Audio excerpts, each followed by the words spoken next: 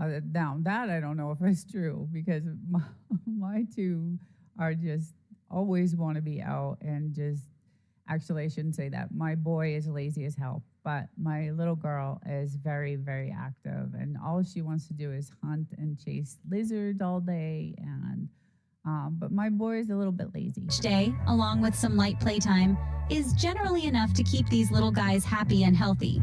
But it's not just about keeping them physically fit.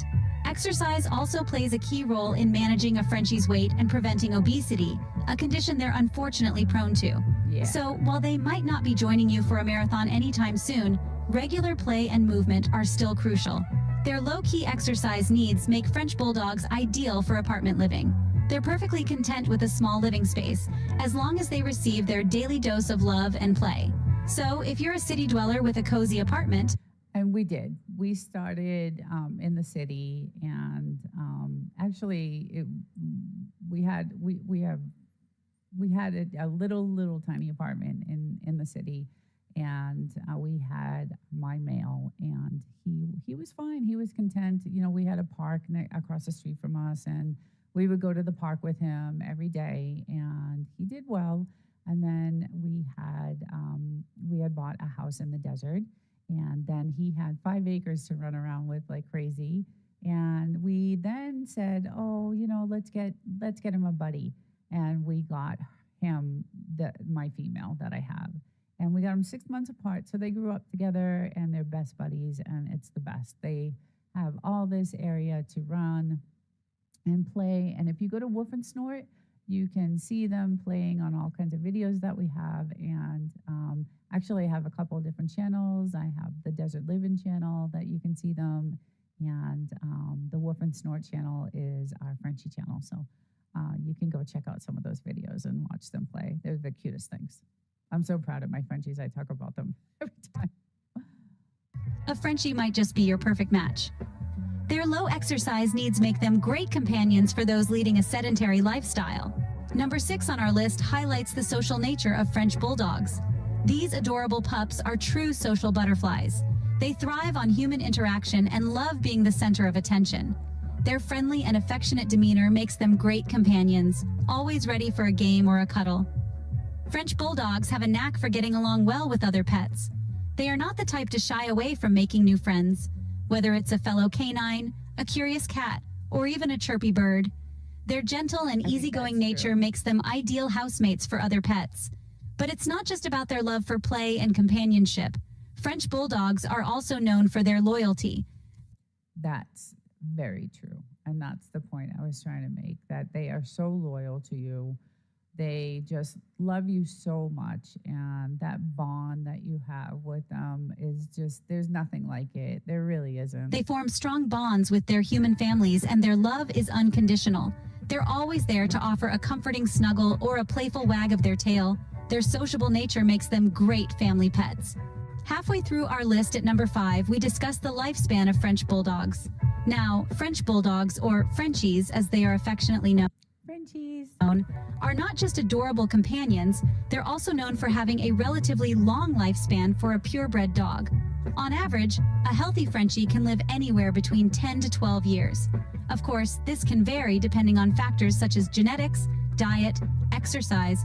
So that's why it's so important to get your Frenchie from a reputable breeder that is well known, and do your research before you actually buy the Frenchie, and make sure that the breeder that you're getting that Frenchie from, is a good one. So that's really important, because that's actually when I was talking about the news. That's what they're trying to. This lawsuit that PETA has is trying to regulate the breeding of these Frenchies due to those health issues. And overall health care. Much like us humans, French Bulldogs require regular checkups and vaccinations to ensure their health and longevity. They also thrive on a balanced diet and moderate exercise. It's worth noting that French Bulldogs are prone to certain health issues, which we covered in Fact 8. But don't let that deter you. With proper care, regular vet visits, and lots of love, your Frenchie can live a long, happy, and healthy life. With proper care, French Bulldogs can be a part of your family for a good number of years. Yeah. At number 4, we explore how French Bulldogs communicate. French Bulldogs, affectionately known as Frenchies, have a charming and unique way of expressing themselves. They may not be the most vocal breed, but they certainly know how to make their feelings known. A Frenchie doesn't just wag its tail, it... Boy, is that true. Do you guys agree with that? Do you guys agree that Frenchies know how to make themselves known? If any of you out there have JK and David. wiggles its entire back end to show its joy. Those adorable bat ears, they're not just for show. They perk up, swivel, and fold to convey a whole range of emotions from curiosity to alertness. Now let's talk about sounds. Frenchies have an impressive repertoire of sounds that can rival an orchestra. There's the happy grunts, the playful yips, the contented sighs, and of course the infamous snoring. And don't be fooled by the occasional whining. It's their way of saying, hey, pay attention to me. Understanding their unique communication style can help deepen your bond with your Frenchie. Coming in at number 3, we discuss the maintenance needs of French Bulldogs. French Bulldogs are known for their smooth, short-haired coats that are fairly easy to maintain. A weekly brush is usually enough to keep their coat healthy and shiny and helps to remove any loose hairs. Their bathing needs are minimal. Okay, that's impossible to do right there. See that? See what they're doing? That right there is definitely an impossible task for us with our Frenchies. They just cannot, we cannot cut their nails. It's really a rough thing to do. And I saw some videos of this little apparatus thing they've created for cutting the Frenchies' nails, because I guess a lot of people have issues with cutting their nails. So we bought this little like hanging thing. You hook them up on it's like you put them in the suit and they hang them, and you're able to cut their nails without them freaking out. So we used to take them to the vet to do it, but now we found this little apparatus thing that we hang. It's mostly my little girl. With a bath once a month generally being sufficient. However, it's crucial to keep their wrinkles clean and dry to prevent any bacterial infections. This can be done using a soft, damp cloth followed by a dry one, and should ideally be done daily.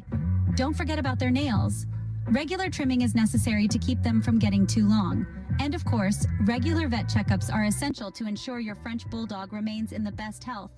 Despite their fashionable looks, French Bulldogs aren't high maintenance. This makes them a wonderful choice for those who want a dog that's easy to care for. Just missing the top spot at number 2, we look at the diet of French Bulldogs.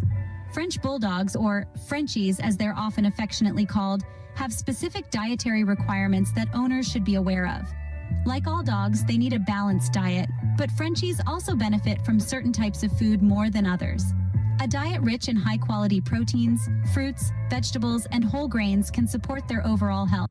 And my Frenchies love fruit. They love watermelon. They love peaches. They love plums. They love the fruits.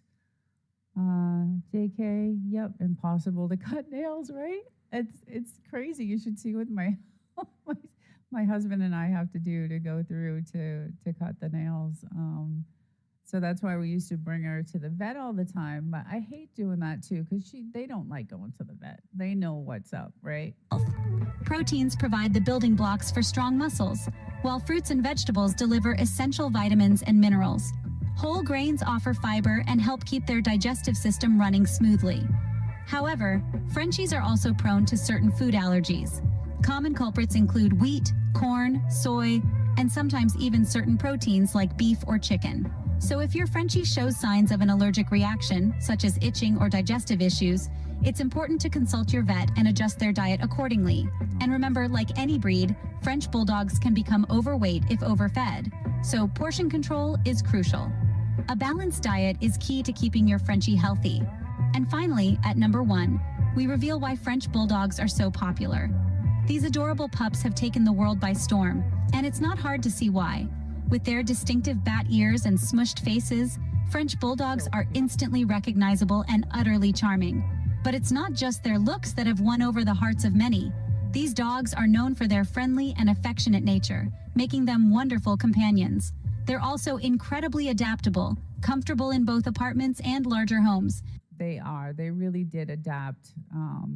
When we bought our house, my dog was my boy, he was comfortable in the small apartment that we lived in, and then he adapted to the 5 acres of land. He definitely was happy in the smaller place, and he was happy in the larger place. So making them a great fit for a variety of lifestyles. Their even-tempered and patient demeanor makes them excellent with children, and their sociability means they get along well with other pets too. French Bulldogs are also known for their loyalty and love of play, making them not just pets but true members of the family. Couple all these wonderful traits with their relatively low maintenance needs, and you've got one fantastic... He looks like my boy. I have a tan Frenchie, a fawn Frenchie, but he has a really heavy black face. He's gorgeous. Stick breed. No wonder French Bulldogs are one of the most loved breeds around the world. And there you have it, the top 10 facts about French Bulldogs.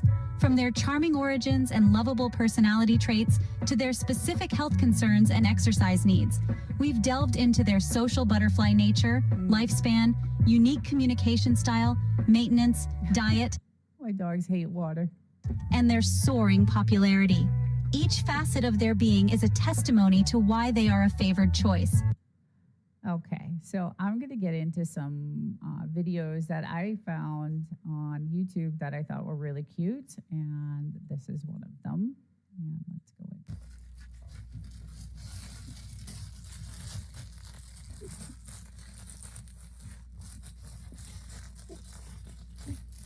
Now he looks like he has that Shar-Pei type of like more wrinkled face, right? He looks like the more of a Shar-Pei like mix.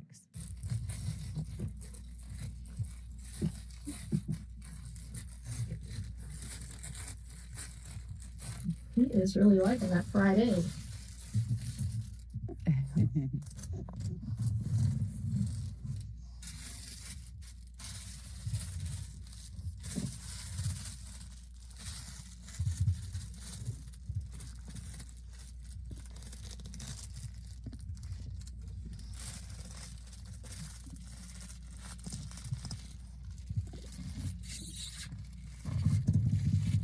Look at how cute he is.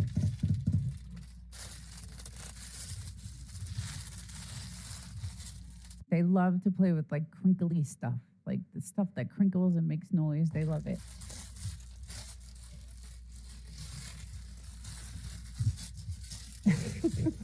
Look at how chubby they are.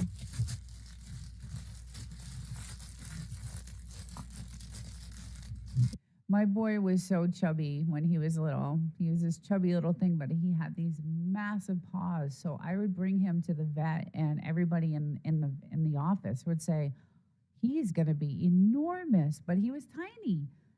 But he had these massive paws, and they were huge. And everybody would say to me, he's going to be a big boy. And they were right. He's a really big boy, and his paws are massive. But when we got him, he was this tiny little chubby little thing, just like this guy. Really adorable, really cute. But he had these enormous paws, and they were beautiful, fluffy paws, and everybody was like so amazed when I would go into the vet with him, and everybody in the waiting room would love him. He was just a little ham at the time. He's so cute. But they would just say, wow, look at the size of his paws. And they were, and he's a big boy. He's almost 30 pounds. And not because he's fat, but because he's just a big boy. Woody? We'll go, cutie. He's like, we can't lose the puppy. Let's get into the next puppy one. So here's a bunch of puppies that we're going to show you. Let's see. Let's check this Hello, out. everybody. It's my Frenchies of Texas, and we got a little litter to show off to you today. These guys are 7 weeks old, and we have 2 females and a male. They look fluffy. The Merle is a female, and the full fluffy on the end that's not Merle. looking. She is a full fluffy female. Oh, very cute. Super so cute. What we have, we don't have all the DNA back yet, but from what we know, our little full fluffy is going to be a full fluffy platinum. If she's not, then she's going to have 2 copies of cream, 2 copies of blue, and 1 copy of cocoa. But pretty sure she has 2 of everything. Of course, 2 copies of fluffy. and 2 copies of 10 points. Look at how cute they Now, are. the little Merle, she is a lilac and tan Merle with 2 copies of 10 points. 1 copy of Fluffy. Now I want you to look at the bone. So when they say copy, I think they're meaning like the gene, I think. Does anybody know what that means? Like copy. They have a copy of this, they have a copy. I believe it means a certain gene that makes them. From what my notes, I had some notes about French bulldogs and the genetics of them and what makes them have that certain, because they have certain types of fur. Like the 2 Frenchies I have are short haired, and they're soft to touch, but they're not like fluffy and soft. But there are Frenchies out there that are really super fluffy and soft, and it's because of a certain gene. So I'm interested if anybody knows about The that. bone in that leg. All these puppies have wonderful bone. Just short little legs and short little backs. And our little male, he's a little cream male. He's going to be blue covered in cream with 1 copy of Cocoa. Now, they'll all carry a copy of Fluffy. He's got beautiful eyes. So it has to be Gene, right? I think that's what he means. Now, his ears were the last to come up. They just came up this week. Oh. And so they're up, but they're not trained yet. So he kind of holds them all over the place. But we'll see if we can pick one of them up. I don't care which one we start with. We'll pick up her. Now, this is your full fluffy little female. Super flat face. And just a little bitty short back. Cute. See if we can stand her up and see if she'll stand. She'll stand on her little feet. Look at her little short legs. Nice bone. Nice top line. She's, So she's beautiful. at the right Perfect. angle. Turn her back the other way. So side view there. See, that seems to me like a good breeder. Like they, seem like they can be trustworthy of a good breeder, but you do have to do your research. Like we did a lot of research before we got our guys. Yeah, or up front, how you had her is fine. Well, yeah, just turn her a long way so we can see her. I want to see her top line. She's got a really nice top line there. She's all kind of squished up. Put her up here so you can. Preacher, turn her the other way. Oh, too close. I'm watching it, not through the camera. The other way? Yeah, This there way? you go. Okay. But you can see her top line now. Looks like a little show steer there.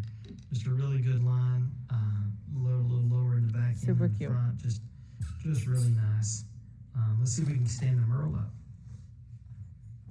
Put her up front. Real short legs. Just wrinkly.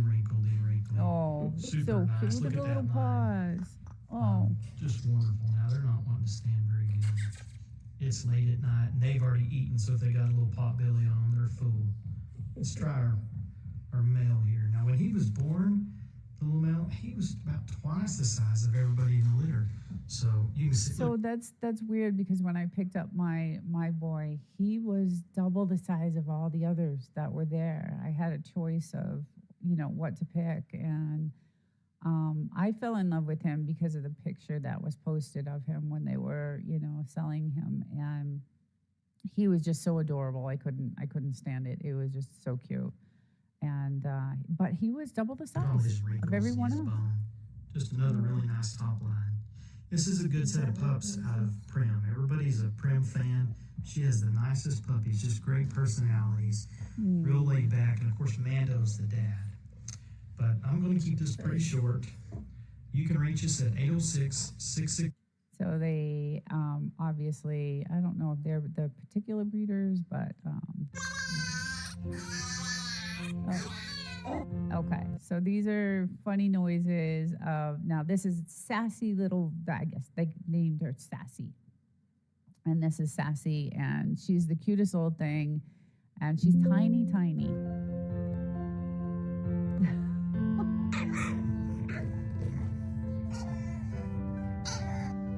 Nerf is back once more, and Tiny Frenchie is brimming with sass. Oh. He's an incessant chatterbox, leaving no room for others to utter a single word. Maybe that's what I'm saying. Kickstart your day with the delightful presence of Nerf, the lovable puppy. Join in the fun and embark on an adventure with him. Let's go! Him. Okay, so it's labeled Sassy. Non più tra i farfalloni amoroso, notte giorno di torno girano, delle vele turbando al riposo, ma ci settuato cibo d'amor.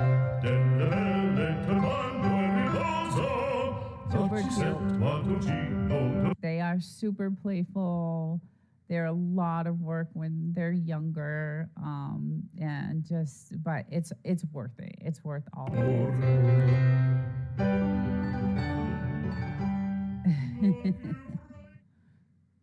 Aw, Seen a lot of cute, very very cute. I'm gonna take us into the next little puppy Frenchie video. And let's get into this one because it's really adorable. And I believe this is Delphi, the Frenchie Delphi. Is a small, compact female. So this seems like the same lady that had the other. I just noticed that actually. She must have a bunch of Frenchies that she's done. Because this sounds like And the I same tried lady. to take pictures of her, but she is a busybody. She can't leave anything alone. As you can see, she is a little bull. She would do great in a household that is active, loves to play. She does like to cuddle and snuggle, Of course. but really she'd rather just go around and tear up your stuff, terrorize your home, steal your covers, and basically be a brat. Delphi. She's a singleton, so she is plenty spoiled. Don't eat that. Oh, It's impossible to get pictures of her because they do get into everything when they're younger. They get into everything. she's just so busy. Anything and everything.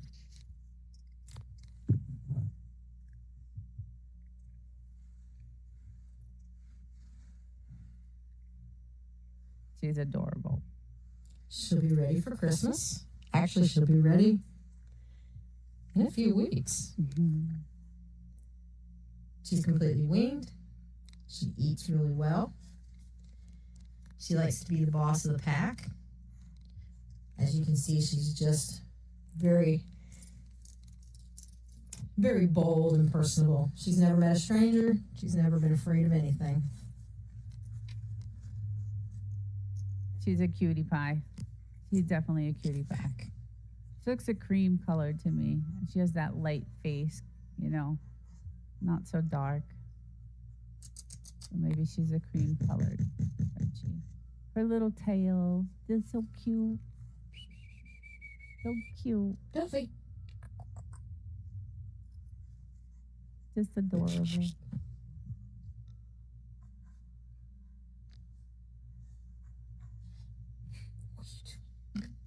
No.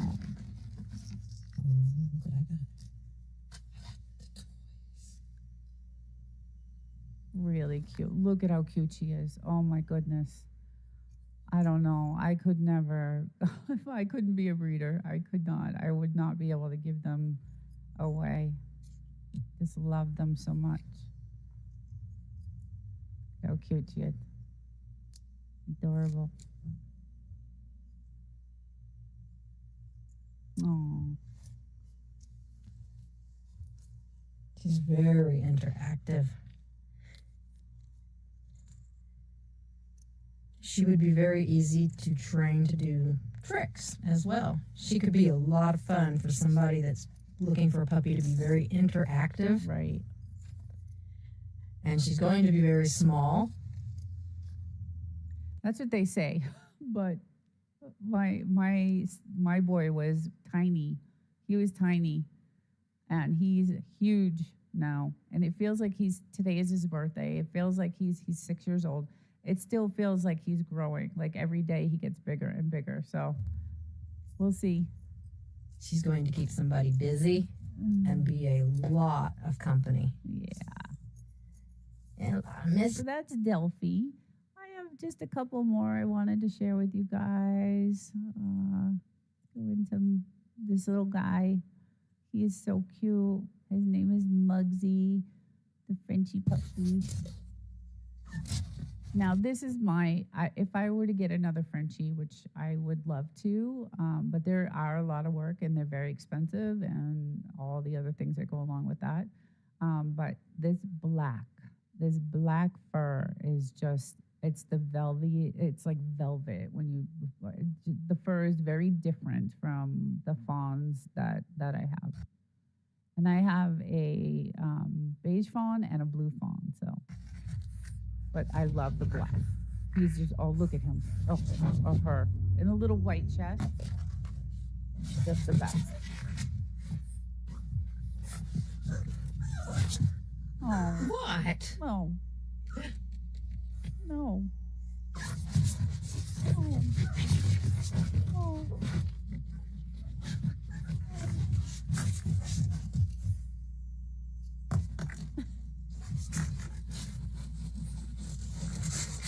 I don't know. They're so fun to watch. I can watch these videos all day long.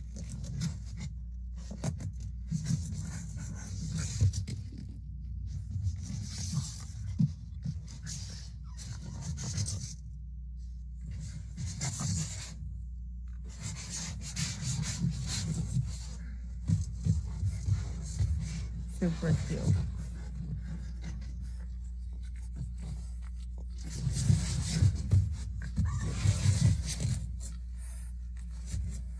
Oh, look, he looks so soft. He's way good at this game. Let's go from here.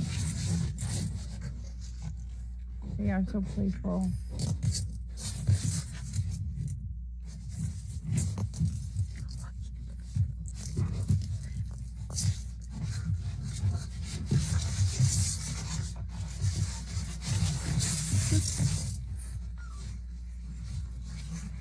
Look at the paws. They have big paws too. Super cute.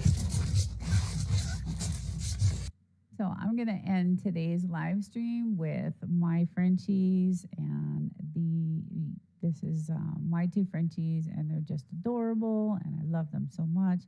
I hope you enjoyed today's live stream. If you want to feature your Frenchie, go to Woof and Snort as a email address, and you can send us photos, and we will feature your Frenchie. And thank you for joining today, and we'll end it with my two Frenchies.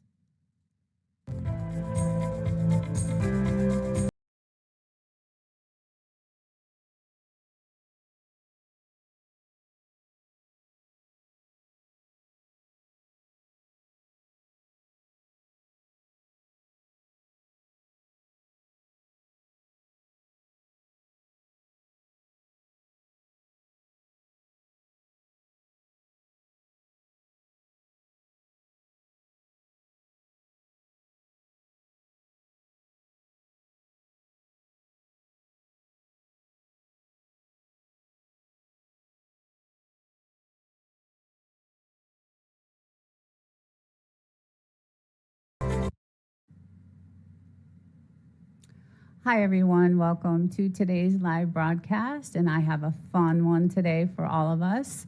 It is about Frenchies, everything Frenchies. And if you've been to my channel, you will see that I have tons of Frenchie videos. I love my Frenchies. They're the best friends I ever had, and I have a bunch of videos to share with you today. Some really quirky videos of Frenchies and some races and just a bunch of fun stuff. So if any of you out there have Frenchies and want to share some stories with me or anything you want to share, please go in the chat and place those chats. We're going to start off today with the races. Now, every year Canterbury Park has races for Frenchies, which I just found out about today. And when I saw this video, I thought it was so cute. And there's about 12 of them. And they don't run a long way because they have the short little legs and they can't run that fast, but it's the cutest video. So I want to share that video first. So let's get into that. Is Cece. The next of the French Bulldog portion of the equation. Number 2 is Rendell. Their names are so cute, and then they fit so perfectly. They're adorable. How short their legs are. It looks like it's hot out. And number 3, here comes Gidget. Gidget. Look at Gidget. Sydney and Ruben are back for more. Ooh, I This guess we've been beautiful French bulldog is known as Charlie. The announcer is hilarious. My Frenchies look like that.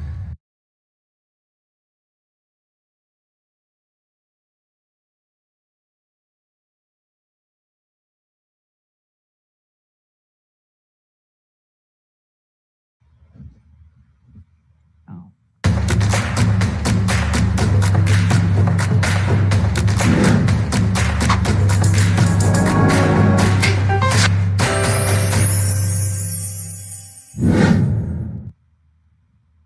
Hi, everyone. Welcome to this week's episode of the Homestead Junkies. I am Desert. And I'm No Doubty. We decided to go live with this week's episode. It is our 5th episode.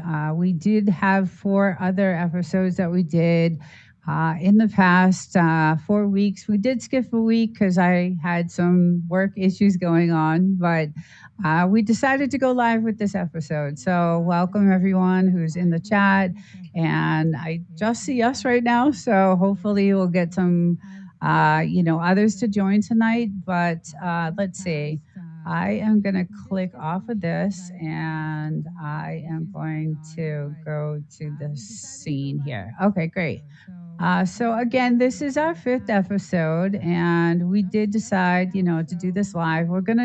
Going forward, we'll be live every Sunday. I think 4 o'clock is going to be our time that we decided to do this on.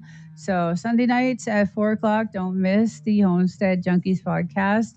It is all about homesteading and living off grid. And if you've seen the last 4 episodes that we did, they, talked all about living off grid and homesteading. And you're able to watch on both channels. We're collaborating. The lives are going to be set on No Doubty network channel. So the lives are going to be scheduled through her channel.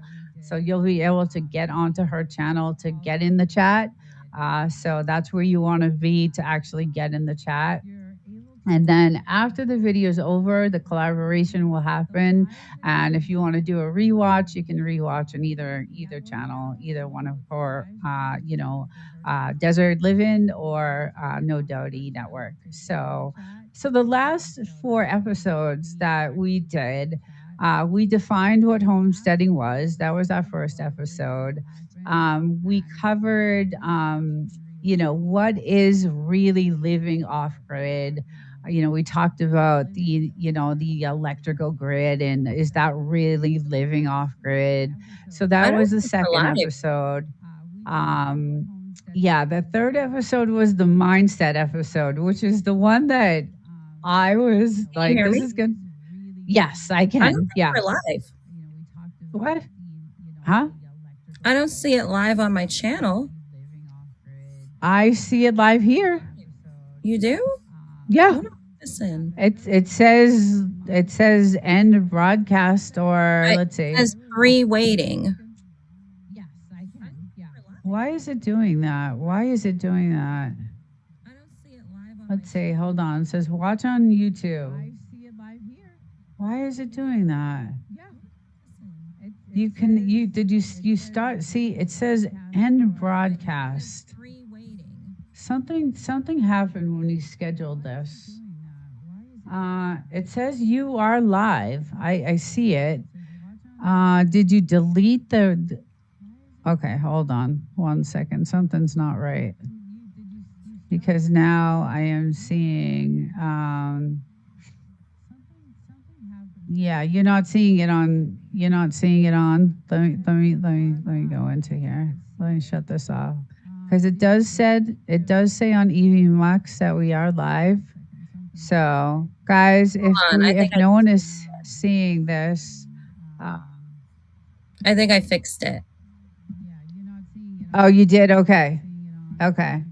So let me go into it. All right, let me type a chat and see if you see it. I don't see Wolf and Snore, so maybe he can't connect to it. Let me ask him. this is our first time going live together. So we might have, yeah, okay, this is it. This should be it. But I see it now on YouTube. Okay, great. Awesome. Okay. So that's a good sign. Let's see. Comments. Okay, someone left a comment. Let me go to the comment section here. Okay, comments. Now, okay, that's us. Maybe Okay. not. Did you see it? Oh, Because hold on. yeah, Let's- all I see is please check your internet connection to ensure it's stable. Okay, Avoid now it using- says you're live on YouTube. Okay, now. Okay, you can see it? Mm-hmm. Okay, so let me go back to YouTube. And there we go. Okay, there we go. Is that working Yep, on got your it. end? Okay. Yes, got it. So let me get into the live. Yep, now we're there. Okay, perfect. Okay. Okay. Let me grab this. Yes, it is. Okay. Okay. Okay. It's a good thing no one's in here. I know. I'm having an echo in my my headphones, so I'm just gonna slightly put one off to the side. Okay, let's start over. We don't need to do the beginning. We don't need to do the whole intro. This is our first, episode doing this together. So anyway, we did discuss the 4 different topics, and we went into the definition of homesteading. We went into the Which has your opinion of homesteading's definition changed any? Right. Yeah, you know what? I'm gonna slide this off a little bit here. Okay, yeah. Yeah. I Can you don't hear know why I'm okay? Yeah, I am hearing an echo. Which has your opinion of homesteading? Has my definition of homesteading changed any? No. I think what we covered in our first episode, I think that, yes, I can, yeah. Can you hear me? Yeah. Okay. Yeah, I think, no, I think what we covered was pretty good. What about you? What do you think? Yeah. Oh, Yeah, it just started okay. raining here. Okay. Let's see. So I'm just looking at the chat right now. Yeah, okay, so we're a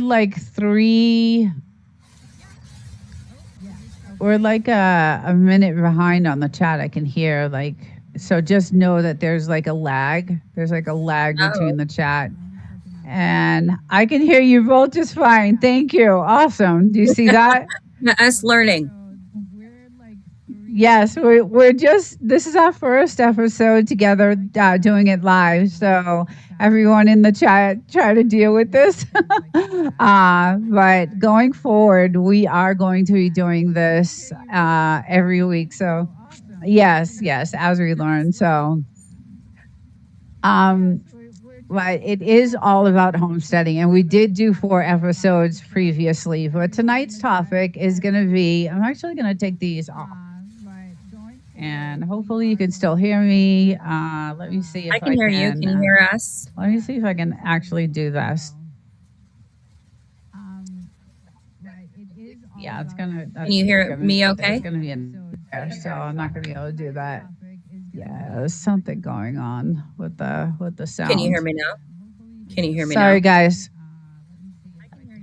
Yes. Yeah, I can hear you. It's just there's an echo on my end, and then there's a lag, obviously. Who is IDOST? IDO Stuff channel? IDO Stuff. Yes. Yes, you're good. I can hear you now, just like the commercial. Welcome in anyway, and this, if anything, will be funny. It's probably so- lagging because it's on my end. AT&T. Yes, exactly.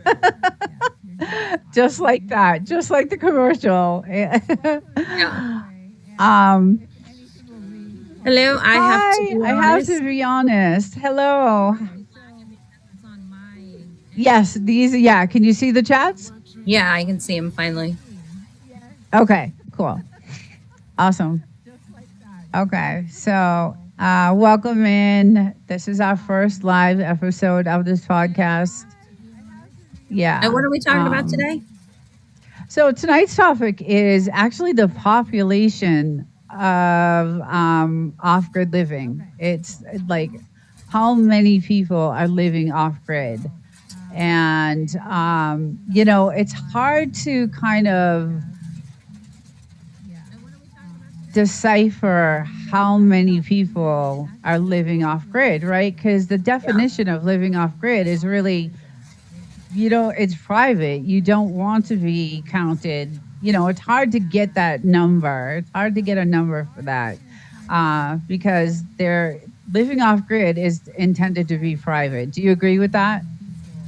Yeah, I mean, we're kind of running away from the typical society kind of community and just want to be left alone out here. Yeah. Hello, Nix. It's currently raining, maybe hailing here. Yeah, I agree. And that's why hello everyone, welcome in.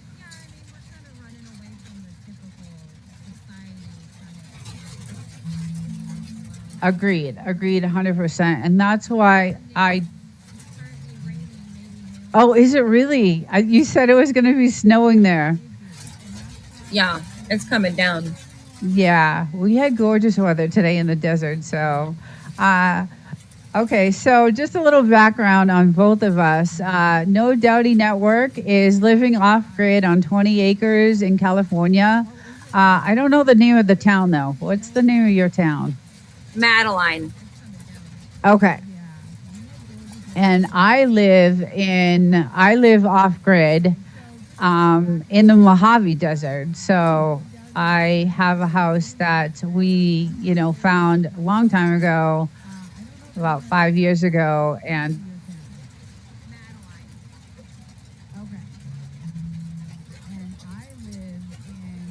I can't hear you. Can you guys hear Nina?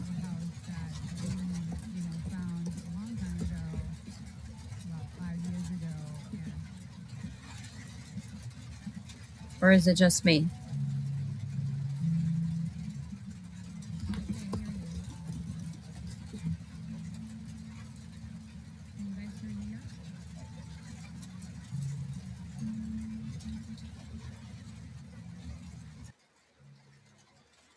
You can hear the rain hitting the roof.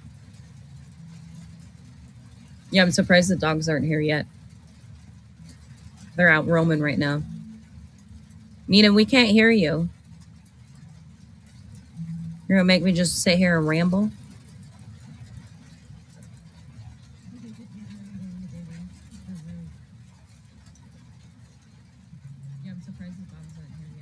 Well, somebody in the chat better talk to me while we're waiting on her. Nina, we can't hear you. You lost your mic.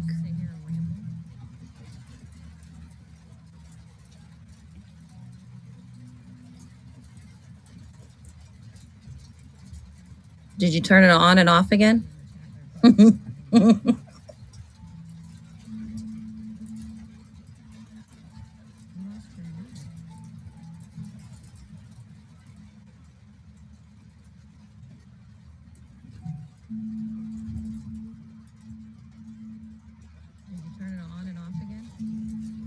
let me try.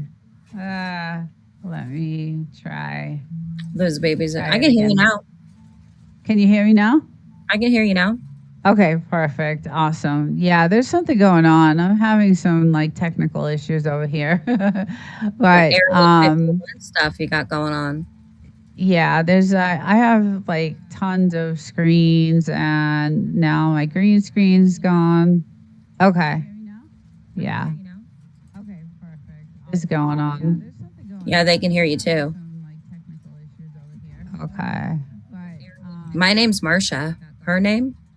Yeah, there's Whose name? like tons of screens. Okay, let's Yeah, I'm see glad if they were this linked. works. Yeah, it's something's not right. I can't hear Nina. I enter. Okay, so can We can hear everyone now. hear me right now? There's an echo. Echo, echo, echo. Is there an echo? I don't know. That's Now what you're Dave. back. Okay. said. Okay. Perfect. So anyway, this whole thing is about homesteading and off-grid living. And we both live off-grid, both of us. She has 20 acres. She lives really know. off-grid. You can check out her channel. It's No Doughty Network. She really lives off-grid. She has no electricity, no water, no anything, and I got she built solar, it from sorta. like the ground up. And then I started off-grid living 5 years ago in the Mojave Desert. I ended up buying a piece of property, 5 acres, that had a house that was not livable. So we tore it down and rebuilt it. But we did have a water source, and we did have we had connection to electrical grid. So we now live, with electricity and things like that. But we are so far out there that I still consider it off-grid living. So Doughty, you definitely are off-grid. You drove up to your land in your car and you literally had nothing. So Yeah, that's the fun way of doing it, I guess. yeah. You started with literally what? You got some sheds. You Well, yeah, I started- mean, only after we realized the carport was going to work because that blew away in the wind. So we're like, I guess we'll do sheds. Yeah. Yeah, that's the fun way of doing it, I guess. Yeah. Right. We had some rough times too, but I hate to run, but I'm sticking out of it. We realized the carport was No going to worries. work because that blew away in the wind. So we're like, I guess we'll do sheds. Yeah, which are definitely more stable. Thank God. And you actually did what? Drywall in there, and you got them all. I mean, you got it pretty much set up. So, and then you were able to get your water source and we both of us still go to the store. We still travel to, get things that we still need. use internet. Yeah. So, yes, we are living off grid, but we still rely on sources to. You see what Dave Mon said? The echo's No. coming from his own phone. There's an echo? Only hold- to him. Okay, hold on. Let's see. No, not you. It's on my side? No, it's on his side. Oh, it's on his side. Okay. Isn't that strange? Can you hear me now? Yeah, you sound fine. Okay. All right. Yeah, I'm not sure what is going on with all that stuff, but there we go. Try the first video and maybe we'll reset audio. Okay, yeah. So we have a couple of videos we're going to share with you about off-grid living, and let's go into the first video here. Howdy, I'm Kai, and I live in a truck, and this person asks, do you consider yourself homeless? And I have to say that I don't consider myself homeless, but I do consider myself houseless. Because I have a home, it's on a truck. But I have somewhere to live. Howdy, So I'm Kai, and I live in a truck, All right, and this let's person see if I asks, can do you consider yourself homeless? stop And I have to this say one. that I don't consider... Okay, there we go. So do you consider, I mean, she's definitely, she's homeless. She's actually homeless. And,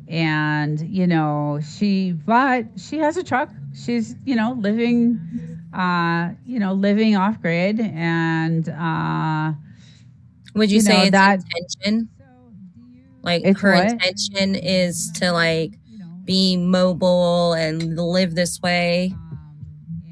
So Does that matter? Like what your intention is? I think so, right? Because that I think goes back to our second episode of the Oh, mindset. thanks, Dave Mon. And You just sent a $10 chat. Nice, very nice. Thank you. Awesome. That goes back to our second episode, I think, because we talked about the mindset, right? We talked about like, I guess intention kind of plays into everything. Mindset, kind of, are you homeless or are you off grid, or what do you want to build first on your homestead? Is it a bathroom? Is it a shower? Exactly. So now she lives in her car. She lives in her van, and she, Do you think it's more stressful or less stressful that way? She seems pretty chill. Mm-hmm. She seems like she's pretty chill. Can we make Woof and Snort a moderator, please? He's going to be the main moderator of the channel. So, Dowdy, if you could do that, that would be. Got him.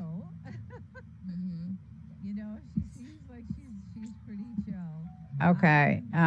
So, Woof and Snort, you're going to help us moderate. Thank you. So you didn't get any rain or anything this weekend down there? No, it was actually really stormy in the Mojave. It was like really stormy. It was definitely stormy, but we didn't get any rain. It was windy as hell. I'll tell you that. It was really windy. Yeah, we had wind definitely, yeah. Would that be considered a mobile home? That's a good question. Let me go back to that. Let's just go back and check it out really quick. I'm Kai, and I live in a truck. Looks like and it. This person asks, it's do you mobile consider yourself homeless? And her home. And I have to say that I don't consider myself homeless, but I do consider myself houseless. Because I have a home. It's on a truck. But I have somewhere to live. Howdy. Okay. So I'm Kai, she and I live in a does truck. not seem. All right. I'm trying to stop it. Howdy. I'm Kai. There we go. She does not seem. I think you can control too from your end, Dowdy, if you want to. Yeah, stop the videos. So she does have. It looks like a mobile home type of truck thing that she has, and there's ways like living like that. There's ways that you can go to a gym, take a shower. You can there are ways to. See, that's the thing. She's living out of her truck. How does she eat? Where does she get her? It's got to be some sort of really expensive way to live, I think, if you're living. You think it's more expensive to live out of your car than it is to rent an apartment? And I would say it depends. It depends on where she's parking it. Is she paying is she in a park? Is she paying a nightly rate? Is she,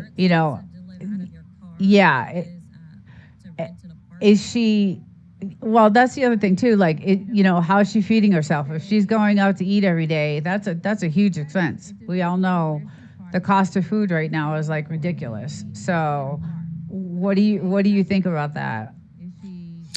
I think a lot of people are resorting to that because they can't afford regular living. So if you're set up correctly with like maybe a little hot plate that you can cook your meals on, yes.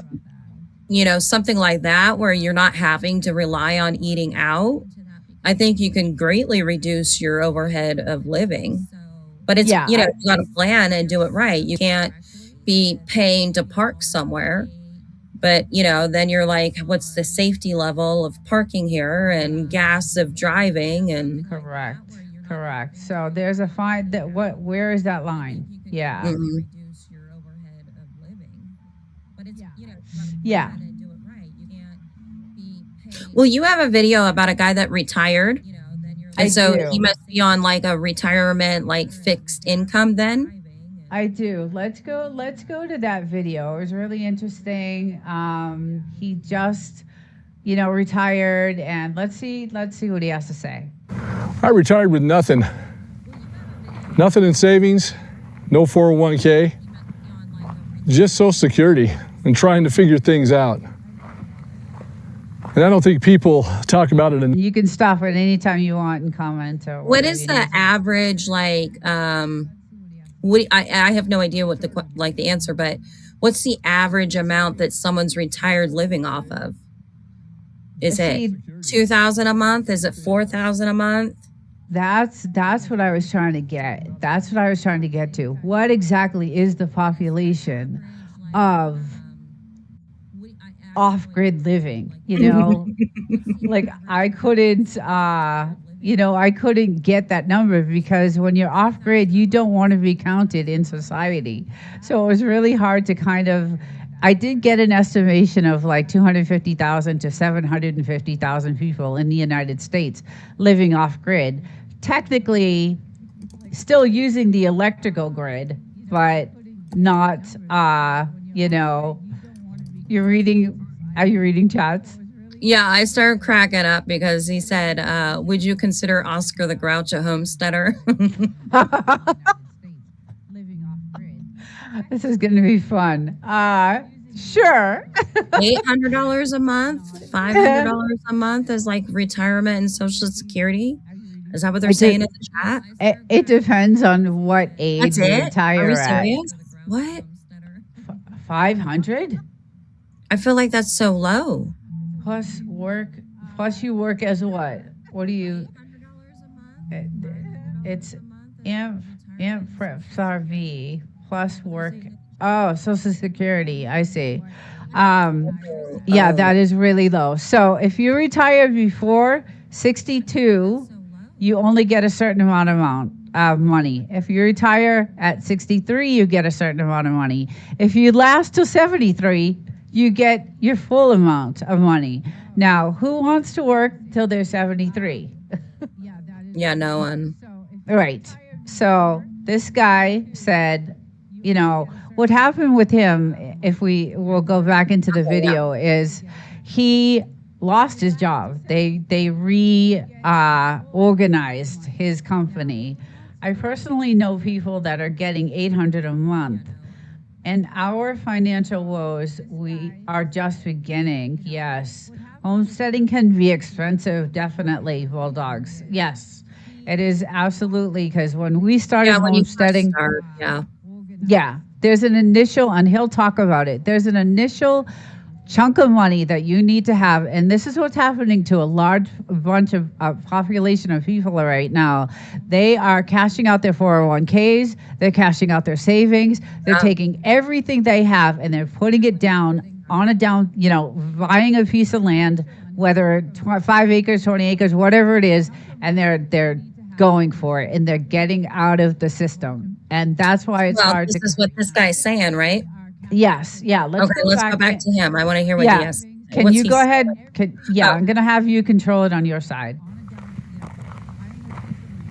It's been a struggle. I started this channel well over 90 days ago now. Being displaced from my job, wasn't ready to retire for a few years. So I started to panic right away and was a little upset and started the channel to start talking to other folks that may be going through the same thing. And a lot of you are.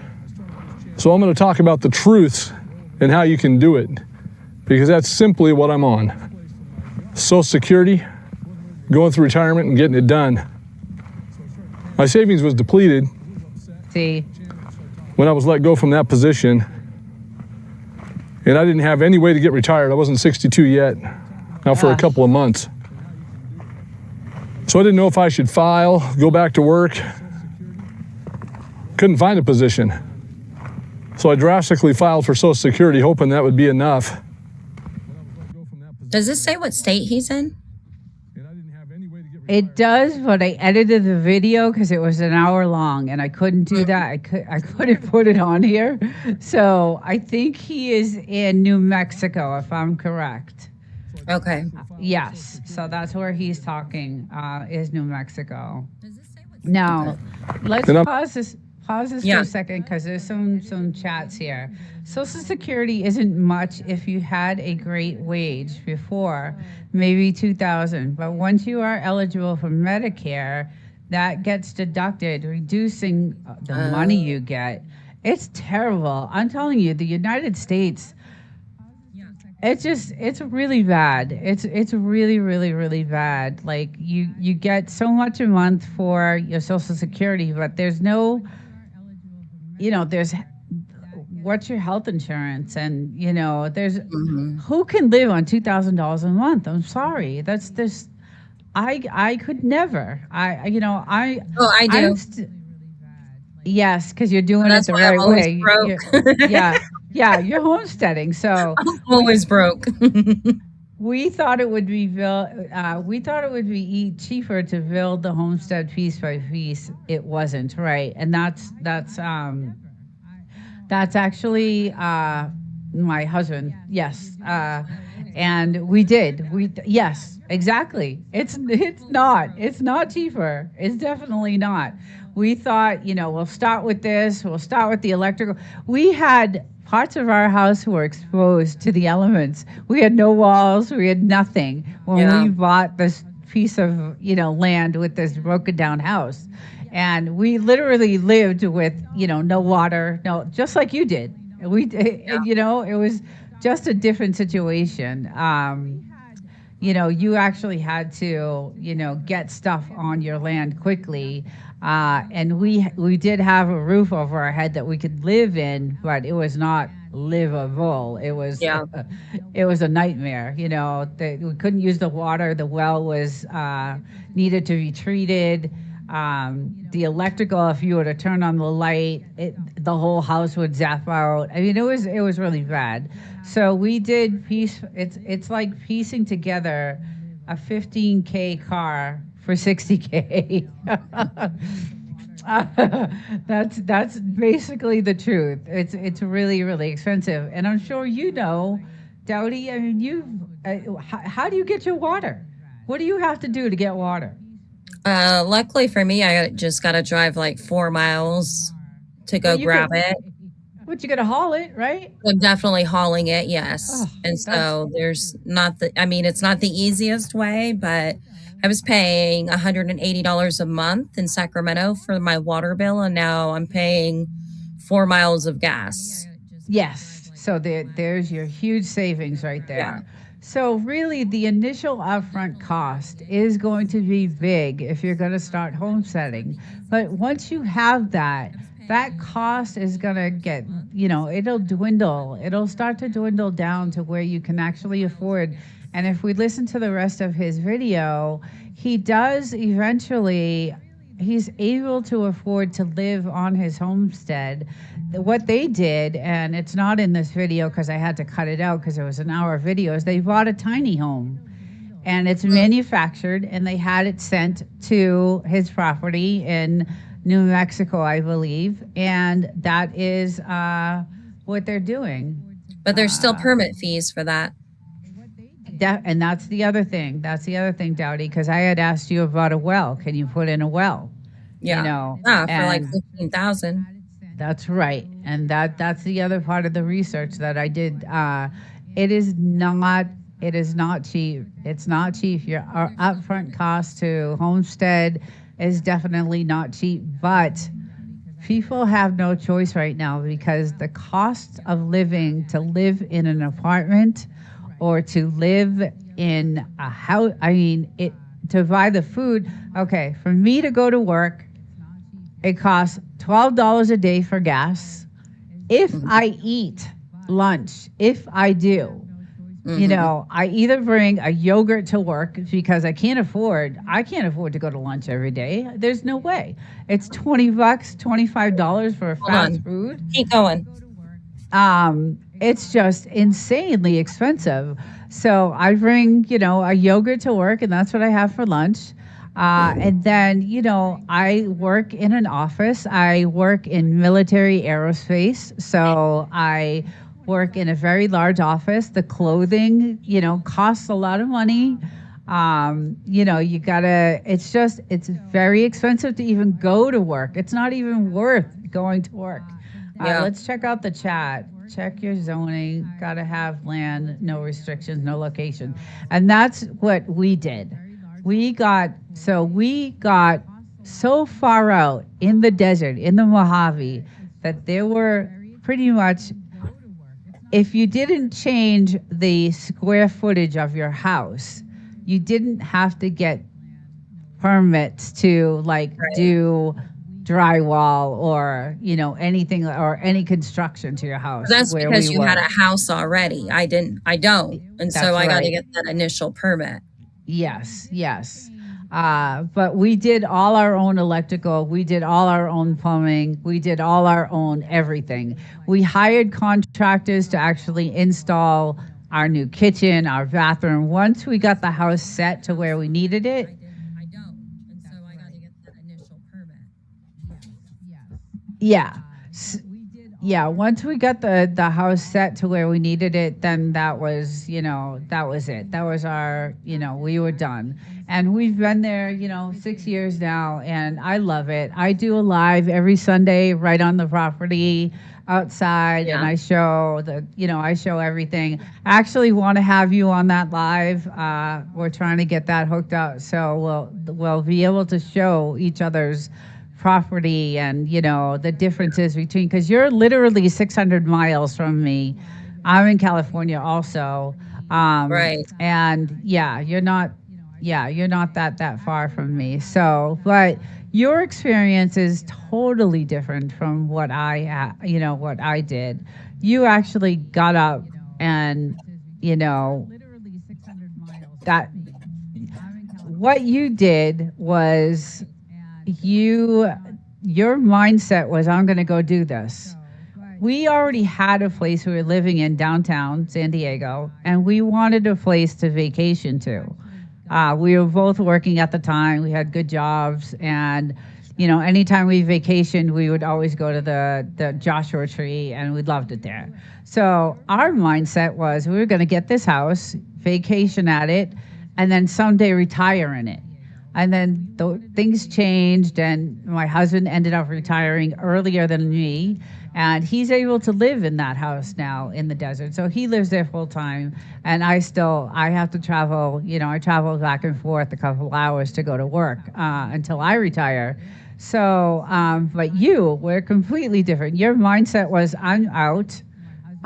I'm going to do, something. I'm not going to live in this crazy, expensive, society of the rat race. And you literally drove up to a piece of property and started homesteading. And that is something so hard to do. I think it's just really, really hard to do. Let's see if there's anything else. Let's see. Apocalyptic. The dogs just got home and they're sopping wet. It was actually outside. Is it still raining? Oh yeah, your dogs are gorgeous. The white one, I forget. You keep calling it. Yes, looks like a wolf. Like I consider, like I don't know. Every time I see her, it's like, oh, it's like a wolf and the fur, and just I love it. I have 2 little Frenchies. If you go to Desert Living. Desert Livin, Livin, you'll see my Frenchies and all the land and our area too. So I have 2 Frenchies, and they're the cutest things in the world. But I think your weather is more extreme than ours are, as far as like we have deathly heat in the summer. Yeah, we don't do that up here. Yeah, it's about 120 What's your elevation, degrees. though? Because I'm at like 5,300 elevation. You're at what? I know Apocalyptic knows this. Let's see. He was in the chat. It's like piecing together 50K. Let's see. In my opinion, land is near impossible to find. Rules and regulations are unfriendly. Especially in California for the most part. 1,700 feet. So that's, So, and we're behind a military base, so we have all these mountains. Like, how far are you from Coachella? We are a couple hours from Oh, Coachella. okay. Yeah, so we're a couple hours from Indio. We're about an hour from Joshua Tree, but we are so far out that we live so far out that everything around us is all government-owned land. Mm. Yeah, so no one else can build around us. I'm done with Be right back. I 100. gotta feed the dogs. Okay. I'm done with 110, 114 degrees from May to October. It is hot. I'm telling you, it is. It's not. It is hot. It is really, really, really hot. We've had temperatures up to 125. Straight line 20 miles to Coachella. Oh, straight line 20 miles to Coachella. Well, I rode 120 miles. Yeah. So, I mean, it is super hot. Uh, it's really, really warm in the summer, and we're fortunate that we have really good air conditioning. You know, when we did this house, we did it right. Again, it took us over a year to do what we had to do. It was a broken down, rat infested. We could not live in it. You know, we had to stay in these motels and camp. I mean, it was just when we were like, what did we do? But we bought the land originally because it had a water source. It had gorgeous views. The night skies were amazing in the Mojave Desert and Joshua Tree, and that's the reason why we bought that land. The house had nothing to do with it. We knew that house needed to be torn down and rebuilt, and that's what we did, but it took us a long time. And during that process, we had to actually live in it as we were doing it because we couldn't afford, I was still in San Diego traveling 4 to 5 hours every weekend, to get back and forth there. So, tonight's topic was about the population of homesteaders. And, if you go to our past 4 episodes, it talks about what homesteading is, living off grid, what you consider living off grid is. And, but tonight we're talking about how many people are starting to live off grid. And Dowdy, you said you could just tell by watching YouTube, right? Oh, well, we were talking about how, like, the only way we have to see kind of like what others are doing or what the cost is by watching a YouTube video and hoping that they're telling us the truth and not glamorizing the situation. And so how else are we supposed to know, like, what to do, what not to do if we don't have someone in our general that we can call up on the phone and say, well, like, you've done this before. I mean, most of us are watching YouTube to learn. Yeah, that's right. That's right. The other thing,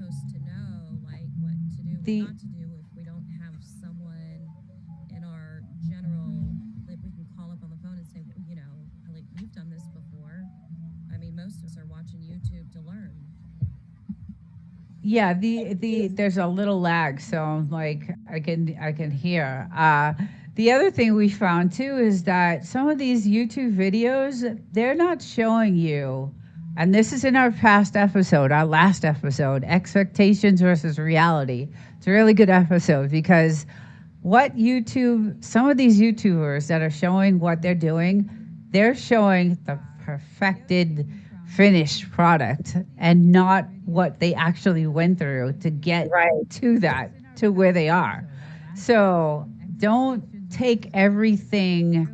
There are some true channels out there, like No Doubty definitely showed everything that she went through, and that's what we need. We need, because you get to learn, you get to know what you need. But there's some YouTube channels out there that are homesteading channels, and they just show you the glory part of it. But it's not, it is just not. Our last episode was about that. And you got to be careful, because if you're not seeing, like you said, Dowdy, there's a garbage, trail in everyone's homestead, but some of the homestead channels don't show it. So, uh, you got to be able to find the ones that you're going to learn off of. And that's what I think is so special about your channel. And that's why I think you have a really good following, is because you actually show the real deal. You've definitely shown us the good and the bad. So it's not easy, it's not, and you're by yourself. It's, I have my husband and I, did it together. So I know you have your son there. But it's definitely, it's challenging. It's really, really challenging. So, do you want to go back to see what happens in that video with that guy, or do you want to see a different? We have a few videos that we were going to show tonight. Well, the other one is the Slab City area. Oh, do you want to check out that one? Well, it kind of gives you the other version of, definitely not the Instagram version. Okay, let's check that out. That's an interesting one. And then I'll have you can control it. You can start it. Safety, security, stability. I have never had those things in my whole life, and out here I have them. It is known as the last free place in America. Well, we still have community, and we're trying to hold on to that. It's almost like a tribe that hasn't been contacted. Remote living for people who can no longer afford the so-called real world. You find everything. There's folks literally living under a bush. But this escapism comes at a cost. There's no infrastructure out there for, say, like sewage or water lines. It's a desert. The crippling cost of living is forcing people to find another way of surviving. Is off-the-grid living a realistic solution for lower-income Americans?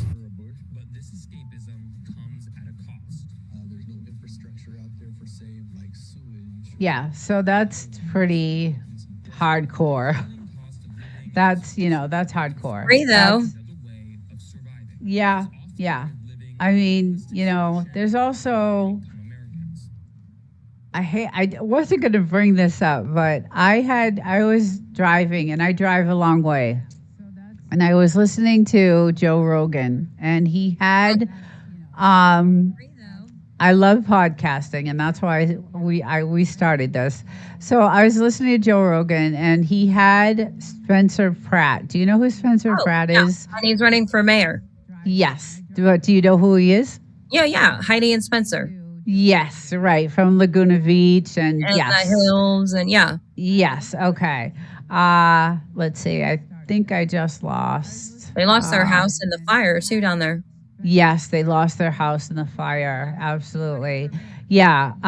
So he was on Joe Rogan. Mm-hmm. I saw it. Perfect. And he was telling how horrible like LA is. It is just a disaster. Yeah. Yeah. It just the horrific stories that I heard. Let's see if anyone in the chat. Yeah, so that Slab City kind of reminded me of like what he was talking about, because I knew LA was really bad. I just didn't realize how bad it was. So, and I used to go to LA all the time in the clothing district. I used to go shopping in the clothing district there because you can get good deals, but I wouldn't step foot near LA right now, just because of what's going on there. So, but it is, really, a lot of people right now are homesteading. I don't even know how many channels. How many channels do you think there are on YouTube for homesteading? Oh, I would imagine thousands, at least hundreds. Yeah. So people are definitely choosing the other side. They're choosing to, would you agree with that? Oh, yeah. I think we're all just so fed up with things. Yes. I know I'm dying to get out of the rat race. I am dying to retire. I'm 57, And I want to try to make it to 62. My husband again is retired, so I would love to. 35% of the U.S. population has some sort of homesteading. Oh, thank you for the statistics. Got a good chatter in there. Yes. So, I mean, I agree. I think there's a lot of people that are deciding to do this type of lifestyle. 42 million people grow food or raise chickens. And how's your chickens doing? What's going on? Oh my Tell us. goodness, they're getting so big. Like, I it's cute saw. because they're like officially teenagers now. Yeah. Yeah, that's so cute. And then I saw you over. Was that your neighbor that had the bunch of them, like the babies? They're all at my neighbor's house now. Okay. Yeah, Okay. they're all over there because Marsha wasn't having it anymore. Yes, I know. I remember talking to you about everything that was going on with that. Yeah. So you'll have your food, you'll have a food source, which is great because Yeah. cost of eggs right now are just insane. Yeah, I pay Yeah. $4 for organic farm fresh eggs from my neighbor. Here in the city, the $12.99, $13.99 for a dozen of eggs, and they're Oh, yeah. not they're not they're your regular size. Yeah. Eggs. They're not large eggs. They're not extra large eggs. I remember back in the day, just a few years ago, getting extra large eggs for, $2.99, and they were good sized, but it's not that way anymore. And guys, the world is changing, and not for the better. Things are gonna get, much worse than what it is now. So I think, the homesteading thing is going to turn into a huge, huge population. What do you think? I wanted to ask you, what do you think about land? How do you think people are going to be able to find land to homestead? No.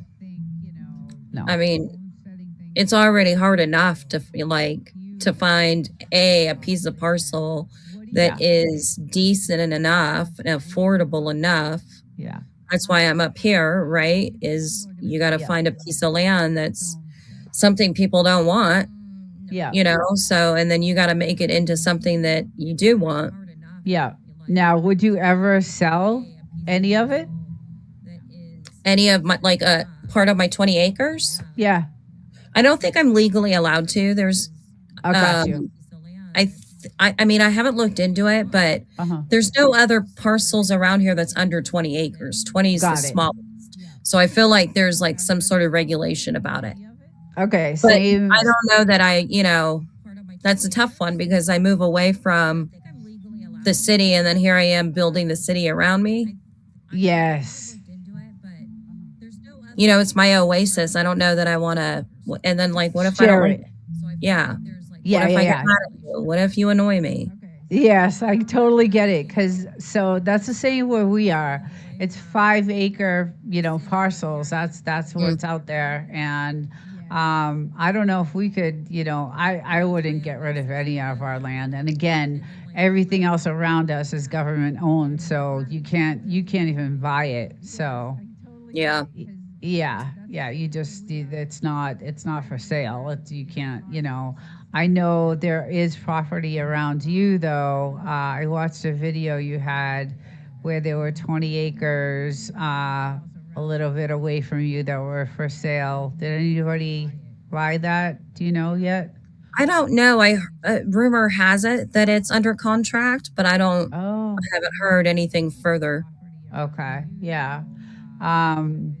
See, that's the thing. I think it's going to get hard for homesteaders and people who want to get out of, society. And I think they're probably going to end up doing the trailer,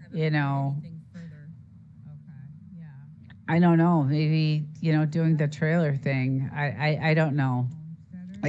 But I know that a lot more people are definitely choosing the other path than the corporate life, and I don't blame them. I think as you get older, right, the things that used to matter don't matter anymore. Your priorities change, and I always brought up in the city.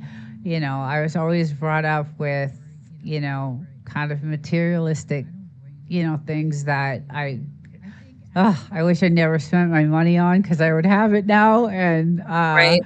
yeah, so but I could care less if all I had was the house and the dogs and a way to grow food and things like that. Right. And I'd be happy just having nothing.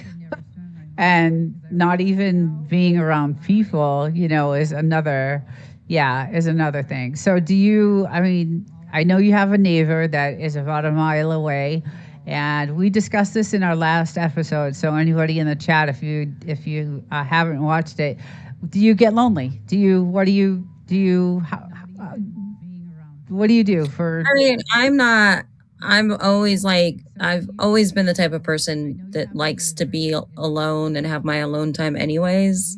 Yes. So I appreciate kind of my me time probably a lot more than most people. Yes. Okay. It's, that introvert in me, where when I have to go be social at an event or go hang out, it drains me. I have to come home and take a nap. It just drains me. I love it in the moment. I love it. But then I have to come home and kind of have my me time again. Yeah. See, and that goes back to our mindset episode. If you go check out that episode, you'll get to see that it's a certain mindset to have. It takes a certain mindset to have to live out off grid. And if you're sick of society, that is a mindset that people have. So let's check the chat here. I'm trying to figure out that is this it's a 1 Amper's RV. Wonder where they're from. Gotta have with no land restrictions, location. Let's see. Most people can't. So solitude. Most people can't. Solitude. Yeah, well, that's the thing we also talked about in one of our episodes. They think they can, but they can't. Because I think you and I, Dowdy, used to get comments, how could you guys live out there in the middle of nowhere? And, how could you do it with nothing else around? But I love it. I just love it. There's nothing like it, so, and I know you feel the same way. So, yeah, I would, some people want to live in the middle of downtown and have a restaurant in walking distance, and that just is my version of hell. Yes. I agree. I definitely agree with that. I think, it's a certain age limit too. So, you have the younger generation, although we do have a lot of the younger generation now wanting to homestead. Is that a lot of these YouTube videos are younger generation. So they're also realizing, the smart ones, that you're not going to get far in life, in this life, the way it's going. So, they're there's a different way we can do this. And I think we have one. I want to check out this one last video of this girl. And this is really interesting. And we'll finish with this. But let's just check out a part of this video. We are Linnea and Akila, and this is our home. And I'm still getting used to saying that. Love it. After about 4 years of living full-time on the road in our little DIY van, I used the money saved during that time for a down payment on this beautiful 40-acre desert property. And Akila and I, but mostly me, we are building a small homestead here from scratch. One very slow, intentional day at a time. And while we love creating this home and connecting deeper to this land and How come everybody loves creating one from scratch, but never tells me what the cost is to create one from scratch? Well, that's the thing I wanted to know. I mean, look at her. She's just saying. She definitely has help because there's someone else there, obviously doing stuff on her land. But you know, she's definitely, you know, she said she took all her savings and you know she you know, put it all into that land. Yeah. And she's building herself her little house. So, let's see. Where's the tractors come from? Yeah, see in the chat? Yeah. They had tractors? I didn't even see the tractors. Oh, yeah, there was a tractor. That's why I said. If you look in the chat, where's the tractor come from? Exactly. So, that's where we're talking about. Make sure when you're watching these YouTube videos of homesteaders that you know you're watching the truth. I want to see her shovel for 8 hours. Right, or it didn't happen. Exactly. So you can trust and smile, right? Apocalyptic insanity. You know, that's why you got to be careful with these YouTube channels. You need to see the nitty gritty. You need to see the truth. You know, that video is also, I watched the whole hour of it. Very interesting. You know, she did end up finishing after a few years, and she does have help. Exactly like someone in the chat said, where the tractor come from. So she did have neighbors, friends, and renting. Yes, in the chat. 1M Preps RV. 1M Preps RV. Yes. So, yeah, you got to have. I mean, she had to have had some help. She couldn't have done that, you know. But she bought 40 acres in the desert. I'm not sure which desert. I thought it was. I don't know why New Mexico. Like, there's a lot of New Mexico. There's some land out there. But that was New Mexico, I believe. Hi, Ellen. Hello. Welcome to the podcast. It's good to see you. Alan, I think you know Dowdy. Dowdy, I think you know Alan. He's been on a chat with us before. Or you have been in the chat with him on when I do my Sunday lives. But anyway, welcome. It's good to see you. So we're going live with this podcast every Sunday at 4, and we're going to be just breaking down the homesteading process, the lifestyle, you know, what it takes, you know, can you do it, you know, will you give up, you know, Dowdy, I think you had a video I just saw. Is this the end of Dowdy? Like, what was that about? You know, I just get annoyed doing, like, putting your life out on the internet is all peaches and cream until you just get annoyed of it and you just need a little bit of a break. So I feel like season 2 is coming up, but for right now, that was the end of season 1. Gotcha. Okay. 1M for RV says she's building a straw bale house. The cows ate her entire straw supply. Here's just a couple of minutes ago, and she had to get a new set of straw bales delivered. That was in Colorado. Oh, Cortez County, Colorado. No kidding. Okay. Oh, so you know the channel. That's really cool. Yes, I watch No Dowdy too. She's awesome. Yes. See, you got a fan base. Yeah, I love these channels because, you know, I think it's going to be, we also talked about, is this the new way of life, right? We talked about, is this just a fad? Is this a fad going on? Or is this actually going to be the way to go? And I think it started as a fad, but it's turned into survival. Yes, and that's exactly what we're all trying to do, is survive, and that's what it's all about. So she lives down there by Elsa Ray and Baron, who used to have normal to no. Oh wow, that's cool that you know that. I just watched that one video. It was interesting. I'll probably go back to the channel and check out a little bit more. Food affordability is not a fad, LOL. Well, that's true. That is definitely true. What do you think about that comment? I think I can't afford food. Yeah. Yeah, I saw your video and I was like, oh my God, I'm driving 600 miles. I'm going to go bring her. I have to, because we barely have, I mean, we live on ramen. Okay, so if you want, like ramen noodle soup is, you know, what we what we live on. Yeah. Canned goods, canned green beans, and, you know, things like that. Food affordability, oh yeah, is not a fad.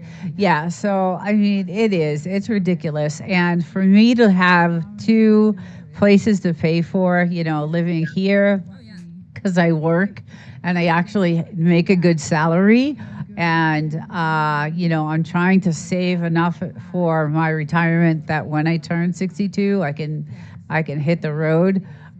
So that's why, you know, I'm doing what I do. But I have 2, you know, I have an apartment to pay for, a house to pay for, gas, 2 electric bills, you know, thank God I don't have to pay for water at the house because we have a well.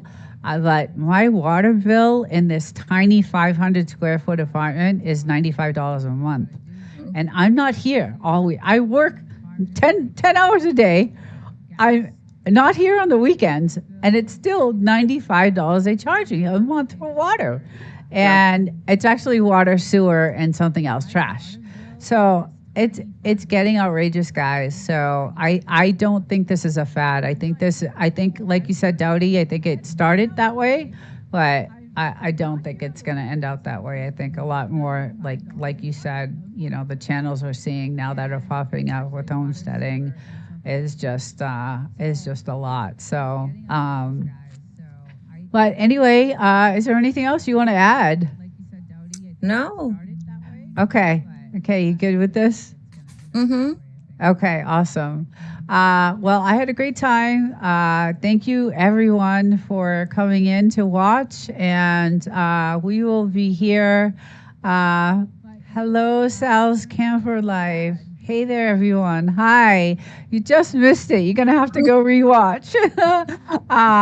We're trying to keep this down to like an hour of, you know, each episode will be about an hour. And this is our 5th episode we had recorded, previously. So I just want to say goodbye to everyone.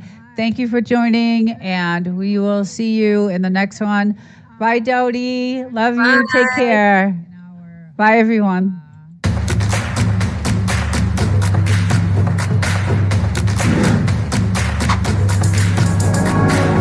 I know there's a lot of people, you know, homesteading right now. There's a lot of new channels out there that are homesteading.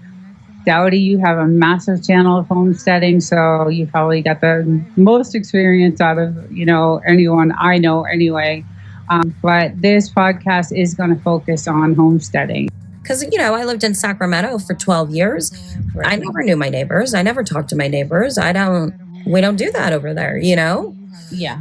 And out here, they just stop by, they say hi, they bring supplies. They're really good people. Really. So you don't feel isolated. Just didn't expect this community to come hug me and help me and encourage me. And it was like, wow, I had no idea what I was getting myself into. It's basically, you know, they want freedom. They want freedom from the rat race. They want their own connection to the land. Like I was reading, and one of them was saying, you know, I want that connection to the land of growing something and seeing it grow and eating it, and, you know, having that land connection, and just it's just a great feeling. Maybe even like growing herbs on a balcony or something like that. That I would consider that homesteading. Even, like I said, making your own clothing and your own drapery, and, you know, that's a type of homesteading. And a lot of people can. They like to do the whole canning thing. Because, you know, I lived in Sacramento for 12 years. Right. I never knew my neighbors. I never talked to my neighbors. We don't do that over there, you know? Yeah. And out here, they just stop by, they say hi, they bring supplies. They're really good people. Fell gender. Nice dirt. I only see this type of scenery in the movies. Actually, they filmed Hills Have Eyes. I don't know if you know the movie Hills Have Eyes. They filmed it here, but they filmed the original. So the one that was made in, I think it was 1975 or something like that. It was filmed here.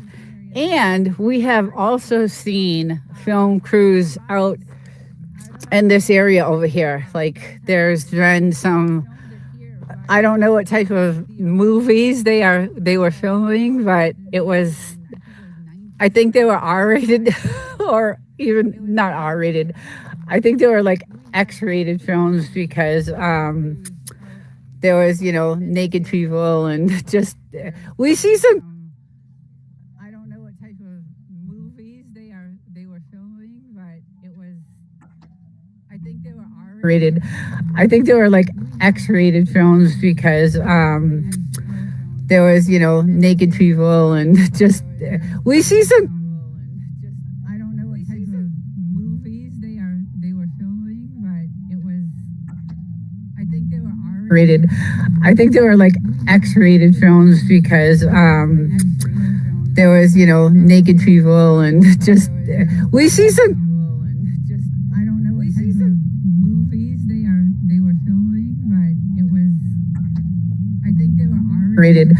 I think they were like X-rated films because there was, naked people and just, we see some, I don't know, we see some movies they were filming, but it was, I think they were R-rated. I think they were like X-rated films because there was, naked people and just, we see some, I don't know, we see some movies they were filming, but it was, I think they were R-rated. I think they were like X-rated films because there was, naked people and just, we see some, I don't know, we see some movies they were filming, but it was, I think they were R-rated. I think they were like X-rated films because there was, naked people and just, we see some, I don't know, we see some movies they were filming, but it was, I think they were R-rated. I think they were like X-rated films because there was, naked people and just, we see some, I don't know, we see some movies they were filming, but it was, I think they were R-rated. I think they were like X-rated films because there was, naked people and just, we see some, I don't know, we see some movies they were filming. I think they were like X-rated films because there was, naked people and just, we see some,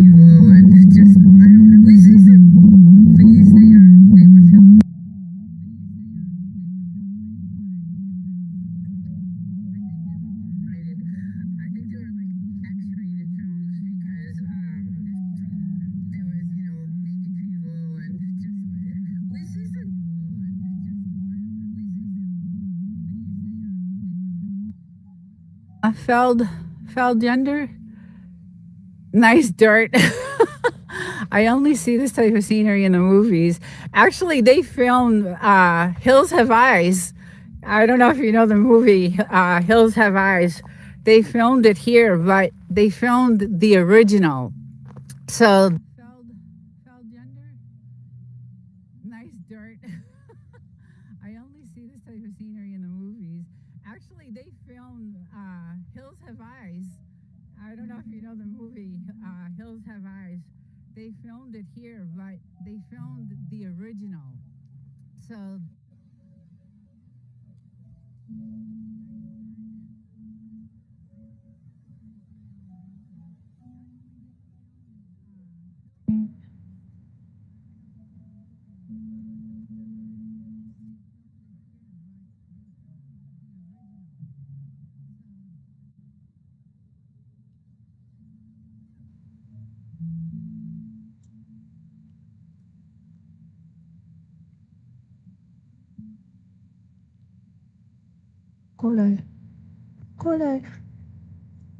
Hello, hello.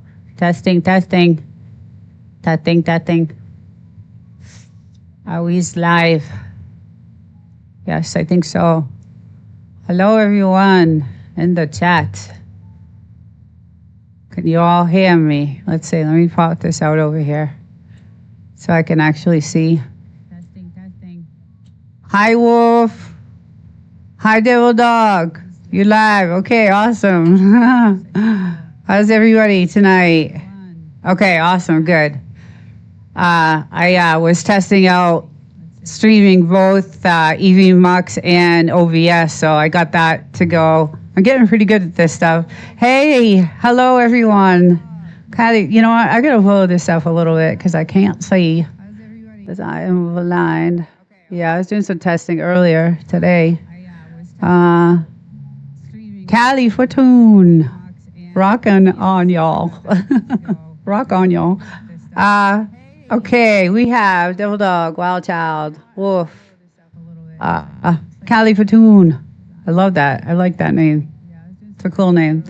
Tonight we have a really cool, actually, topic. And because I like to investigate AI and stuff like that, I did try the new YouTube VEO3 AI, even though, hi Wild Child, even though I don't use AI, I like to, when I do my videos, I like to investigate and I like to learn about AI. And hi Apocalypse Insanity. I have no voice today because I had to talk a lot today at work. So I'm going to be like, that's why I'm like, maybe I'm like screaming into the mic, but so I actually did use the YouTube's AI to create some videos, and I don't know if anyone saw my last video, but I did a video on grocery shopping and how they are now using AI to instantly change the grocery prices in peak hours and peak times, and based off of your credit score, what you can afford. And so in that video that I did, I wanted to try their AI. And like I said, I'm not a fan of AI. You guys all know I have an AI channel that is dead. Most of my content on that channel is, it's negative towards AI because I don't trust it. And, you can't really, but I did find a couple of AIs that I do use when I do my research. So, but I wanted to see, I got my BGX Spark this week. Speaking of AI, local AI, gotta do it. Yeah, so this is a really cool AI. It's, it's gonna make things a lot easier, but you know the rules of YouTube, right? They're giving you all these tools, and like I had a couple Thursday nights ago, we talked about where the line is for YouTube, where they draw the line on, where, content is,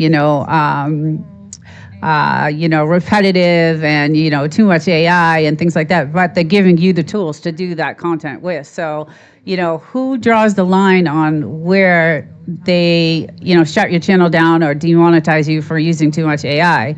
And YouTube gives you AI tools to use and then demonetizes AI channels. Yeah, you got to have AI to fact check your other AI.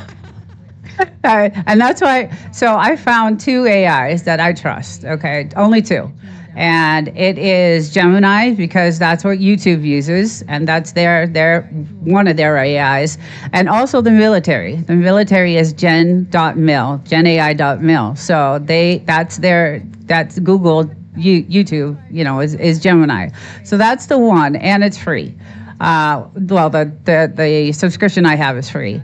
The other one that is a monthly subscription, and it is one of the best AIs ever. And I think the government is having some issues with this AI because it is so smart, is Anthropic Claude Opus 4. Now that AI is amazing. That is one of the best AIs that, those are, now, like I said, I talk very badly on my AI channel about, AI. I'm dead set against it. I think it's going to ruin our lives and ruin our world. And, so let's see. You got to have AI to fact check your other AI. I like the free one. Yeah. No, definitely. And Gemini is, it's been pretty, and we have challenged it. You challenge the AI. I think they might just be demonetizing channels that use strictly AI. Yeah, so that's the thing. So that's what we're going to be talking about tonight. We're going to be talking also about shorts versus long content. So let's just get into the topic. So the shorts versus long content, what is better? Like, is shorts killing your long video, or is the 60-second vertical video actually, is it better to watch a 60-second vertical video than a long video? We all know that we don't have, in today's world right now, no one has time to sit and watch through, a long content video. Everybody's like clicking, to the next video. So, is it better to have a bunch of shorts than long form? And when you go to a short, do you end up watching the long form content that is related to that short? So that is a lot of us. I know I'm guilty of, I'm guilty of that. I don't, I'll watch a short and then I won't go to the video itself. So I am guilty of that. If I have time, I will. Short. Yes. Okay. Yeah. See that. So I'm going to play a video actually that is really cool that I found. And this actually came off of the YouTube. Now, if you've been to the YouTube studio and you've seen on the side, they have content creation like ideas, and they show you these videos, and now they're starting to come out with videos of what they're doing. Now, before, like a few weeks ago, they were just doing whatever they wanted and not telling the content creators of their changes. And now today I saw, because I do a lot of research on that, the YouTube studio page, and now there's a thing off to the side where they have actual videos of what they are changing and what they are doing. So that is a good thing, because I just don't think it's fair that they can just change their rules whenever they want, and then demonetize channels for it. And I just don't think that's fair. There is one creator I love that does 1 to 5 hour talk every day. So I put him on when I go to bed. I do the same thing. Callie Fortune. So I do the same thing, and I don't know if I should say his name, because I don't know if it's Tucker Carlson. I listen to him. I listen to his podcast all the time. And then Jay Bravo is another one I listen to his podcast. And then the Conspiracy Files is another channel I constantly watch. I think it's not just AI, it's how AI is being used. If it looks like copyright, a copy paste, yes. And especially if it's produced in unhuman speed. Okay, so I'm going to cut to this, because I'm going to show you what I did with it before I get into like what I discovered. I'm going to show you what I made with it, and I did a video, and like I said, it's about grocery shopping, and I used this. I used their AI just to make a few like B-rolls in this video. So I'll show you what I made, and let's hide this here. Let's hide this, and then so this is a video I made. You've gotta be kidding me. That can't be right. So what I did is I uploaded 3 pictures of me, and then I text a prompt. So, I text it, because the video I was doing is about food shopping and how prices are changing. And look at the price tag. I said, put $599 on the eggs. So I uploaded 3 pictures of me, and I said, at that time, this picture I had done, a photo of me was a few years ago, like 5 years ago, and I have blue contacts. So that picture was done, many years ago, and I had contacts. So it asked for 3 photos that you want to use for your video generation. So this is one of them, and so this is one I did, and this is inside that grocery AI video I did. You've got to be kidding me. That can't be right. What? So that was the one that I did, and in my video that I use as B-roll. This is another one. I said, so I prompted this one to say, now that looks nothing like me. Same photo, same shirt, same jeans. I wore that to work one day, and before I was going to work, I was taking some photos. And but the face does not look anything. You know, the AI is definitely. And then at the bottom, I don't know if you guys can see, but the watermark is on the bottom. The VEO3 watermark is at the very bottom of the video. So they do put their watermark on it. So laid by Golden Chicken. Our analysis shows that less than 1,000 to 1 chance someone views a short and clicks a link to the long. Exactly. That is true, and that's why YouTube is changing. And I'm going to play a video, but I just wanted to show you what this AI, this VEO3, can do. So this prompt was, show me walking down Fifth Avenue in New York City, because I grew up on the East Coast, and I used to go to New York, you know, on the weekends. So, and the photos I uploaded were the same photos. So the blue eye contacts, and so this is what it generated. Okay, so that's that one, and then this is another one. So this I created in the VEO3. I said, I want you to show me a digital price tag changing in a supermarket. I want the noise of it. I want the sound of it. So you're typing this in as a text or prompt in the VEO3 app.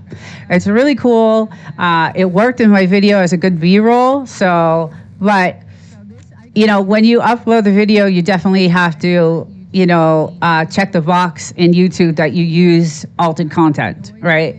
Again, the VEO3, that VEO mark is down at the bottom here. Their watermark is there. So that was another B-roll that I created in the video. And then I can't believe the price of this. Same thing, This is ridiculous. same photos. I can't afford any of this. The video I did was really interesting, actually, because there's a couple of companies called Revonics and Wasteland. You know, because let's be honest, doing research for a video takes hours, if not days, for a topic you want to cover.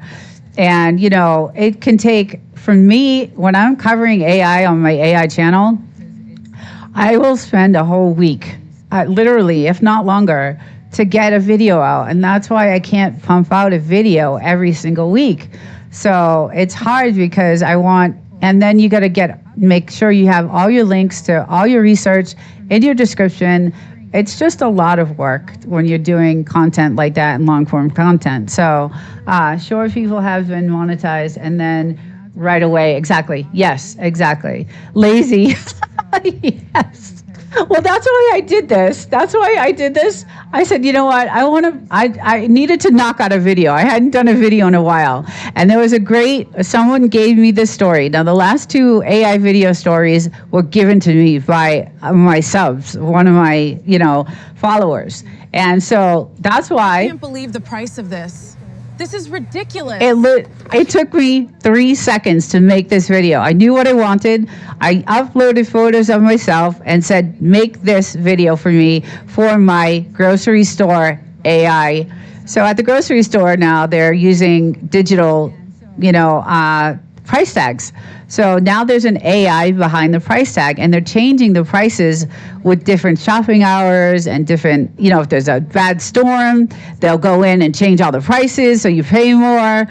They're basing it off of your loyalty. So if you use a loyalty card when you go food shopping, they know how much you make, they know how much you spend, they know how much everything. So what do? They change as soon as you log into your loyalty card and it's on that AI video, the AI grocery video, they know that they're going to change those prices because they're going to set that price at the very tip of what you're willing to pay before you put it back on the shelf. And that is what that video covers. So I needed some B-roll for it. So I said, what the hell? I'm going to try this new. And the VEO is way down at the bottom. They have their watermark way down at the bottom of the video. But I needed some B-roll. And I said, you know what? I'm going to try this because I'm lazy.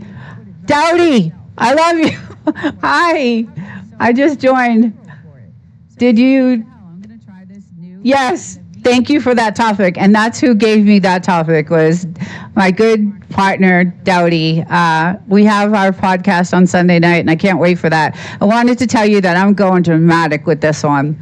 I'm really going, this is going to be over. I hope you got some, I really want to take this one, out there. I have some good topic. So, but yes, I did. And thank you for that topic because that was a great video. And it is absolutely true what's happening. And that video, actually, that information, that topic came from my good friend, No Doubty. So, and if you haven't caught our podcast on Sunday nights, we have our 7th episode coming up, and it is called What Would You Do? And that is going to be very cool because it's all about homesteading, and it's all about living off grid. And this is our 7th episode. And what would you do living off grid in certain circumstances? And I got some really good ones that, and I'm going to go a little bit over the edge on this one. So it'll be fun. It'll be interesting. Desert, back the mic, the volume off a little. Okay. Or try not to get too close. Okay. Am I screaming? I was screaming all day. I told you guys. That's all I did was scream in my presentations today. I did nothing but. Oh. Okay. Thank you. So anyway, this is. I can't afford any of this. I was one of them. I was lazy. I didn't. You've got to be kidding me. That can't. I told the AI, put $599 on the eggs because I wanted to be dramatic in this video. So I said, I prompted it to do this. And I was lazy. I didn't want to go searching for B-roll. I didn't want to I already did a lot of research for this video to get the information. So I was like, oh goodness, I have to do all this B-roll now. So I said, you know what, I'm just going to try it and see what happens. Can't be right. And so what? I uploaded photos and this one was, let me see. This prompt was show me walking down 5th Avenue in New York City, and that's what this prompt is.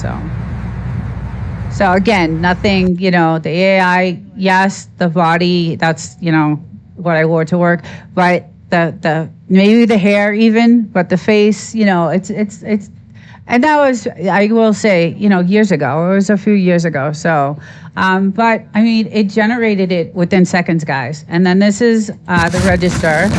So that was pretty cool. I like that one. I like what it did with that.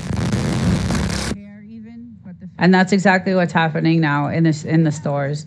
And then I can't believe the price of this. This one. This is ridiculous. I can't afford any of this. Thank you, Dowdy, for that. I really enjoyed actually doing that video. It was a good video, and it was only 8 minutes. I got it down to 8 minutes. So I did so much research, and I tried to get it down as short as I could. So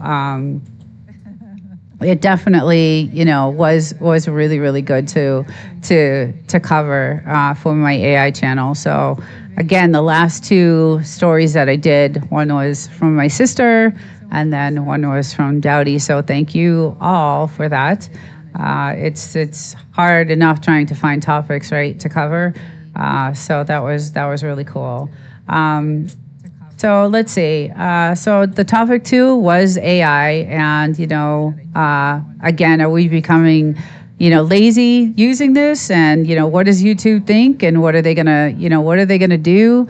And so it says the fact is that in 2026, tools like Poppy AI and YouTube's Inspiration tab changed the game. I can now drop a competitor's link or a 50-page PDF into my workspace, and the AI gives me the hook, the meat, and the potatoes in seconds. It's not cheating, it's accelerating the curiosity. And that's what it claims to say. Do you guys agree with that? Do you agree with, what is the weirdest thing that you've actually said to an AI to prompt? What's the craziest thing that you've asked an AI to do for you, in your creation? It was interesting to actually use it, because again, I'm not an AI. I don't like using AI. I just don't. It's just, if you can use it and put your own.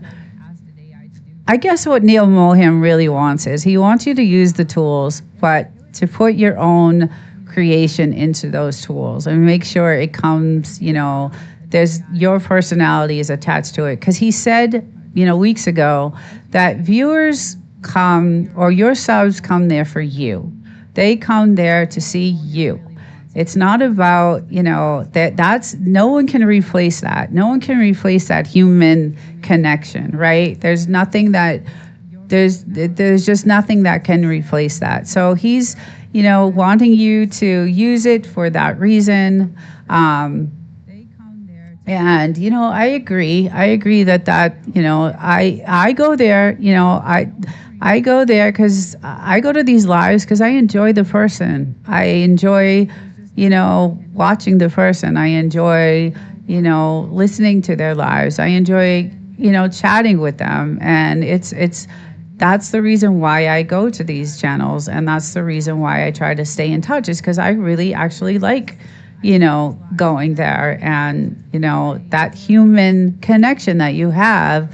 I've developed, the source was the first real connection. I was just blown away actually by that whole entire community that I couldn't, it was just, that was the very first experience I've ever had with something like that. So I was hooked, and, I developed so many, relationships. I only like the human AI videos if it is like a meme. Yes, those are funny. There's a lot of those coming out right now. A lot of memes coming out right now. But again, where I don't know where, YouTube is going to draw the line on that. Again, they're giving us the tools. I wanted to try it to see, what it would do and how it would do it. And I was satisfied. With it. But again, I'm not an AI person. So, and I don't talk, I talk about the warnings of AI, and there's some serious videos on that channel about what AI can do and what AI has done to some kids. It's extremely dangerous if you don't know how to use it in the right way, and if you don't do enough research. That's why I only trust 2 right now.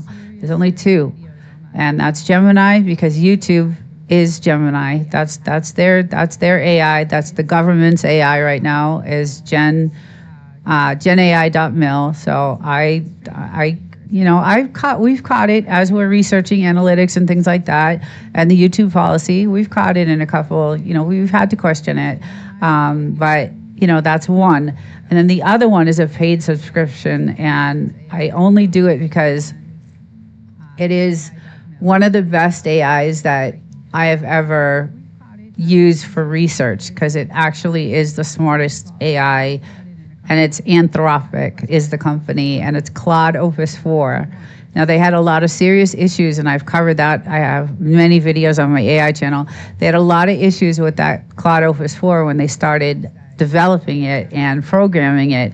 And the AI was so smart that it actually threatened the scientist, the programmer, to blackmail him, because they were doing this testing on this AI, and it was Claude Opus 4. And I don't know if it was the second version of it.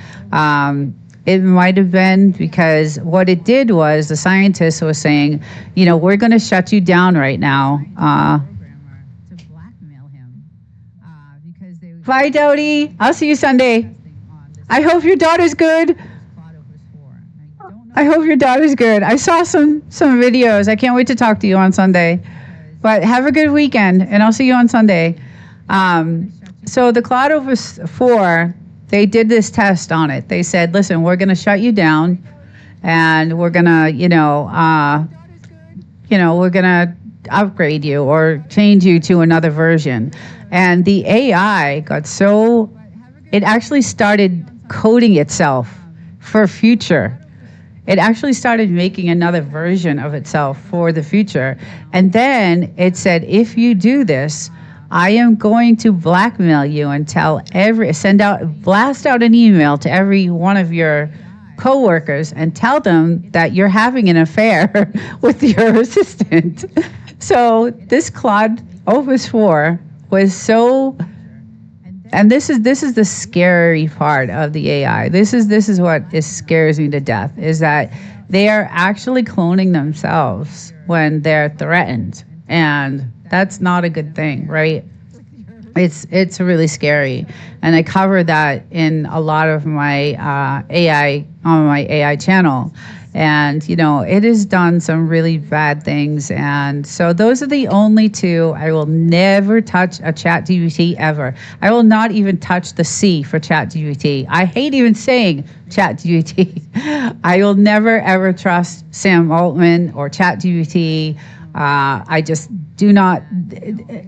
As a person, I look at the person behind the AI, and I just cannot. I can't do it.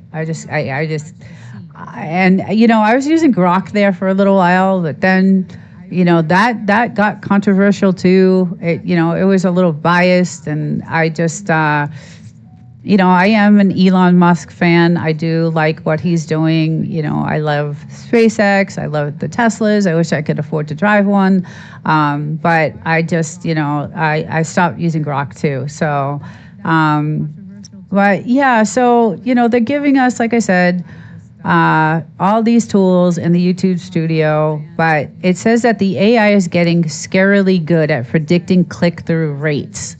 So, this AI is very intelligent.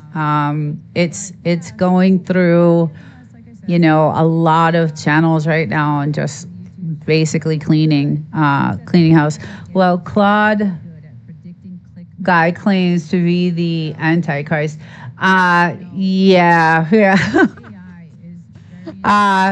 No, that's Peter Thiel, and he's Palantir, and that's actually, he's a scary guy. Palantir is the scary. That's another thing I cover on that AI channel is Palantir, because they're the surveillance, and we actually just got bought out by a private equity company that is working with Peter Thiel and Palantir. So I don't know how long I'll have my job, because it's not good that private equity just bought out our company. They're planning to sell us in 3 to 5 years to a Raytheon or a General Atomics or one of those companies, they say. But anytime I've heard of private equity buying a company, I've never seen a good thing come out of it. So I have this amazing job that I love, creating, I do a lot of VBA coding and formulations, and I do a lot of drawings and specifications on things that we're building for, aerospace and the military, and it's a great job. I love this job. It's interesting. I never miss a day. I just absolutely love this job. I was really lucky to get it.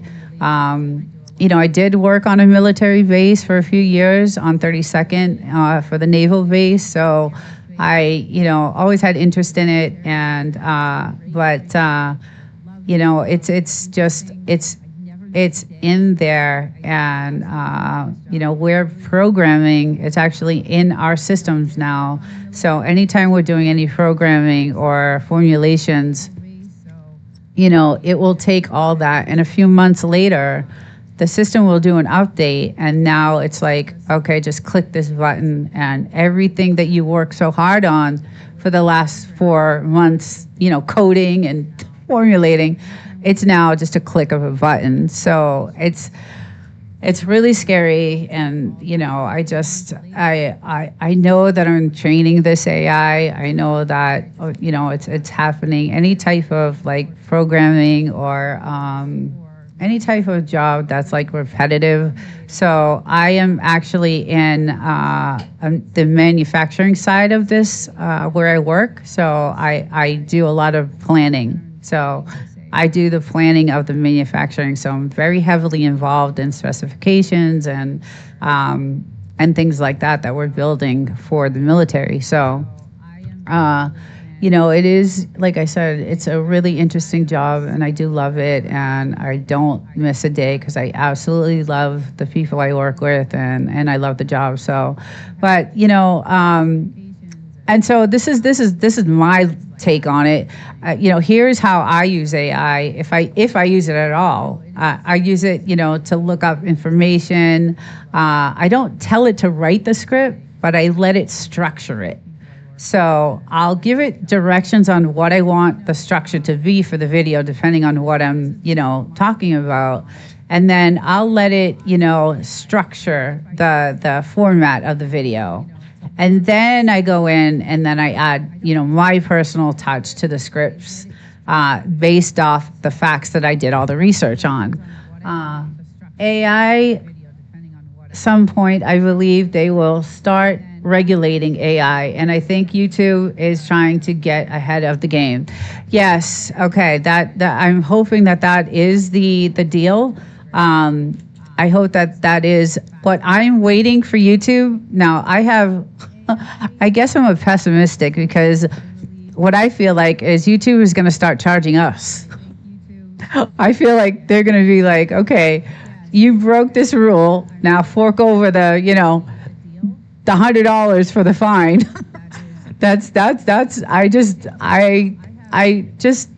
I've seen so much in this past year being on YouTube that I'm very pessimistic about, what YouTube is doing and what their motive is. They're way too close to the government to, I just have, I have a lot of doubts on what they're doing with the platform. Yes, AI has its uses that are good. Yes, it does, right, Winstone? This is when we no longer have access without paying or permission. Yeah. Hi, Tommy. Hi, I haven't seen you in a long time. How are you? Welcome. Yeah, we're talking AI, we're talking YouTube. Thursday nights is usually for content creators. I usually do this and I go over YouTube policy and I share some videos and some, we're all here. I actually have Evie Mux that I want to start having like guests because I want to hear others. I want to have guests up and I want them to tell their stories and what they're doing with their channels, and I want ideas and how everybody's growing and what they're doing to grow, and how much content do you create? Do you create one video a week to keep the channel? Do you nonstop? Do you we had the source in here and he's saying go live constant as much as you can. Go live, go live, go live, go live, go live. That's where it is, and I agree with that. I agree with that because one, it's natural, right? This is natural. This is what YouTube is looking, they're looking for that natural, it's all about that connection. The other thing is that, you get to, have guests up, and you get to actually communicate with your chat, which is another good thing. And don't think YouTube is not watching this chat right now because they're monitoring. If your chat is not flowing, your trust score is not gonna be good for your channel. So they monitor all of this stuff. So as these lives are going on, and I've read this, we took this from Gemini, like they have the ability to just even shut they can just kill your stream. So that's the other thing. So they're monitoring so much more than they used to, and I get it. I'm simply, I'm Gen X, so I'm tech retarded. I'm Gen X too, though. I post whenever maybe it makes someone laugh. Maybe yes, yeah. and that's what this channel is. This Desert Live-In channel is, basically a fun channel. I do a really fun Frenchie video on Saturdays. It is so much fun. I love doing this live, and it's all about pets and animals. And this Saturday, I found the greatest videos for this show. Some of the videos that I find with these animals are amazing. I love Frenchies. I love all animals. So, Wild Child, I have Bugaboo on this weekend. I also have pets from Cranky Frankie. So if you want your pet featured and your channel featured, I would love to have it. On Saturdays at 11:30. It's a really fun show, and it's one of my favorites to do because it's hilarious. Some of these I get all these videos that have, animals doing miraculous things and animals doing like really crazy, funny, stupid things. And Frenchies have crazy, they have really crazy personalities. So I have a really good video, and I can't wait to do it. So Saturday's show is usually I cover some news stories, like real hardcore news stories about French Bulldogs, because they're the #1 dog right now. Although Devil Dog just had a litter, and that litter of those puppies are just ridiculously cute. I can't stand it. I haven't missed one of those shorts. They're just so cute, those little puppies. But anyway, I love Frenchies, and so I cover a lot of news stories. So I try to get 2 to 3 news stories, and that's how I start the show off with. And it's usually about stolen Frenchies and how they're ransomed, and they're expensive to buy. We paid a lot for our Frenchies, and they cost a lot to keep up. So it's so I start the show with that, and then I do a Frenchie of the week. I feature a Frenchie of the week, and there's a lot of channels that I follow because I love Frenchies. So so I feature Frenchie of the week, and then I do pets of my subs. Like if you want to be featured, just email me or send me a comment, or I have my email on my page, and so I'll get an email saying, hey, do you have time to feature my channel and my pet? So I did that for a few people that were on here earlier. So yeah, let me look at the chat. I tried to use AI to find an alternative route through the desert to what? To farm it, and it tried to kill us, taking us to non-existing. Oh yeah, don't ever do that. Don't trust it for that. That's a little scary. I have a face for audio. I have a face for audio. No lives here. Oh my God, that is hilarious. Yeah, so I mean, I do like making content. I don't care if I'm monetized. I have a long way to go. It's been a year. Sometimes it takes 2 years and 3 years and 4 years, and so I'm not really worried about it because I do like, I like making content. My favorite content to make is the AI content, and that's why I love my other channel. I have I have a good channel over there. I like it. It's crazy because some of the views, and this is another thing that I don't get, right? So some of the views will be in the thousands on some of the long content videos, and then I'll get 50 on the next. How could the algorithm, once it knows that you got a couple thousand views on a long content video, don't you think the algorithm would push that next long content video? So, and I don't see that, I have 50 views here, and then you'll see 2,000 views here, and then you'll see 25 views here, and then you'll see, it's just, so I kind of don't know, if the algorithm, sees that, okay, your last long content video got, this many views, you would think it would push the next long content video, but I don't see that. Yeah, I don't see, right, nope. It's the shoebox AI, right? They keep you in the shoebox, and that's why small content. So my first filet video got 2.5K in almost 2 years. My last one got 28K in a week. Yeah, see, I don't, so that's the other thing. Like, you know, how does it, you know, what is the algorithm doing? What is it, you know, what is it really doing? So, and that's what frustrates me, because it's, you know, you put a lot of work in all these videos and some do great. And you do, so you replicate that, right? You do the same thing. You do like, keep it consistent, keep it, you know, this video did great, so I'm gonna not change a thing.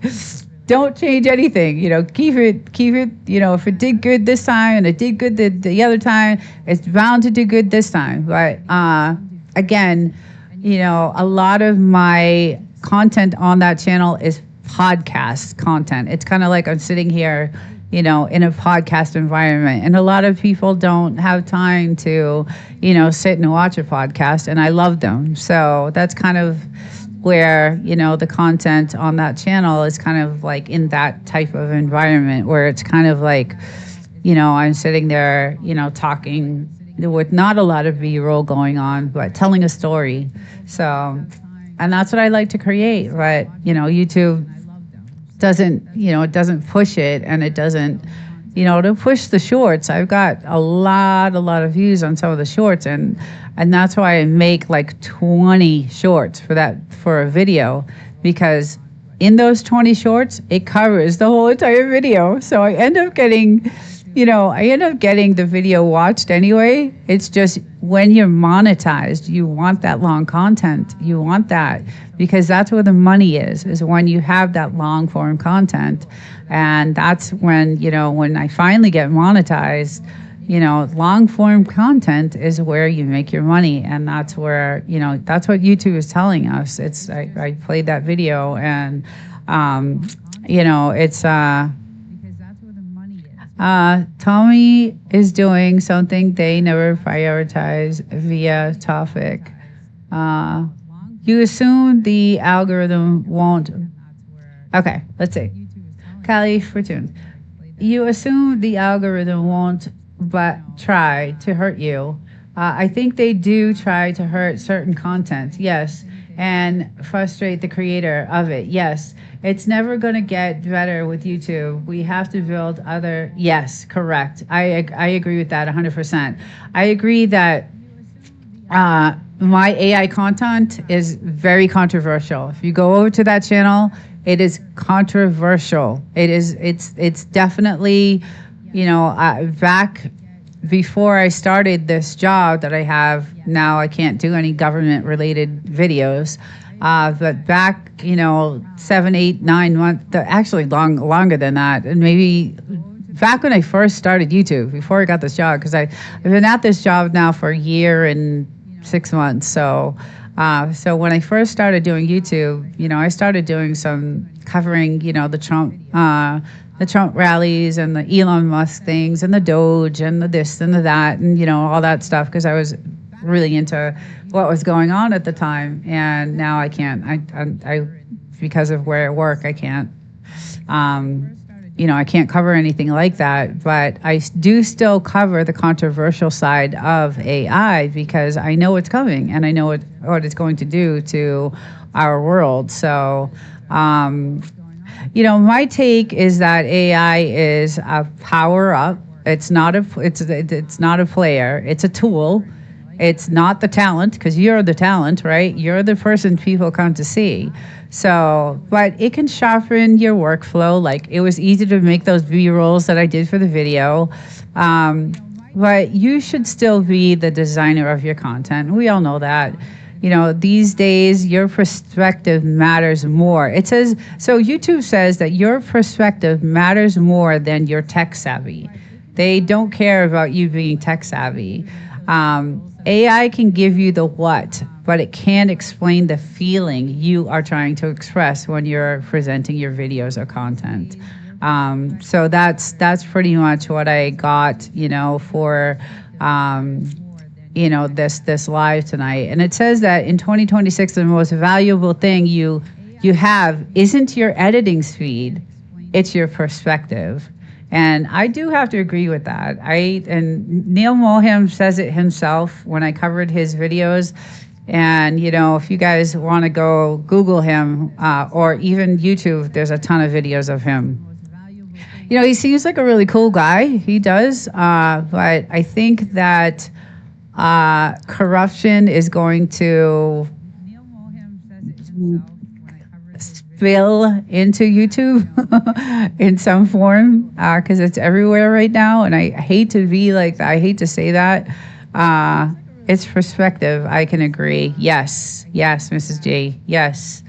I definitely, and like I said, people are coming to your channel for you. They're coming there for they like you. They like what you're saying. They like your, you know, what your thoughts are. And that's, you know, that's what is, you know, keeping the people, you know, coming back. And then I think part of what I'm going to start doing to keep those connections, right? Because life is so busy and everybody's working and everybody's, you know, doing something that I think one day a week, I'm going to just start hitting the channels that, you know, I really want to keep the connections with. And like I went to Jamaican shore fishing last night and I watched 2-3 videos, long content videos I watched. I was up late last night watching all kinds of stuff. He had some really awesome, God, it is gorgeous where he goes fishing. It is insane. It is ridiculously insane. Great channel. And he was just he had some really beautiful scenes and just gorgeous, you know, gorgeous things. And then I hit a couple of other channels that I hadn't been to just to keep those connections. Has everyone had, let's see, hope everyone has a blessed weekend. Thank you, Tommy. Thank you for stopping in. Have a good weekend. Winstone, I come for the food. Yes. My sister is hooked. She's hooked. When she came on my live that night, because she loves to cook, Mrs. G, my sister, we both love to cook, but she is like a really good cook. And her son reminds me of Winstone because he has all that stuff. He has a beautiful house on the lake, and he has all the cookers and the barbecuers, and he is amazing at like all of it. And it just, when I watch Winstone, I feel that family connection. And that's that connection that I'm talking about, that you get from YouTube, you know, that's where you get that from. And it reminds me of my family. Like, I feel like I'm at home. I feel like when I'm watching his channel, he's just so chill and just so welcoming and just, you know, and, you know, even you, Mrs. G, one of my favorite videos on your channel is the church, the church scenes that you had. It was one of the first videos I watched on your channel, and I laughed my ass off for like the whole thing. It was just so good. It was really good. And I kept watching, and it was just hilarious. I just love that video, and I still sometimes go back to it because I need to laugh every now and again. And it was a really good video that you had. So, you know, that's the connection that you know is so great about YouTube, and that's the connection I do. You know, I love. So, but I think next week I'm going to start using. I actually did. Use Evie Mux as a display capture if I wanted to have someone as a guest. So I think I'm going to start doing the guest thing again. You know, I have the podcast that I have a guest on Sunday nights, which is a really cool podcast. But it's all about homesteading and off-grid living because we live way out. You know, we're homesteading and off-grid. Well, we're on the grid now, but when we started, we weren't. So it's this week is going to be what would you do? And so I'm going to come up with some really good, like crazy scenarios, living off grid. And, you know, what would you do if you were stranded? And like, there's some really cool things that I'm going to come up with. So I hope it turns out well. You need an interview. You need an intervention, nephew. What are you guys talking about? Always a pleasure seeing you. Anyway, that's that. So that was tonight's live.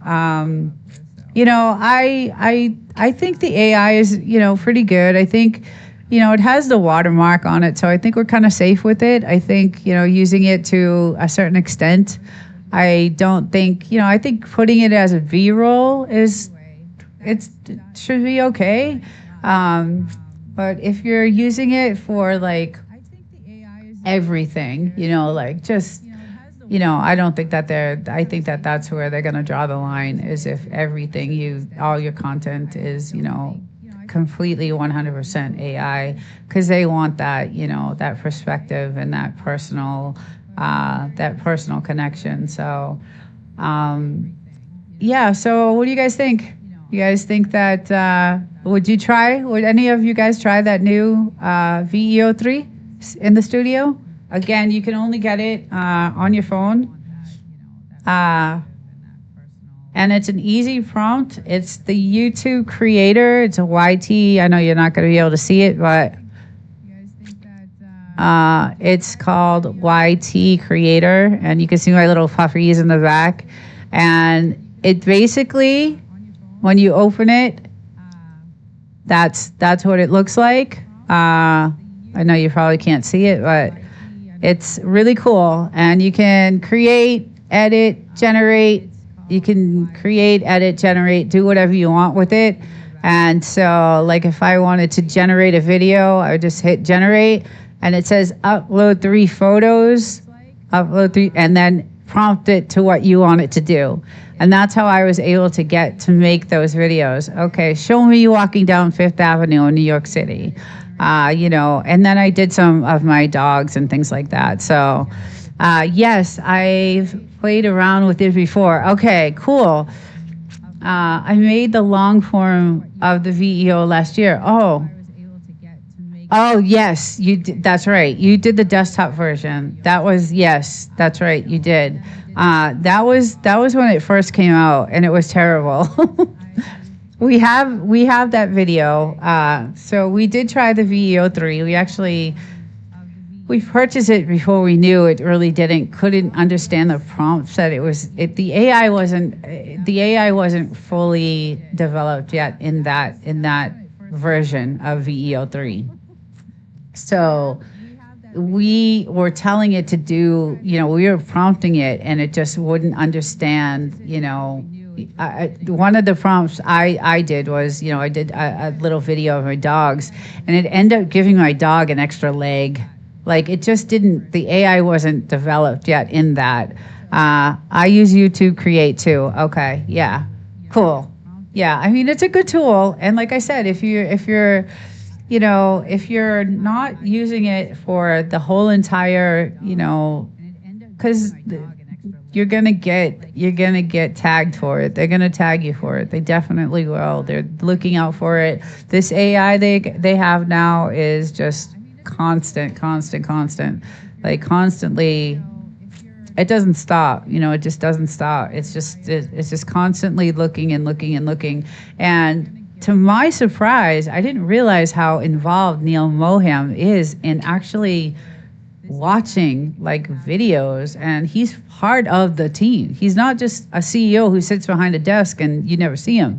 He's actually so involved in watching and I don't know how good or bad that is, but he's seriously involved in watching the creators and watching the channels, and again, it's all about money, right? So if YouTube is not making money off the advertisements, off their, that's what it's all, bottom line, guys, it's all about the money. That's all YouTube care. They don't care about your content, my content, anybody's content. They don't care. They care if it makes them money, is what they care about. So that is the bottom line. It's sad to, that's where we are in this world anyway. So it's all about the money. They don't care about the content. If the content makes them money, then yes, they care about it. But it's just, there's billions of us on YouTube, right? There's billions of us. So they can, make money, and it just, I don't know. It's just, a little crazy. try to get it to do a video of Mohammed. Oh God, will probably chicken out and refuse. Yes, Adobe chickened out when I tried. Oh yeah, they, and that's why I say, there's a good point right there. Callie Fortune just made you just verified that.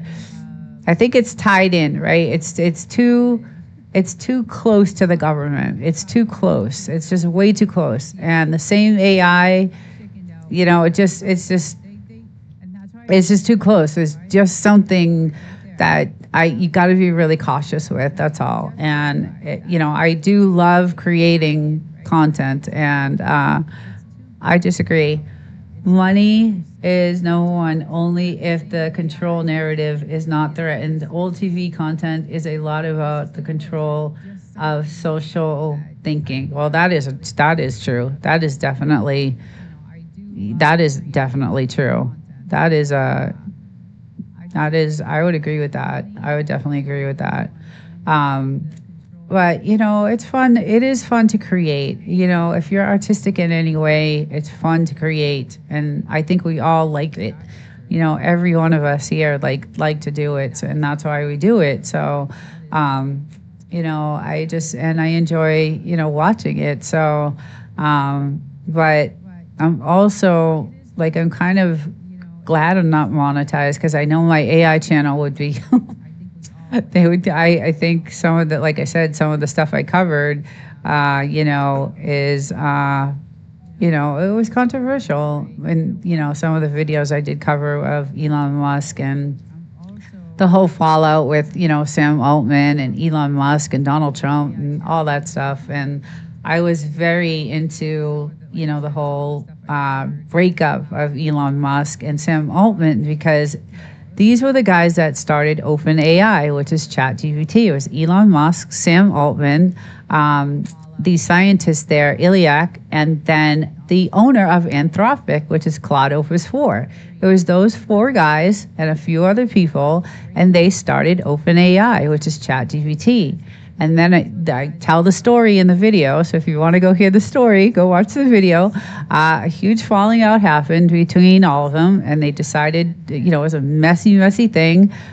There was screaming and shouting in the offices, and just it's a storytelling video. So, but I do have some B-roll in there of when they first started OpenAI, and Elon Musk and Sam Altman look like little kids. It was 2015 when they started OpenAI, and they look so young, like little kids. And they're being interviewed, and they're talking about, now this is when AI was just being even spoken about. And they ask Elon Musk, in the future, what would you invest in? What would you do? What would be your next adventure? And he says AI in 2015. And then Sam Altman says, I agree with him. And so these guys, Anthropic, Elon Musk, Sam Altman, Iliac, the scientist, they all, and a couple other people started OpenAI. And then they had, all kinds of things, because it started as a nonprofit. Elon Musk wanted that to stay a nonprofit, and Sam Altman did not. So that's where it kind of, I won't tell you anymore. You can go watch the video. But let's see. They hated anything to do with Elon after Doge. Prior to the falling out, they didn't have a problem. Yeah. So some of that content is controversial. I don't know what will happen to it, once they go through my channel. If I get monetized, I know they do an audit on your channel. We all get audited all the time now. So I wanted to join Doge. I loved Doge. I loved all the guys Elon brought in. I really liked that team. It was cool. But I also cover what happened at Doge. And, Elon Musk had this big black eye, right? So what happened? We're all wondering, did a fight break out? What happened? So I talk about that in another video I do on Elon Musk and Donald Trump in the White House. And it's clear to see that some kind of altercation happened, but there has been no mention of exactly what happened. So I do talk about that in the video. So, but I have stopped doing any governmental coverage on anything, which is I like to do, so it kind of stinks, but I still do cover the AI stuff. So I did stop doing any governmental coverage on anything. So just because I don't want to jeopardize the best job I ever had in my life. At my age, it's hard. So, but anyway, I want to thank everyone for coming in tonight and joining. It was nice to see you all here. You guys all participated. That is very good for the channel. Anytime you have a good participation, it's always a good thing for your channel. And I appreciate everyone's support. And I want to say the way Elon chases skirts is surprising. He doesn't have a black eye anyway. Yeah, I have to agree with that. I mean, there's a lot of shady stuff going on right now. Not really. The world is a rough place to live in right now. So any enjoyment from this is, a breath of fresh air, and to have, people that you can talk to and relate to and enjoy, and it's a good thing. It's just a good connection, and that's why I like doing it. So, LOL. Reproduction is actually, I know he has like 20 kids. Yes, I know. It's out of control. I think that's a little too, it's just crazy. But they're the 1%, right? They're the 1% elites. And, I can't even imagine, what, this is G. Oh my God, I can't even imagine a lifestyle like that, right? I make decent money, and I have two places, and I'm broke. I have no, I just get by, and I just can't even imagine what it's like to have, something, that type of money. But it's obviously not good, because none of them are doing anything good with it. So I'm kind of disappointed in where we are today, but I can't, that's just my opinion. I hope things get better for us, and I hope, things get good in the world. And, I don't know, I'm kind of worried in a sense, things don't sound like they're going in the right direction, but I'm hoping and praying that, we all make it through this. So, I wish he would have the wealth. I wish he would have, share the wealth. Yes, with the U.S. Right. And yes, because that's what was supposed to happen, right? That whole Doge thing and that savings, we were supposed to be the beneficiaries of that. And that never happened. They reneged on everything, like everything. Now, I will say that I am a hardcore Republican. I am I have a liberal side to me, but I will say that I voted for Trump both times. I volunteered to be on his campaign for the first term, and I did vote for him. And I am I feel completely betrayed, and I think Elon and Janine are some of the of the good. Yes, I agree. Yes. I love Janine, actually. I used to watch her. She used to have a Sunday morning, or she was on the 5 or something like that. I remember that. But I don't watch Fox anymore. I do not watch Fox anymore. I will not watch that news station anymore. So it's very that's another station that has become like non-watchable. Yes, I feel the same way, Nina. Yeah. I that they reneged on everything, and it's really sad.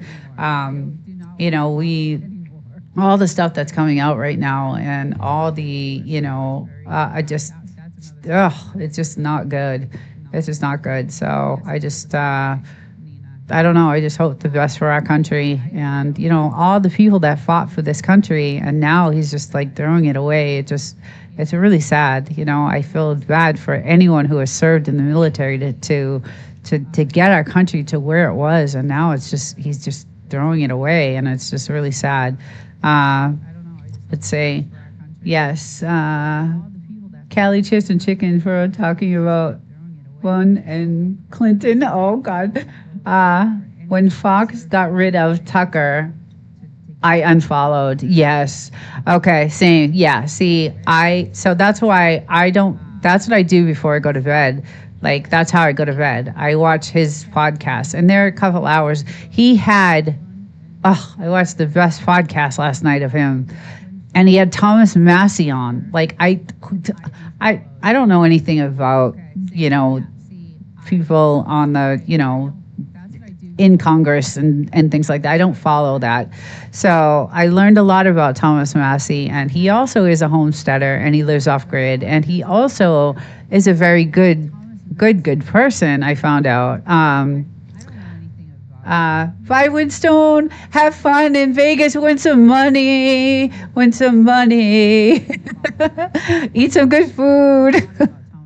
And enjoy yourself. Relax. Oh my God. Have a good time. I'm jealous. Yeah. So anyway, that's where I'll probably end this tonight. And again, hopefully I will see you guys next week, and I'll have another good YouTube topic we'll cover. And everybody have a good weekend. If you want to come into the Frenchie Live on Saturday or the podcast on Sunday, we will, I'm live all weekend long. So I hope to see you guys there. And everyone have a good night. Take care. Mrs. G, Callie Fortune, Wolf and Snort. Let's see who else we had. Double Dog in here. We had Jess was in here. We had No Doubty. Winstone. We had a few people in here. The Source, Local Reviewer, all you guys. Everyone take care and have a great night. And we'll see you soon. I'm going to test it out. See if it's connecting. Is it connecting? Hello, everyone. Hello. Hello, everyone. I am testing out a new broadcasting program. Well, I used it a couple of times already, so I think it's good. I just typed so much today. My hands are killing me. So, but apocalyptic insanity. Hello. Tonight we have an interesting topic. Actually, it's a lot of the research that has been done is through Gemini and just reading the policy and just reading the policy a lot and trying to interpret different things out of the policy. And so if there's something that we question, we'll go to Gemini. Gemini is a trustworthy AI. It's what YouTube uses, so it's trustworthy enough. Hi, Wolf and Snort. Hi, welcome.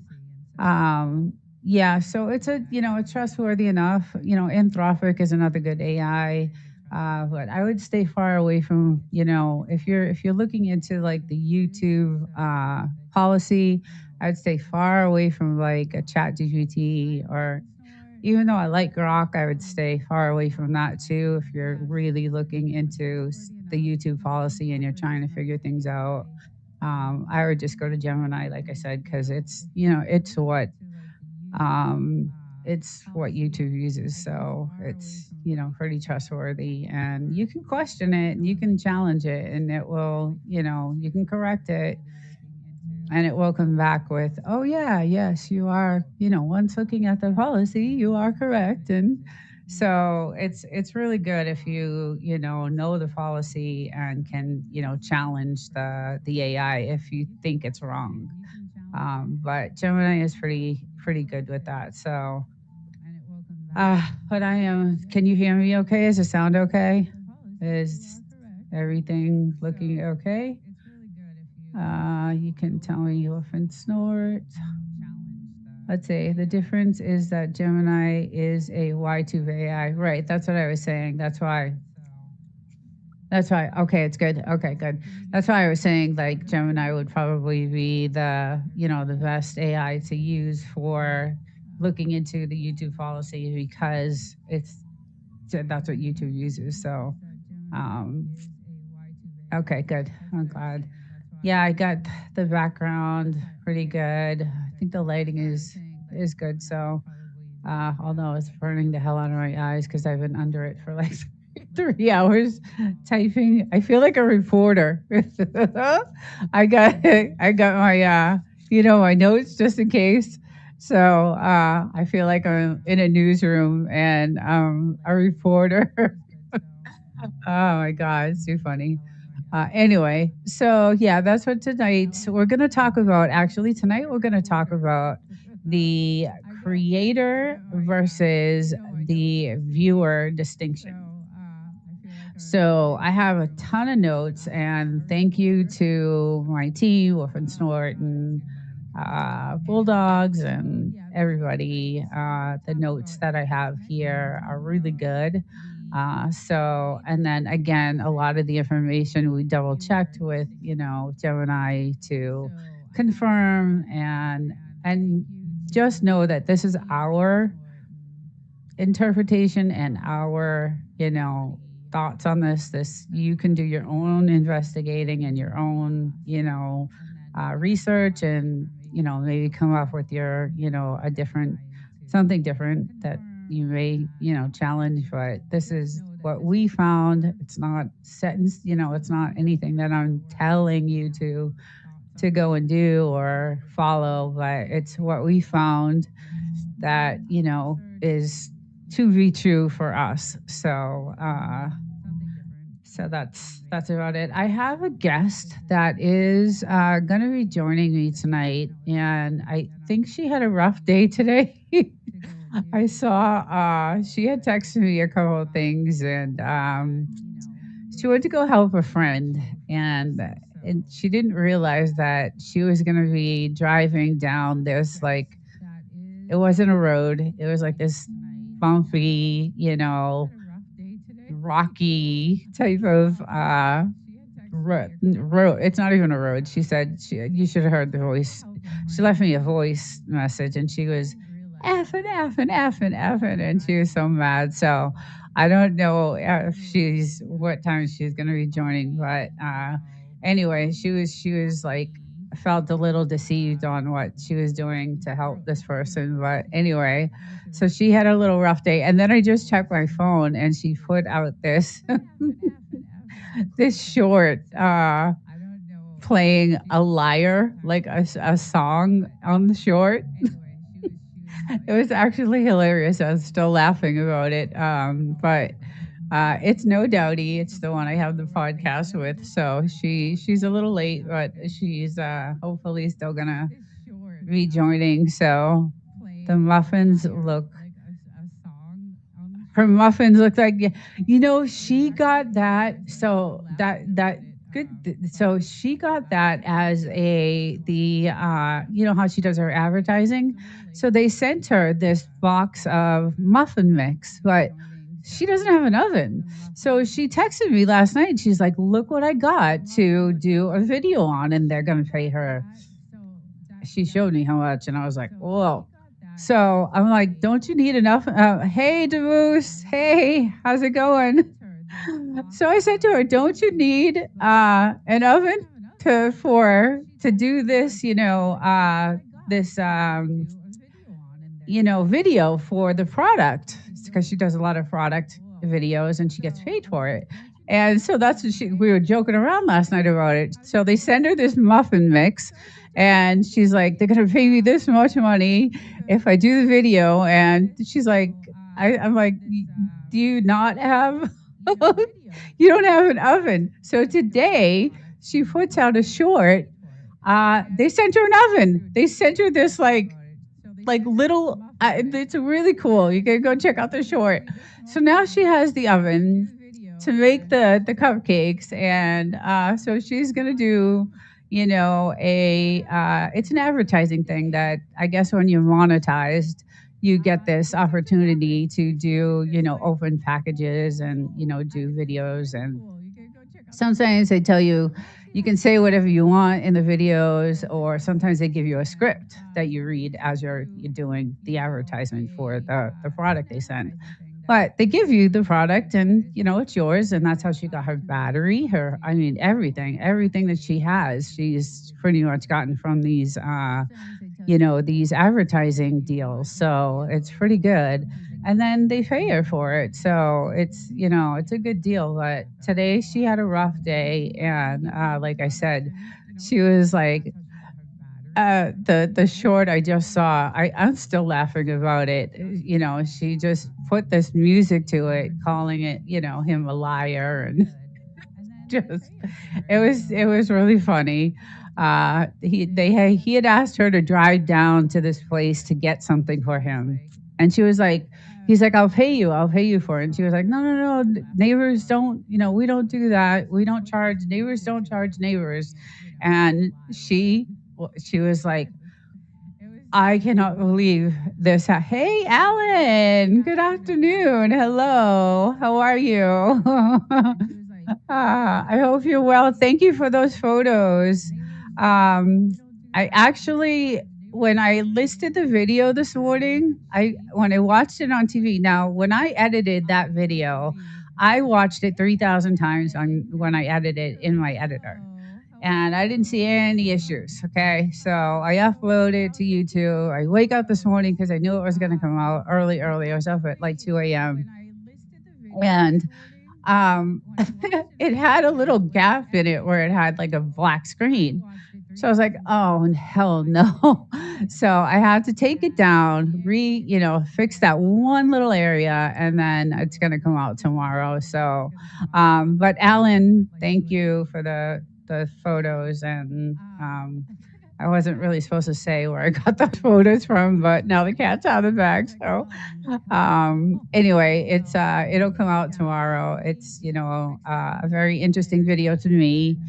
Some of my content, everybody thinks their content is great. So but those are great pictures, and your place looks like amazing to live in, and it's beautiful over there. So but anyway, yeah, tonight's discussion was going to be the creator versus the viewer distinction. So I find it takes 6 times to get a video perfect act. I already think it's perfect.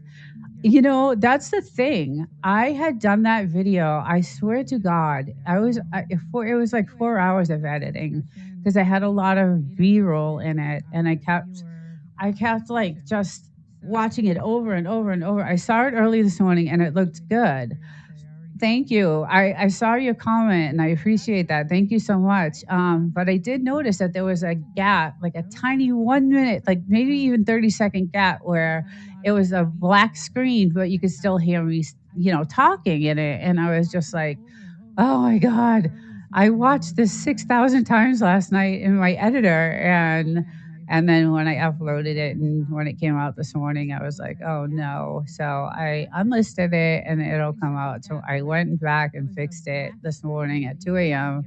and it should come out tomorrow. So, and like I said, it's an interesting, I'm, been really getting into the cloud seeding and the geoengineering and, all that stuff.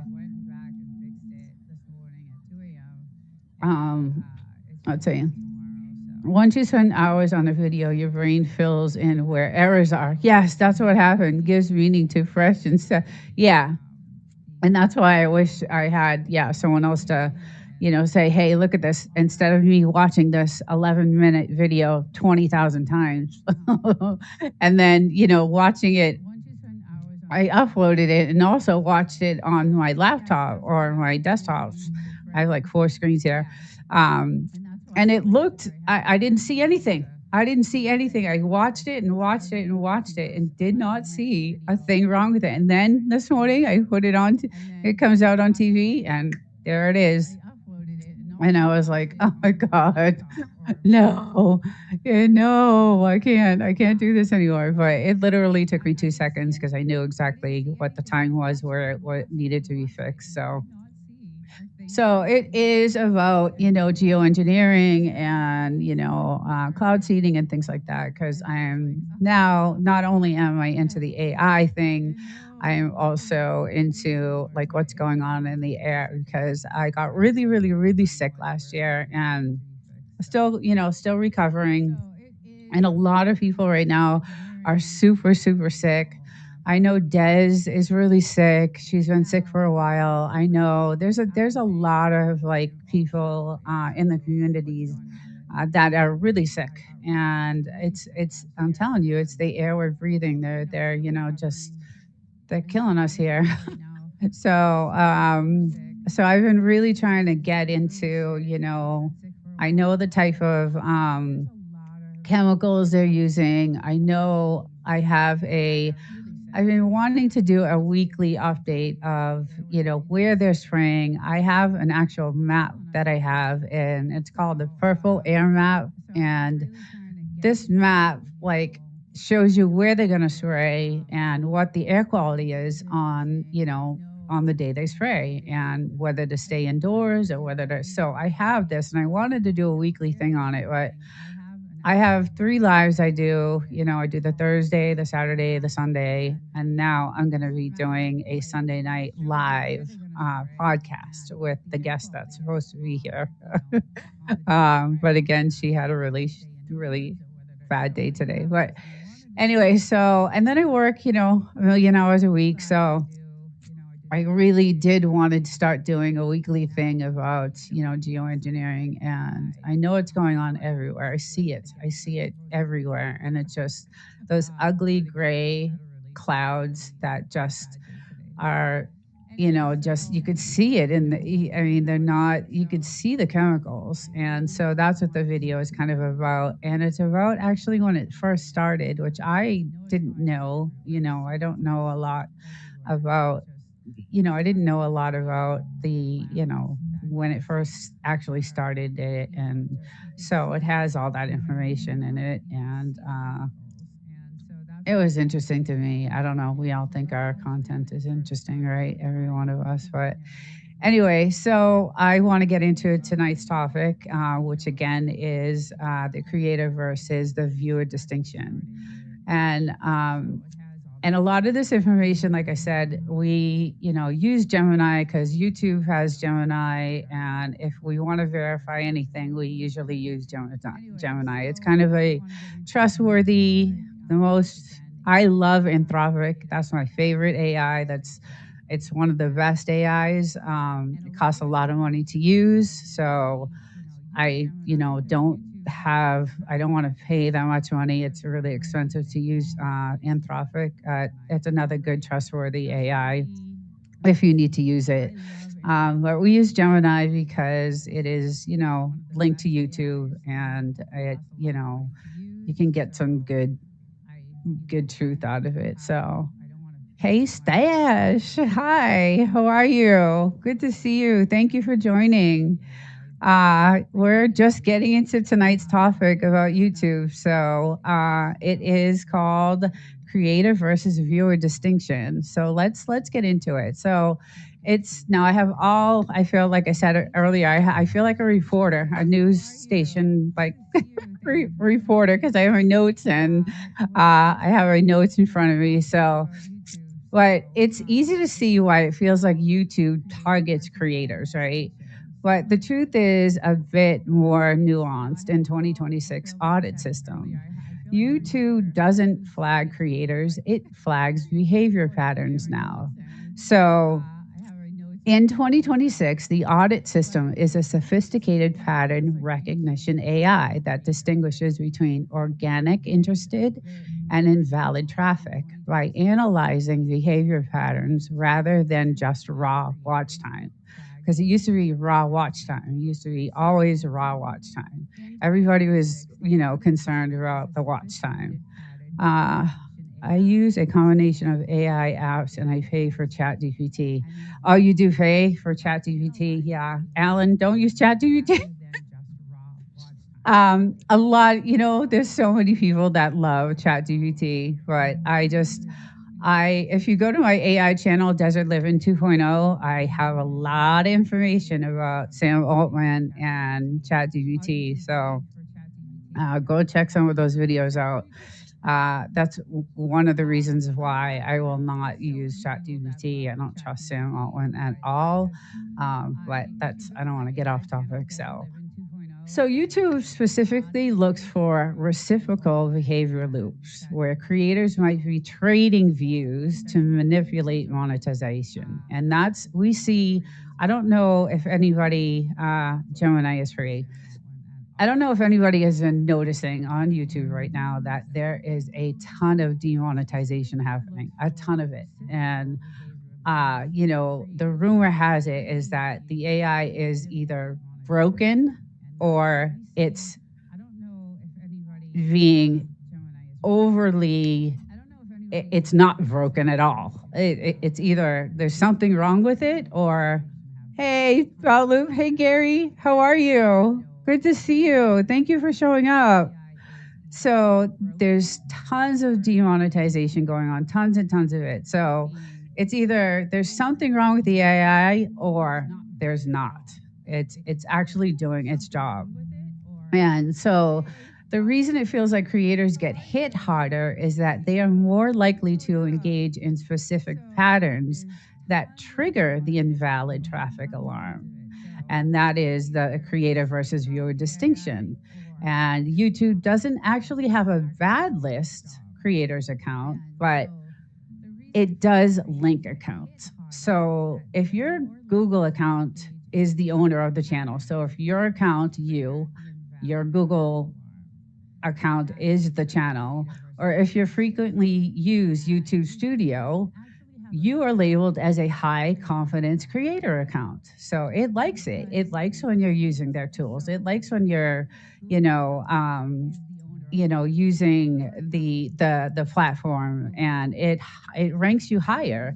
In fact, I just used the VEO3. I wish I had these videos to show you that I created really cool videos, and I'm not an AI person at all. I do not like AI. I don't use AI in anything I do, but I had to try this, and it's only a phone app. So it's only a app that you can use on your phone, and you're not going to see it, but it is the VEO3 app, and it's only for only for your phone. And the video creation is insane. I did some really cool videos that I loved, and they were funny and just really cool. This channel should be monetized soon.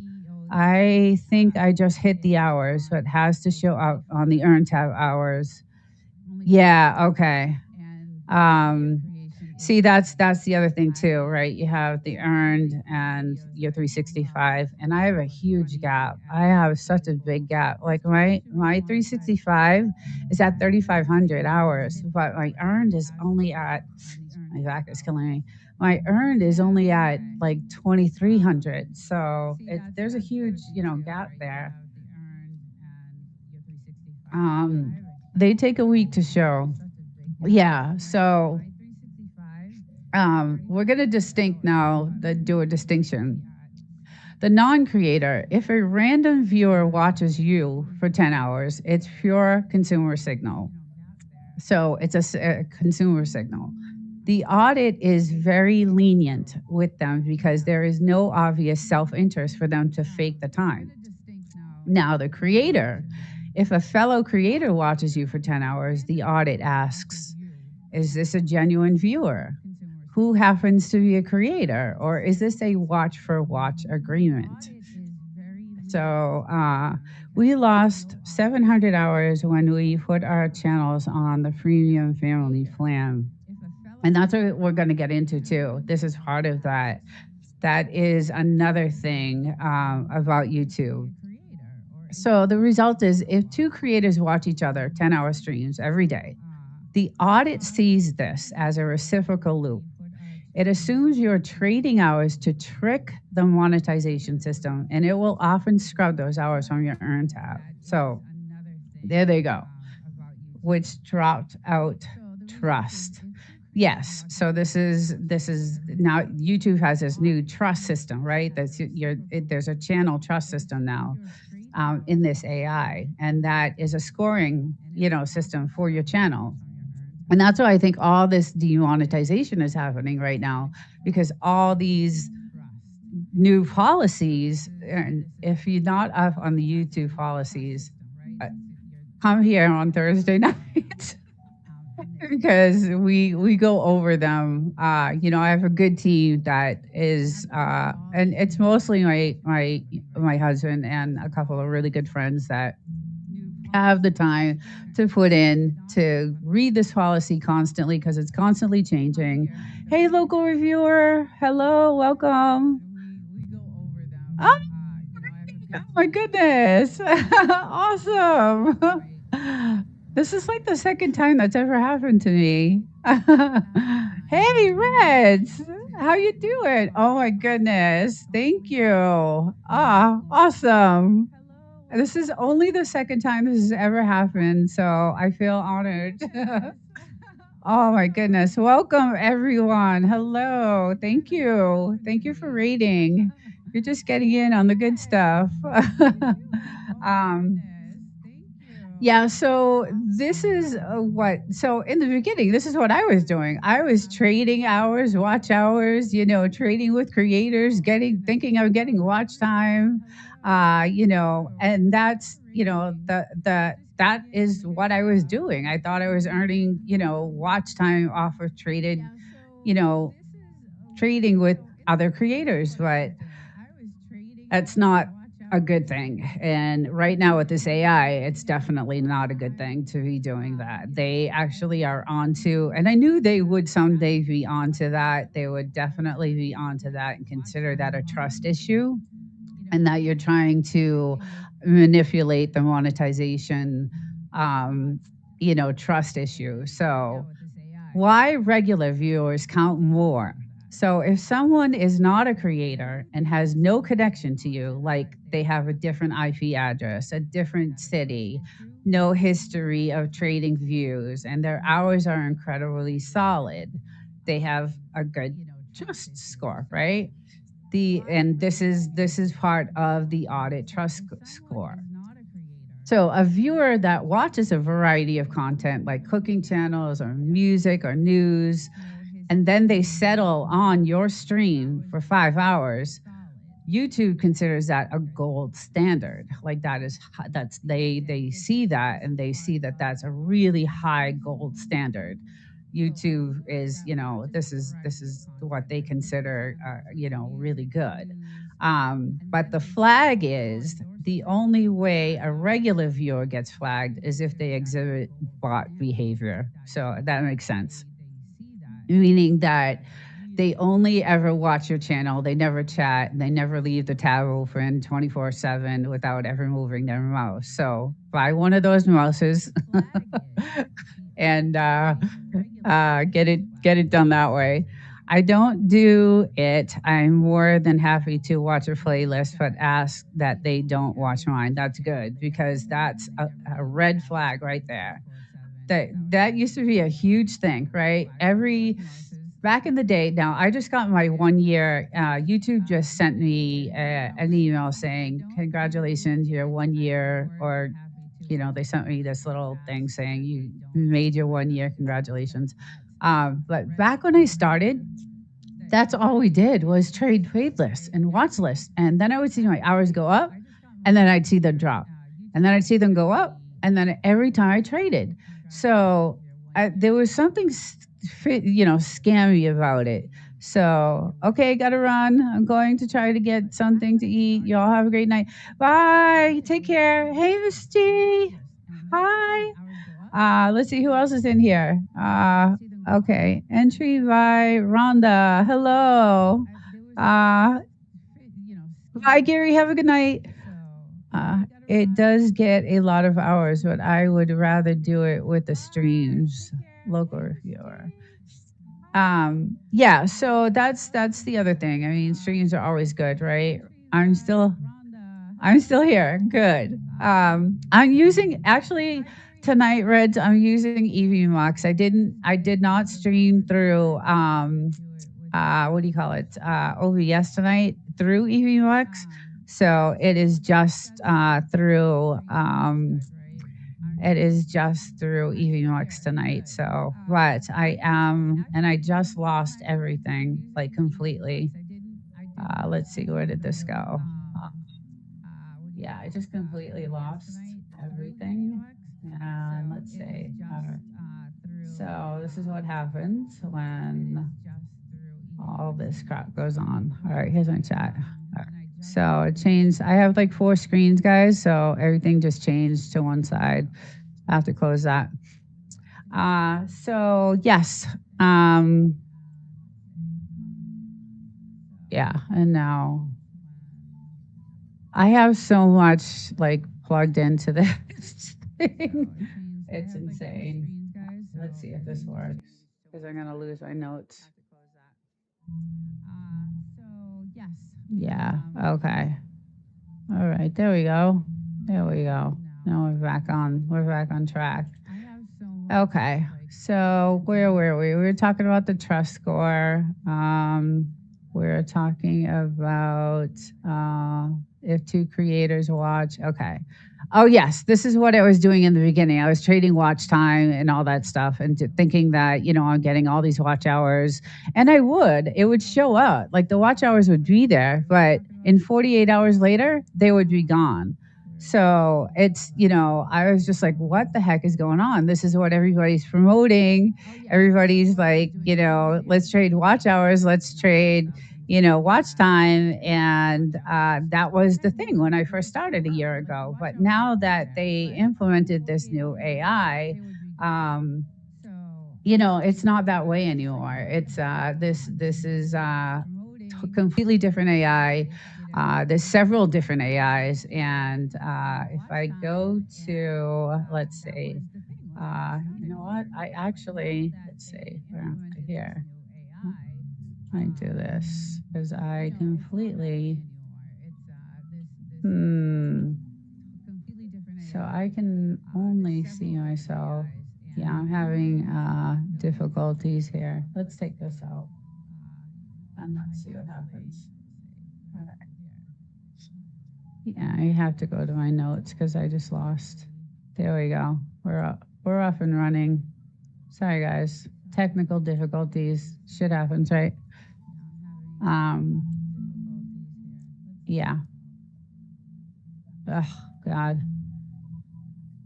I'm trying to do like the EV marks through the OBS, and I was like, you know what? I'm gonna just. I did it a couple of nights ago, and I said, you know what? I'm not gonna do it tonight. I'm just gonna try it this way. So, but I am just gonna read actually from my notes. So that's why I was like, I feel like I'm a reporter at a newsroom with all my notes that I have.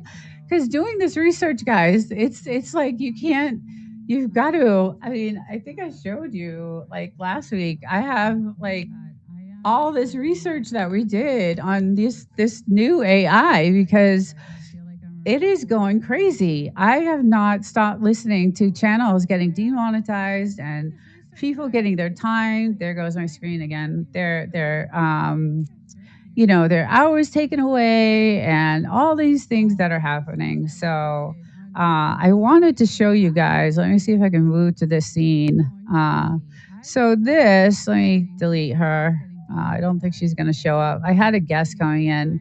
So this is kind of what hope you guys can see it.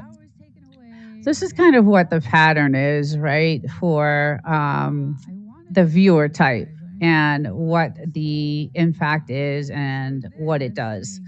And so we found this, like I said, we went to, I used Gemini for anything I do with YouTube because Gemini is YouTube. That's their AI. And and they're pretty good about giving you, the truth about the policy because they know the policy. Gemini knows the policy because it is YouTube policy. So we did catch it in a few different things, and it did come back with, you're correct, the policy does say this, and I interpreted it wrong or whatever. So but this is actually what it says about watching and viewing and things like that. So let's see. Well, first of all, I see that your prop was yes. Yes. Oh, you did? Mrs. G. Oh, I'm really behind on the chat. Yes, a year ago, June. She is good now. My sweetheart was written about a year ago too. She was missing for 2 days and came back all swollen. She was alive after 2 days. Oh my God. My dog almost died within 2 hours. Like it was literally 2 hours that I had to get her. Back here. It was literally 2 hours to get her like to a hospital. She almost died in the car, in the seat next to me. I was driving so fast and just trying to get her there as fast as I could.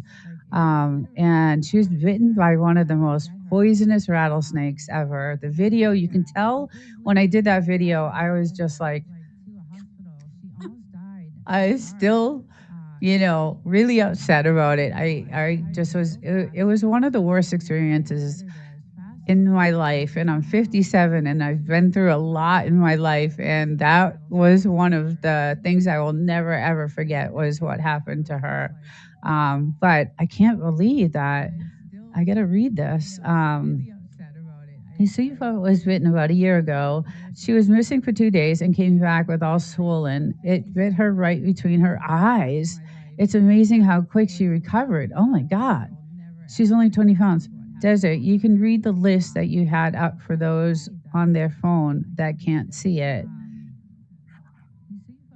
The list that I just showed. Okay, so I turned off my notes because it is moving the screens. I have so many. I have 4 screens, guys, and it's just this is not the EVMux. I haven't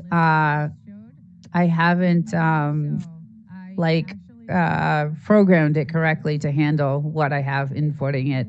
So I'm just gonna read you. So does being a creator hurt? Okay. And that little page I just showed you is the viewer type. So there's a random fan, there's a friend, which is a non-creator, there's a fellow streamer, and then there's yourself. And here's the impact. For a random fan, it's high value. The risk of scrubbing is very low unless they act like a bot. So that's for the random fan. For the friend non-creator, which is high value, the risk of scrubbing is low.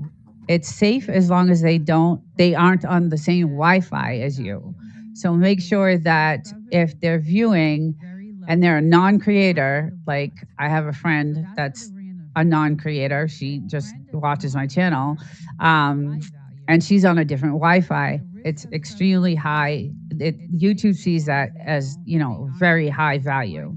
So a fellow streamer, medium value on the audit impact, and on the risk of scrubbing is high if you trade hours daily.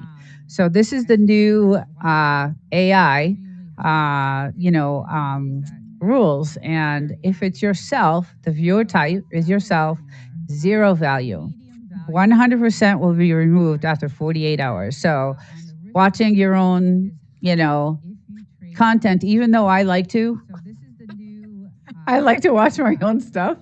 I mean, if you don't care, so this is the thing, if you're monetized, you're not really worried about your hours, right? It's not really that important about getting, yes, 4 screens. I have 4 screens. I got a major setup. And I have a few cameras. I I got, the lighting. I have a big studio. I have a really big studio here at my apartment. So, but EVMux is new to me, Red. So I haven't configured everything properly because I just got it and I just started using it. So Y2 traces IP devices, window size, volume, and audit, can request graphic card and processor. Yeah, that was my next area that I was going to go to, is that the creator flag, the intent over identity. So YouTube does not punish you for being a creator, but it treats your watch time with higher scrutiny, which I know. I found that out like just recently. I found that out. And I think this is why all this stuff is happening right now on YouTube. I love your pink. Thank you. I love it too. It actually, this was separate. So I bought this little fuzzy thing. And what's really cool about the mic is it can do different things. Like it can change colors. It can do all kinds of funky things. I'm down with that stuff. I'm a girl. So and pink is my color. I love pink. So thank you so much. Someone else commented on it too the other day. I love your pink. I need that in my life. It makes me happy to have it. So I do like it. And then this was just like a cover that goes over it. So and I like it because it helps with the sound. It takes your watch time and creates a profile. If you watch outside the profile, it will claw back those hours. Right. So it takes your watch time and creates a profile. If you watch outside the profile, it will claw back those hours. And that's what was happening. Like I would get the hours and then they'd be gone. And I think I talked about this a lot, like in my past live Thursdays that I had before I got really sick. We were getting into all this, stuff about YouTube. But then that was last year. I got sick in November and I'm still recovering from it very slowly because it's my fourth time I got this virus. So it's going to take a little bit longer to recover from. So unfortunately, but things have changed, right? In February, the new AI came in and everything just completely changed. So now it's changing even more because a lot of people, I've watched channel after channel on YouTube say either the AI is broken or it's actually doing its job. And that's why there's so much going on with YouTube. People, I have another creator that was supposed to join me tonight. And she's like, they held back my check because I said a certain word in my video. And I was like, what? What are you talking? And it wasn't even anything. I mean, I was just, YouTube is out of control right now. Let's see. YouTube traces the IP devices. Okay, we saw that one. YT knows what and how you normally watch. If you usually spend 30 minutes on a show before moving on, you get flagged when watching playlists. Yeah. So that is true. That's another thing we found out, so that logic is, so this is what I had for notes. If a random viewer watches 10 hours, it's a pure satisfaction signal. If a fellow creator watches 10 hours of your stream every day while you watch 10 hours of theirs, the audit identifies that as a watch for watch agreement, and that is not good. And the result of that is those hours are often stripped during the 48-hour verification window because they aren't considered organic interest. They are seen as a business transaction between the two channels to manipulate monetization. So that was the other thing that we learned as we were doing all these, we're still doing researches, and on a daily basis, I have my husband and a few other people, a good team that are constantly on this because I'm trying to get monetized. I've been on for a year. I haven't, I'm at, like I said, my 365 because of doing that watch time thing, trading playlists for 6 months. My 365 watch hours are at 3,500 hours, but my earned are at 2,300 hours. That's a huge gap. That is a massive gap. So YouTube penalized me for trading and watching, and don't think it's not listening to what we're talking about, because it does. It knows exactly what's going on. Um, and it knows exactly what it's doing. And I had thought when I heard all these channels getting demonetized, and my friend just told me they're not paying her for saying a certain word. I'm like, some of these channels are saying that the AI is broke, like there's something wrong with it.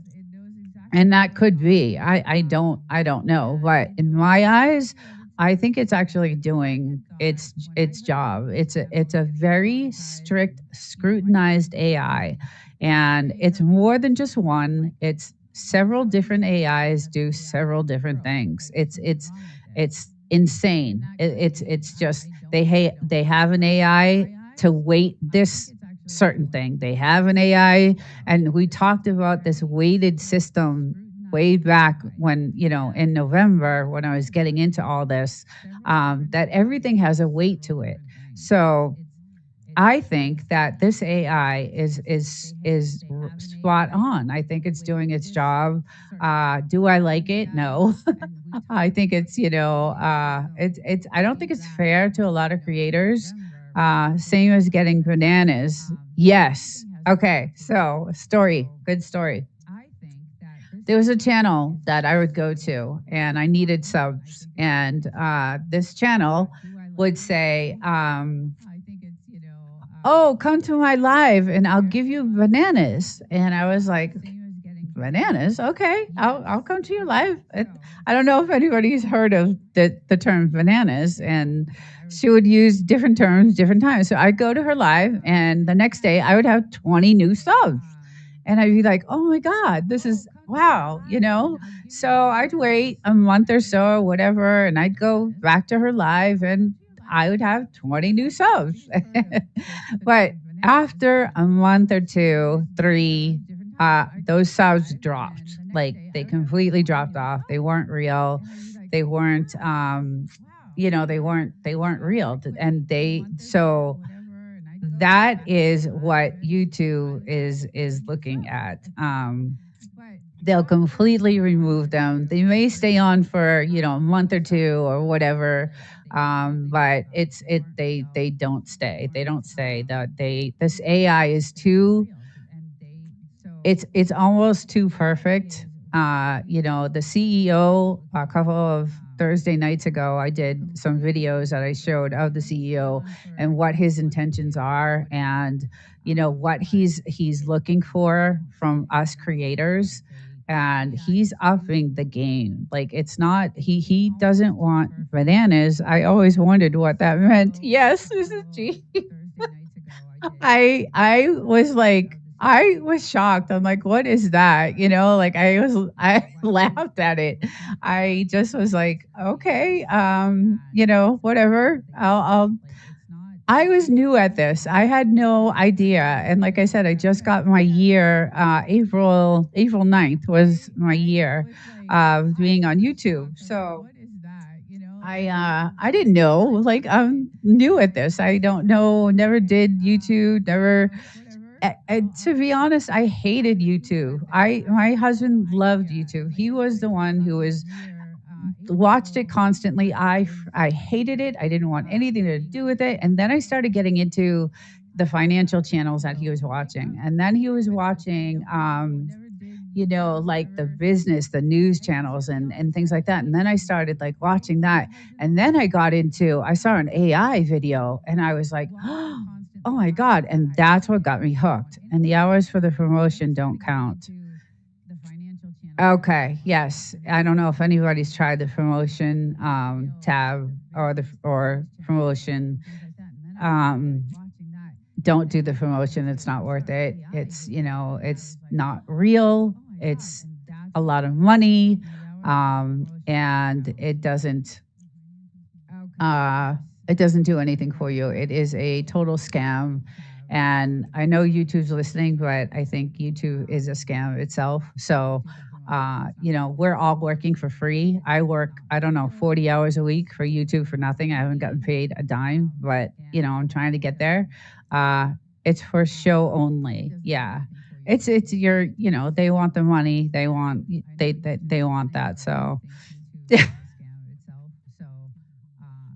I'm telling you, the stuff we found out, Red, is just insane. And like I said, it's very interesting to know. Once you know the policy, once you know, and we're constantly, like I said, I'm grateful that I have a team that can dedicate the hours to looking at the policy, questioning it, going to Gemini, and then feeding the information back to me so I can feed it to you guys, because it is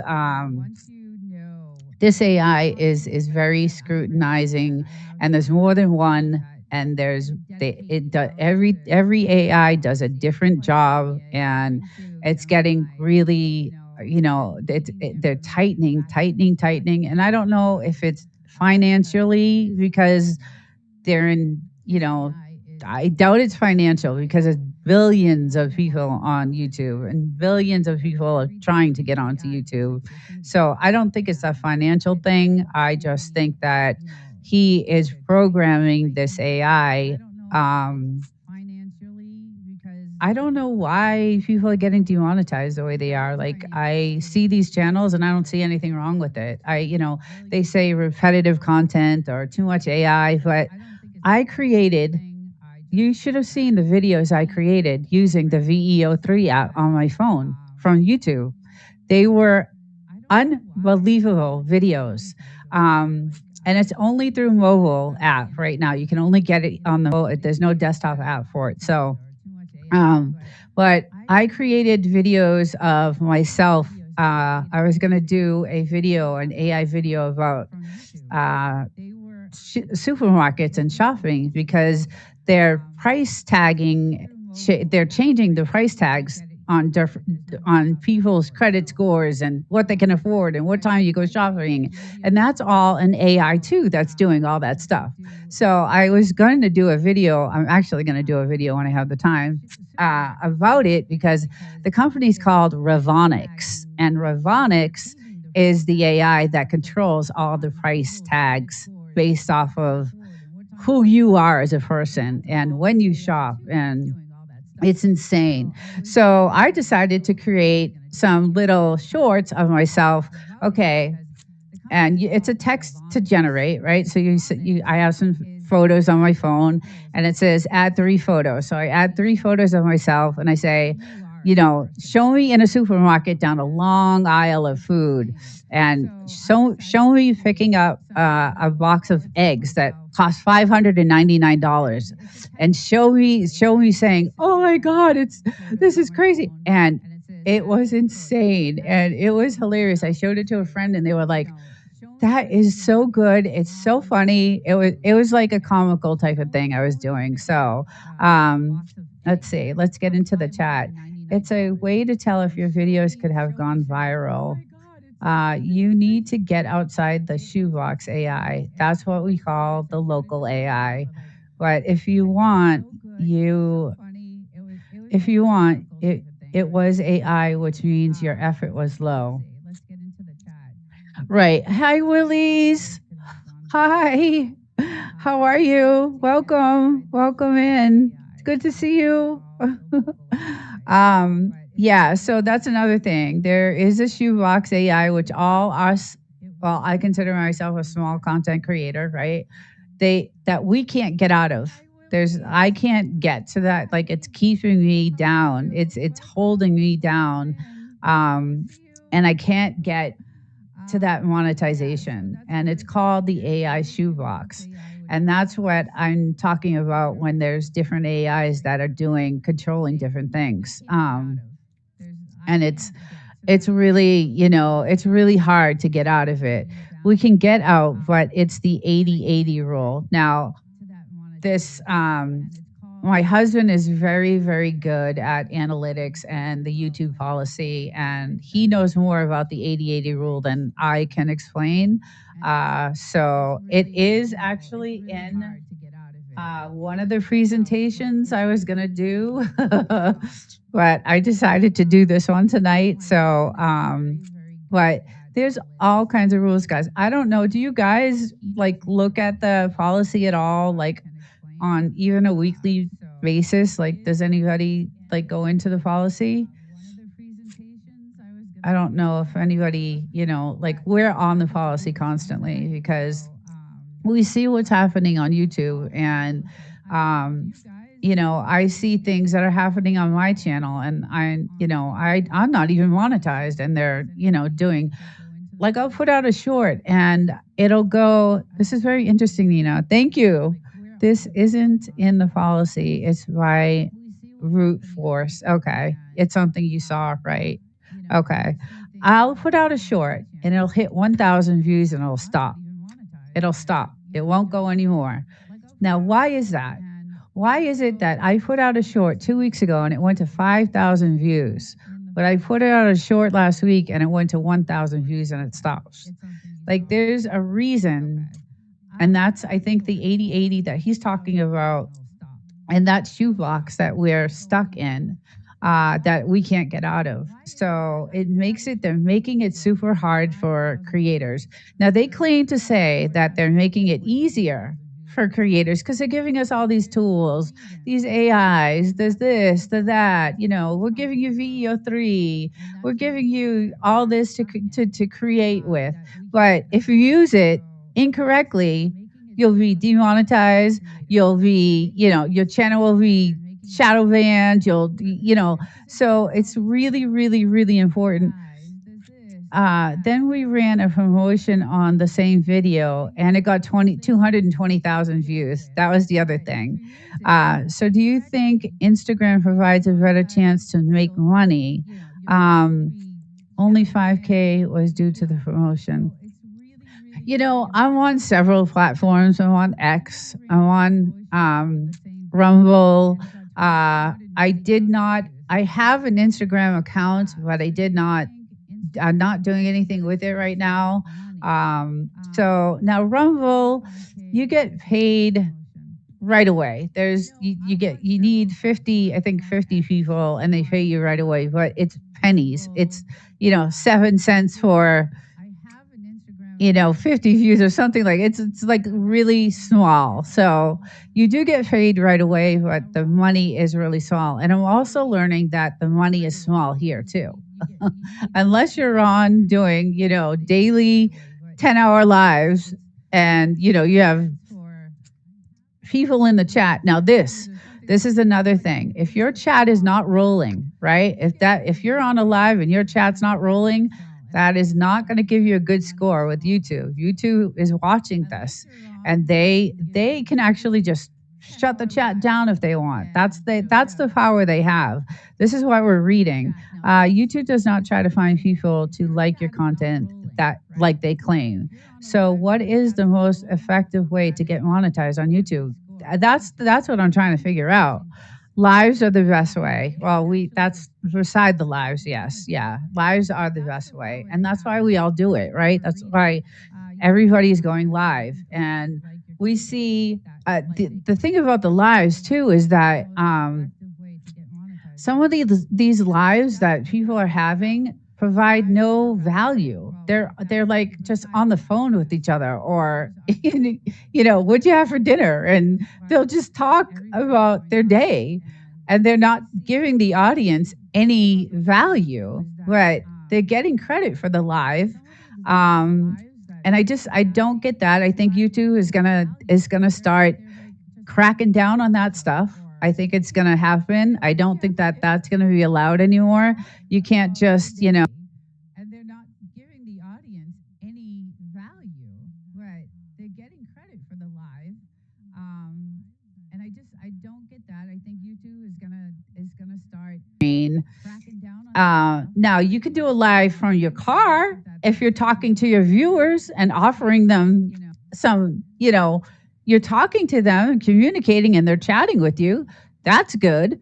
But if you're just on the phone driving, and I know a few people that do this, and you're chatting with the person that's live, I don't see how that counts. YouTube is listening. Yes, I know.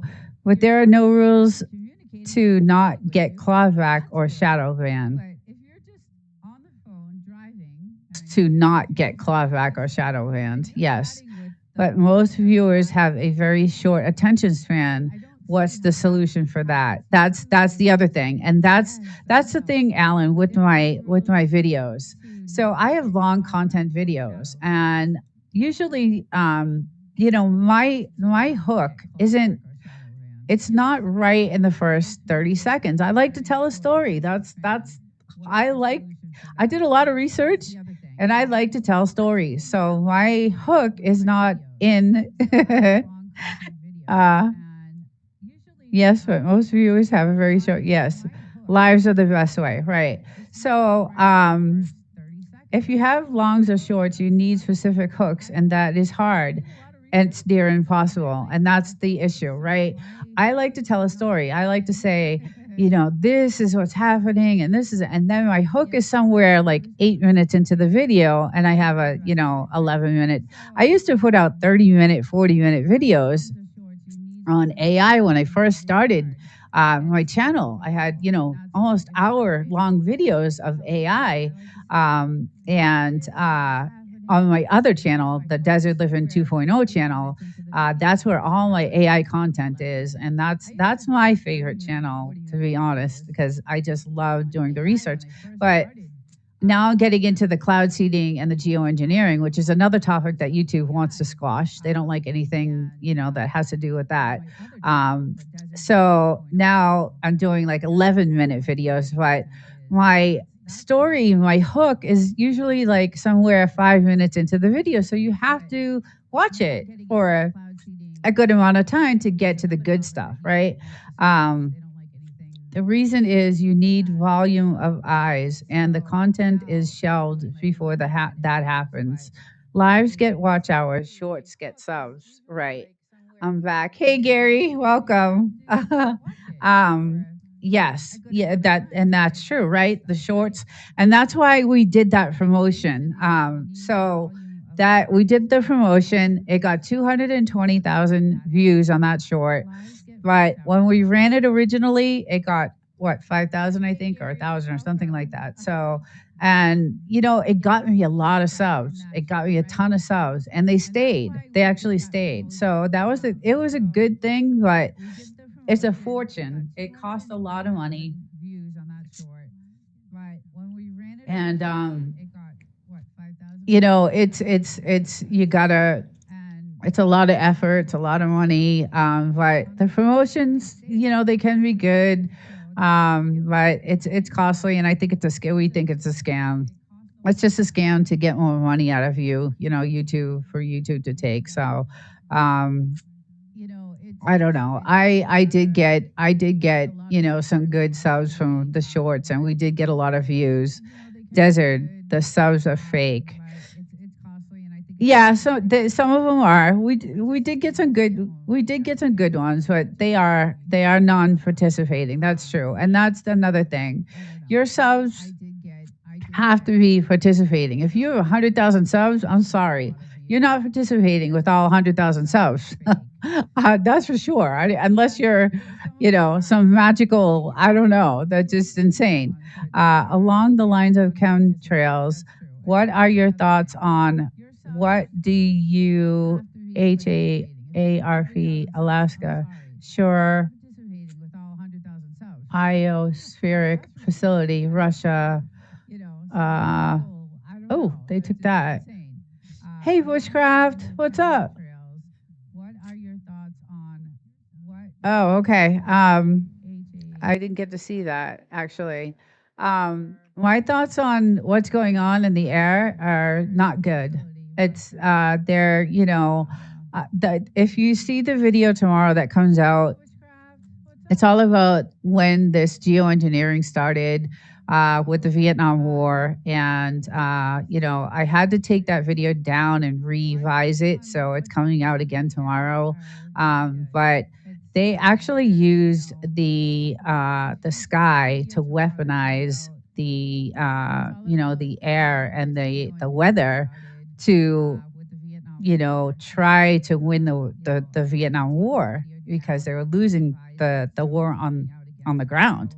So they did these chemicals in the air to it was I guess monsoon season at the time, and they figured let's try to weaponize the air and put these chemicals to make it more extreme and make it harder for them to pass through the area. It's like a jungle there, right? So that's what the video is about. And some of the stuff that comes out, the CIA had leaked some documents, and this was way back in 1965, and it was pretty interesting. So I have the actual documents on the video. I was able to. All the links to the video are on the description too, so you can look them up yourself and read what actually really happened. What do you think about the HARP Alaska Shore Isopheric Facility in Russia and EI Scott, Norway, Sweden, Finland? I don't know about those. All I know about is the geoengineering organization that Dan Wigington runs. That's the only the organization that I know about here in the U.S. I have not looked outside of the U.S. So because I'm so concerned about what's going on above where we are, because we are the hotspot for geoengineering and cloud seeding. Where I live in the Mojave is the ground zero for it, and it's chemtrails are unicorn farts. Shout out to 29 Palms. Hey, they're all David. They're all David. 29 Palms. Yes, you are there. So I wonder how far you are from me. I always wondered how far you are. Sunday I had a lot of 29 Palms people in the chat. It was really cool. Anyway, we are ground zero for that. So it's really sad because when we first moved to the desert, oh yeah, Yucca Valley. That's right. That's right. Hi, Cleaner Reeds. Welcome. You're new. I haven't seen you before. So welcome to tonight's live. Let's see. Okay, Gary knows you. Yeah, so it's really sad because when we first got that place in the desert, the clouds are so white and thick and fluffy and beautiful and just gorgeous. And now it's nothing but gray, chemical looking, disastrous, apocalyptic, skies. And it kind of ruins it. Even lingers in the nighttime. At the nighttime, that's where the skies are the most beautiful. You can see galaxies, and we have this really awesome camera that has different lenses, and we've been able to get these shots. I have some shorts in my shorts playlist of the moon and of just the sun burning, and just so and now that's impossible to sometimes the nights are just there's just nothing but this gray haze over the sky. So it's really disappointing. And I know, it's really, happening everywhere. It's just more prevalent in my area because first there's no air, there's nothing, there's planes that go, there are routes for planes, but there's not a lot of activity in the air there. There's not a lot of plane activity. And the town, they're all David. The town has maybe, 650 people where we live. If that, it's a really small town. And it's really out there. So, and we're actually in Wonder Valley, not even 29 Palms, it's Wonder Valley. So that's why I think they're doing it so much in that area, which is really, disappointing. My poor little doggies, They'll go outside. And now we have never had a blade of grass in the hottest spot in the Mojave Desert, the driest, hottest spot in the world, the hottest, driest spot in the world, never had one blade of grass. This year, it started growing everywhere. And my dogs will go out and eat it, and then they'll come in and throw off everywhere. So guess what? It's all poison. It just makes me nuts. It's just not good. So, anyway, I got really off the topic of what I really wanted to talk about tonight, which was, everything to do with YouTube and what's going on YouTube. And, how this AI is really, really, really scrutinizing every little thing we do. And we've got to, just take the time to read the policy, at least go through it once a week. Like I said, I'm lucky I have someone who, goes through it on a daily basis almost. And, hottest habitat place in the world. There are hotter, but no one lives there. Hundreds of aircraft take off and land less than 20 miles from you. It's a marine base. Yes, right. The 29 farms. Yes, right. But that's on the other side of where we are. Like, that's on the other side of the mountain. But yes, you're right. They do. We see the helicopter. They do the their practices and things like that. But when I look at this map, and it's called the Purple Air, go to Purple Air Quality Map, and that will show you, it's a huge map, and it shows you exactly where they're spraying and what the air quality is. It's called Purple Air. And, I was going to do this weekly thing, of an update of, what the air quality is and where they're spraying. It's just, I have so many other projects right now going on. So, and now I'm going to have a live podcast every Sunday night at 5. So it's going to be a lot of work, but so I haven't been able to, keep that up. Work, Play, Live TV. Hello. Welcome in. But yes, so, YouTube is definitely going to get harder and harder, I think, for us creators, even though they say that they're giving us all these tools. If we don't use them in the right way, they're going to penalize us. And I think that's super unfair. Where do you draw the line? And this is what I was talking about last Thursday. If you want to use AI, where is that line draw where they think that you're using AI content in the wrong way? How do we know how do we know? Like, it just seems really unfair that, you can create an AI content video and then be penalized for it because they think it's not used in the right way. So I have an issue with that. I have to run. Take care. Okay. See you later. Have a good night. Yeah. So, there's a lot of things that, I wanted to cover tonight, and, we can get into, I know everybody knows the Earn tab and the analytics, but there is a new thing, and it is the analytics versus the Earn tab. And the reason why your hours often look different in different places is due to a verified audit lag now. So there's this new thing. And so the analytics tab shows raw data. It includes almost every second played, including your own views, same IP views, your family on your Wi-Fi, and bot-like sessions. So that's the analytics. But the Earn tab, which is the audit tab, right? The Earn tab is the audit tab. This is the verified total. So, and it usually takes 48 to 72 hours. I think we all know that. And it's only because AI is cleaning up the data. And what the AI does is it removes all the invalid traffic, the unlisted private hours, and your static loops. So it goes through all that stuff and it cleans it all up, and then it gives you, your hours.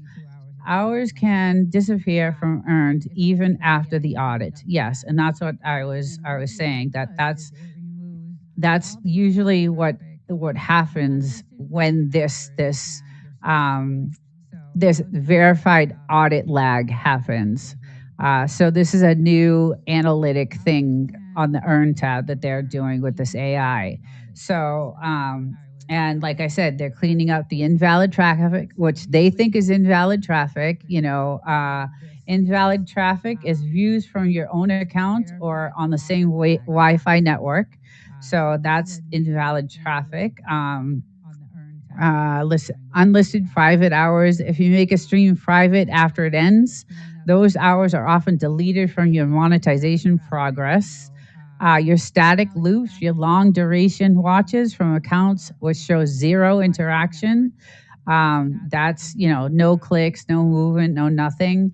That's cleaned up and woof. And, so your lives now, like this live I'm having tonight, if the chat, like I said, it's monitoring my chat, right? It's monitoring how it's going. And if that chat's flying, that's good. That's a good thing in YouTube's eyes. Like they want that interaction. They want to see that happening, and if there is no chat, it will let's see. It will completely, it has the power now to actually just shut your live down. Like it will just completely just shut your live down if it doesn't see any interaction. So these 24-hour, lives that people doing, you now have to actually interact at certain times. You can't just let the stream run. It'll completely it's monitoring normal participation. If someone usually doesn't chat, you don't get penalized, right? If someone usually doesn't chat, you don't get penalized. Sorry, I can't see too well right now. So it's really gonna get a lot tougher, I think, for us creators, even though he says, if you listen to the video a couple of nights ago of Neil Moham, that's his name, and you could look him up on YouTube. I've watched a million of his videos, and he's saying he's trying to make things easier for new creators to enter the platform, and he's cleaning up the garbage, the stuff that he doesn't approve of. And, he's very involved in it. Like I found out that he actually is very involved in a lot of the decisions that are made about channels. He's not just the CEO that sits behind the desk. He's actually the one that is looking and watching. And I found that out through a couple of videos I watched of him on YouTube. So he's, he seems like a pretty cool guy. He's our boss. He's the one who pays us. But again, it just, I don't know. I think it's going to be challenging, and content, to create content that's of value in his eyes, not repetitive, and that the repetitive is what I have a question about. I have the same outro of a video. Is that called repetitive? So anytime I do a cloud seeding or geoengineering video, I have the same outro. My podcast has the same intro. It's a brand. It's my brand that I created. So if you're trying to create a brand, you want it to stay consistent. It's your brand. That's what you made. So I don't know if that's considered, repetitive, or, I guess I'll find out soon. But again, I'm not monetized, so I don't know what could happen to me right now. But if I was monetized, maybe that would be an issue.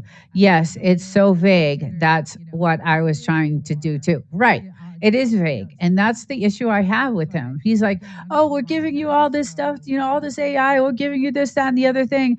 And I'm sorry, it's up to you to decide what how we use the AI that you're giving us to use to make, like, where is the line drawn? Like, what? There's nowhere in that policy. Hi, sister.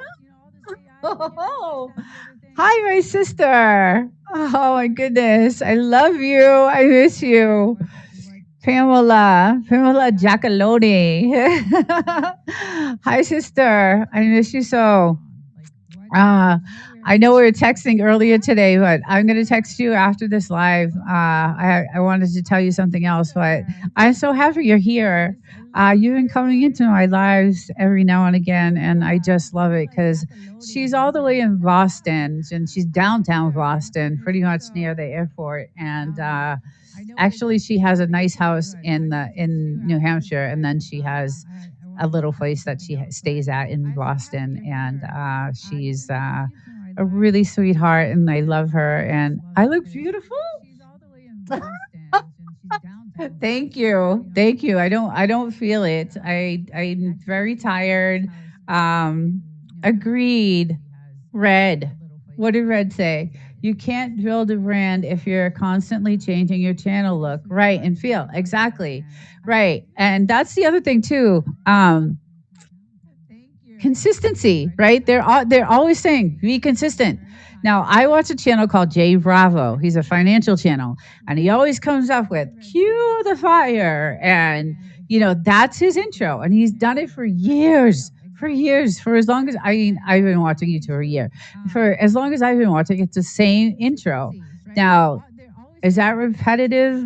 Like, you're trying to build a brand, and a brand is repetitive, and that is the issue that I'm nervous about. I don't, I don't know where that line is drawn. So that's why we're always on that policy. That's why I'm always watching out for his videos. I'm trying to, just keep up with what's going on with YouTube, and then listening to all these channels that are, one after another. I can't even tell you how many channels I've listened to that got demonetized for, repetitive, undervalued content, and they had millions of viewers, millions, and they're famous, just unbelievable, and then just completely, taken down and demonetized. And so something's going on. Obviously, it's the AI. We know that. And there's all these new things, that they're doing. If you're mutually watching, so get this one, mutually watching in 2026, YouTube uses predictive personalization. It knows if you and a friend are looping each other. It knows it. So the safe way is interaction is the only human shield. If you are watching a friend, you must be an active participant. Occasionally chat messages, liking the stream, and answering polls prove to the audit that you aren't just a ghost tab. That's running in the background. But the risk is if the audit sees two accounts consistently exchanging 10-hour blocks or whatever the time is with no engagement, it may shadow filter both accounts, meaning your hours stop counting for each other entirely, and they'll be wiped. They'll be completely wiped. So YouTube says you can repost the videos after you improve them. I think that is repetitive. That's the other thing that Neil Moham said. He said, now, this is what he's doing for us. You can go back into your library 3 years ago. How many of the take those videos and just change them up a little bit and re-list them and use them again. That was if you go to 3 Thursday nights ago or 2 Thursday nights ago, he said that in the video. He's giving creators the opportunity to make more money using old content repurposed. Now, that doesn't make sense to me at all. Like that, like Wolf and Snort said, YouTube says you can repost the videos after you improve them. I think that is repetitive. Yes, we find you can keep it to a short watch time. Don't run all night if you usually don't watch at night, etc. Yeah, and Pamela, I love you. I just have to keep telling you that because I don't see you enough, and I miss you so much. Um, Anyway, my sister and I are really close. We're just really close, and we look a lot alike. And we just we're 12 months apart or 14 months apart, and just I love her to death. So, and I love when she comes to my lives. And I love you. So yeah, so there's just so many things, and you know, I've invested a lot. You know, I have 4 screens, I have 3 cameras, I have lighting studios, I have, a gaming lab. Like I invested a lot to do this, and I wanted it to be successful, and I wanted to put out content that was educational, and that's what they want. They want value. They want, content that's valued. But everybody, has a different thought of what valued content is, right? I like my content, but other people don't like my content. So it's up to you're all in, nothing but the best. Thank you. I know you have watched. I appreciate everything you did. You watched every one of my videos. You were so loyal, and I just love it. And you actually like them, so that even made me feel so much better. It's valued until they say it isn't. Yeah, so we're up against a big battle here, and I just feel like it's a no-win situation. I feel like it's very scammy, and even being monetized, you don't make a lot of money on YouTube. So my whole thing for YouTube and getting into YouTube was that I wanted to retire. Right, I'm old. I'm 57. I'm ready for retirement, and I was gonna collect the Social Security, and then make a little bit of income doing YouTube. And I gotta go. Okay, bye. Have a good night. Have a good night. Oh, I gotta watch that. He dropped a short. Gotta watch it. Creativity gets copied a bazillion times over. Have a good night.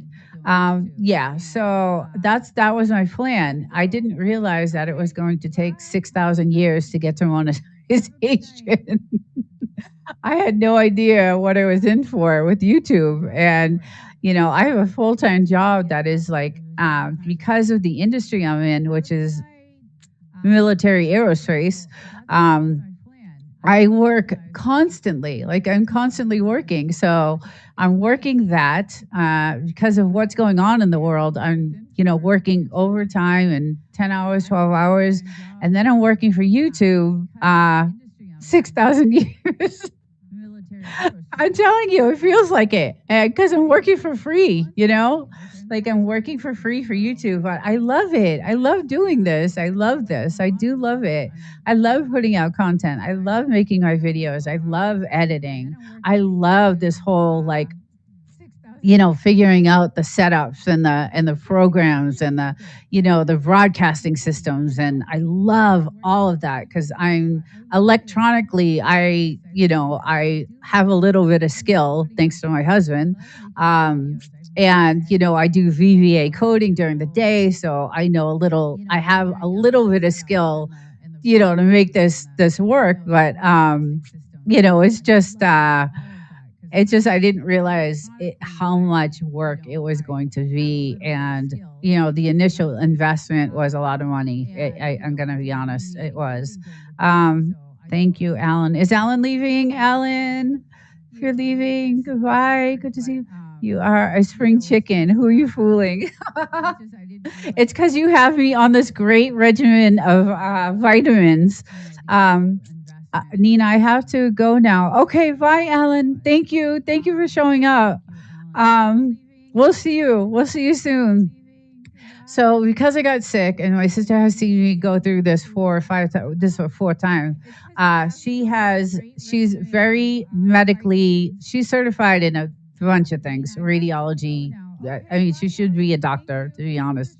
Um, and so she did a protocol for me, and so now I'm on like 20,000 different vitamins and all kinds of stuff. Uh, okay, Red's awesome. You're working for us and all your followers that enjoy all the info. All your content is very valuable. Thank you. Thank you, my sister. Thank you. Uh, I like it. I like doing stuff like that.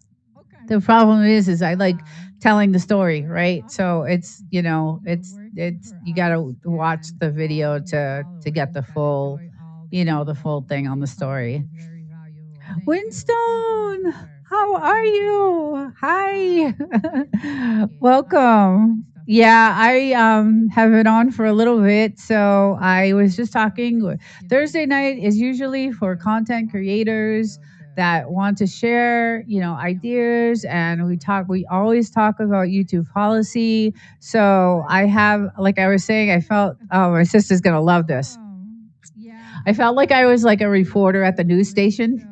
Like, okay, tonight, welcome to tonight's show. And like I actually had the teleprompter on, but because I have so much, I have 4 different screens, I have all this stuff going, I shut it off and it kept blinking. So I knew something wasn't hooked right. So I ended up just going to my notes, and then I said, I feel like I'm in a news station here, but yeah, see, everything just blacked out on me right now, just disappeared. So it just blacks out and comes back, and then it's on a different side. So I know I don't have things like, because I'm using EVMux, which is new to me. I usually go OBS, and I know Winstone, you're a professional at the EVMux because I think that's what you use. But it's the other way, Reds. I think the HIV gets hot. Oh yeah, and it is. It does. I need an extra fan. It is. The hub gets hot, definitely. And I do have, because this laptop is a gamer laptop. It's like really, really heavy. So I have this massive fan system underneath it to cool it. But I also use a hub. What do you call it? A hub to plug things in. A docking station.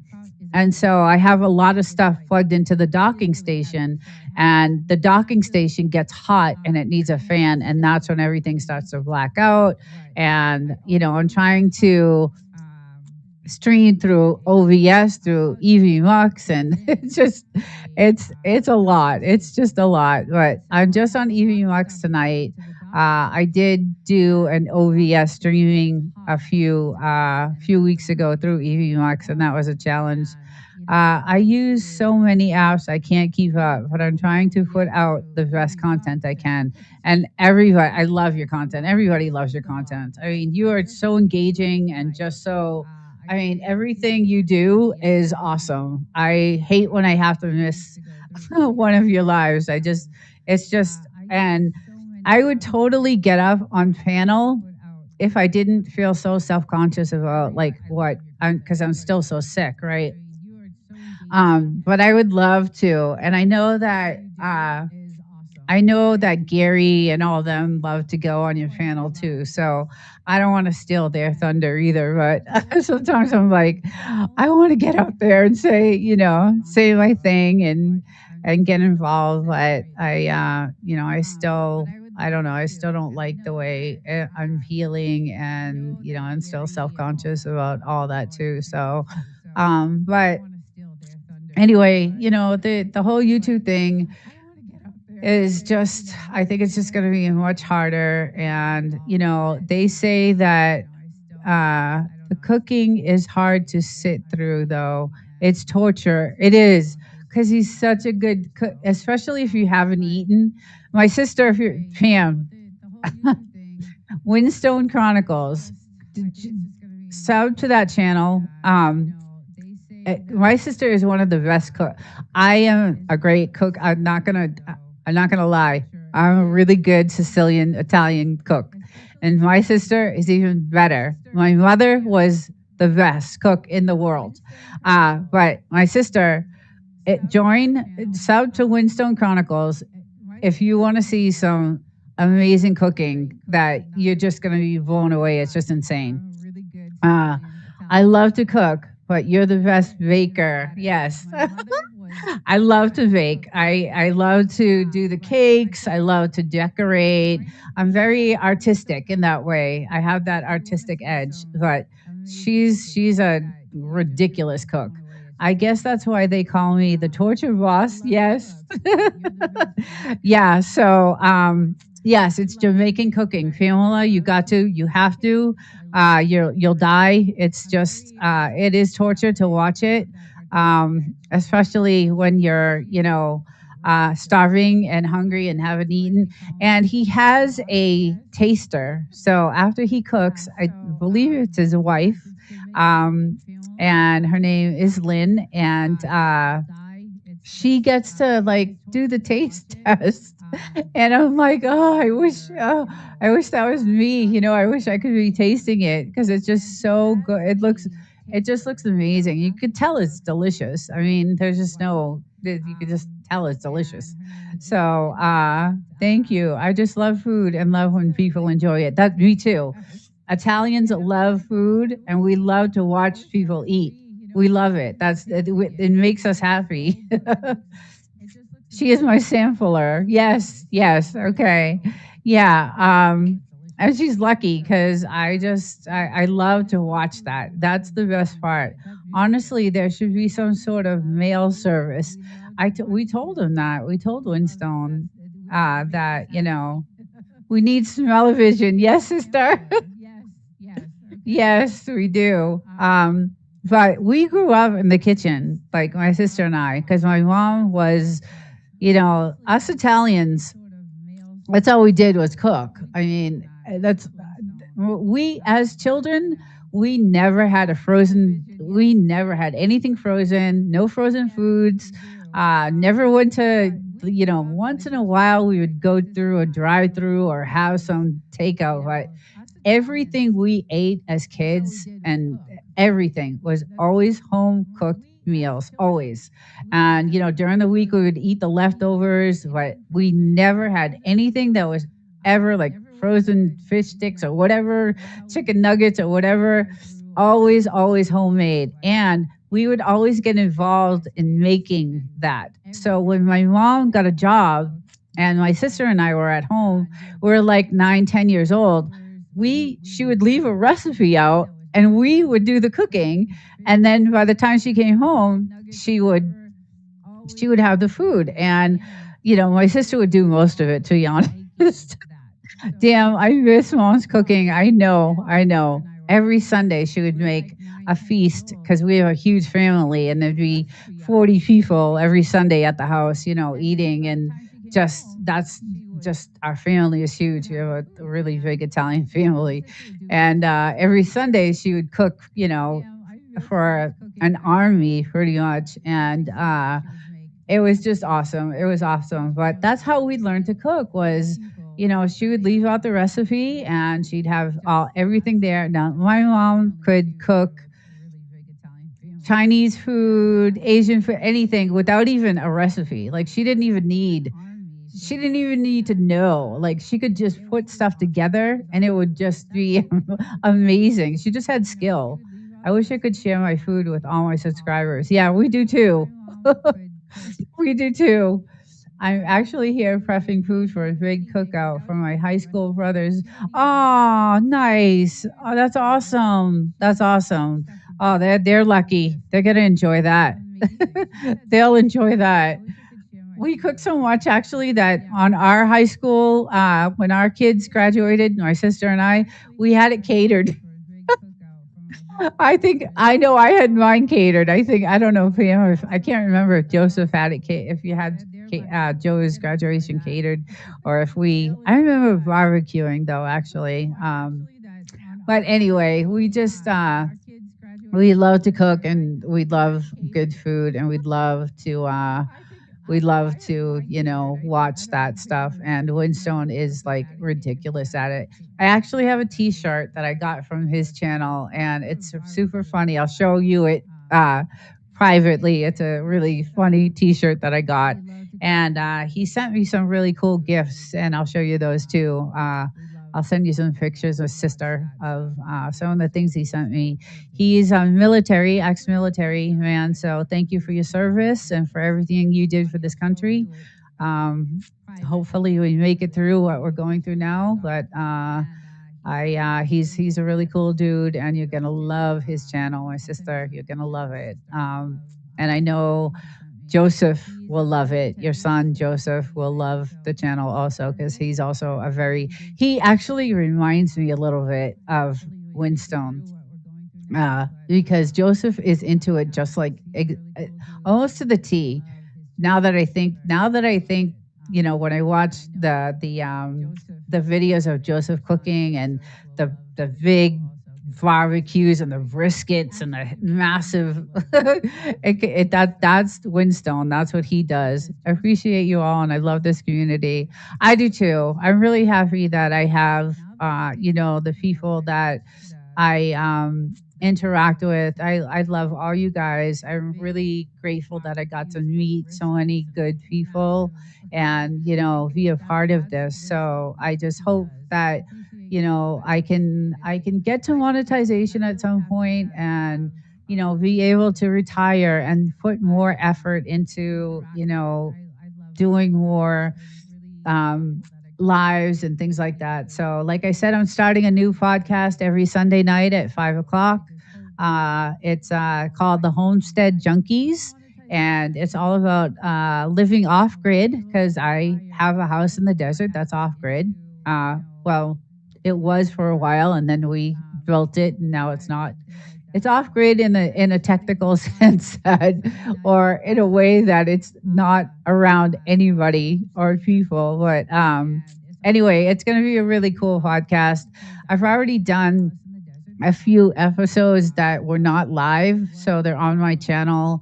And but we're gonna go live with it and see what happens. So this Sunday night is and I'm doing it with a channel called No Doubty Homestead, and she has a really good channel. She's a really cool chick, and she was supposed to be live with me tonight, but she had a really bad day today. So I saw some of her shorts that she put out today, and I was like, oh my God, the poor thing.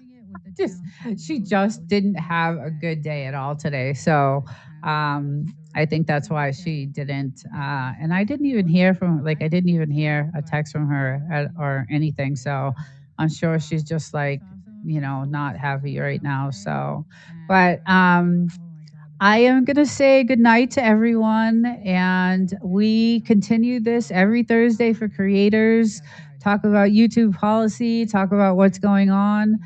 We're up on this stuff all the time. We're constantly looking over the policy. We're constantly looking into everything that's going on. And I'm lucky that I have this team, mostly my husband and a few friends that have the time, that are retired, lucky. And that was my goal, is to retire and then do the YouTube thing on the side and maybe make a little bit of, cash on the side with it. But I do have a really good team that helps and, keeps me, on the right. They're like, don't do this, because if you do this, this is going to happen, and if you do that, this new policy says that. So I'm lucky that I have that. So because I still am new. I'm only done a year here, so it's still kind of new to me. But I do love it. I do enjoy it, and I love all you guys. So thank you guys for coming in. And I will see you guys probably in a bunch of chats this week and this weekend. And I hope you guys all have a great night. My sister, I will text you. You're amazing, and thanks for doing all you do. I love you. Bye, everyone. Have a good night. Thank you for joining, and I'll see you soon. Hello. Hello. Hello. Hello. Hello. Hi, everyone. Let me grab my chat here. Hi, Wolf and Snort. How are you tonight? Apocalypse imminent. Is my sound too loud? I'm super tired, exhausted. I was just gonna kind of just chat a little bit about what we talked about last week. You know, we talked about YouTube and their AI and their new policies and, you know, what's changing. And, you know, we're hearing people are getting, you know, demonetized and things are going on and happening in YouTube. And I'm just not feeling good. I don't know if I can even do this. Is the sound okay? Can you tell me that? If you can hear me.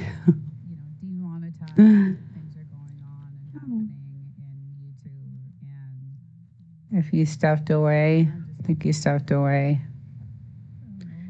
All right, hello back. Okay, all right.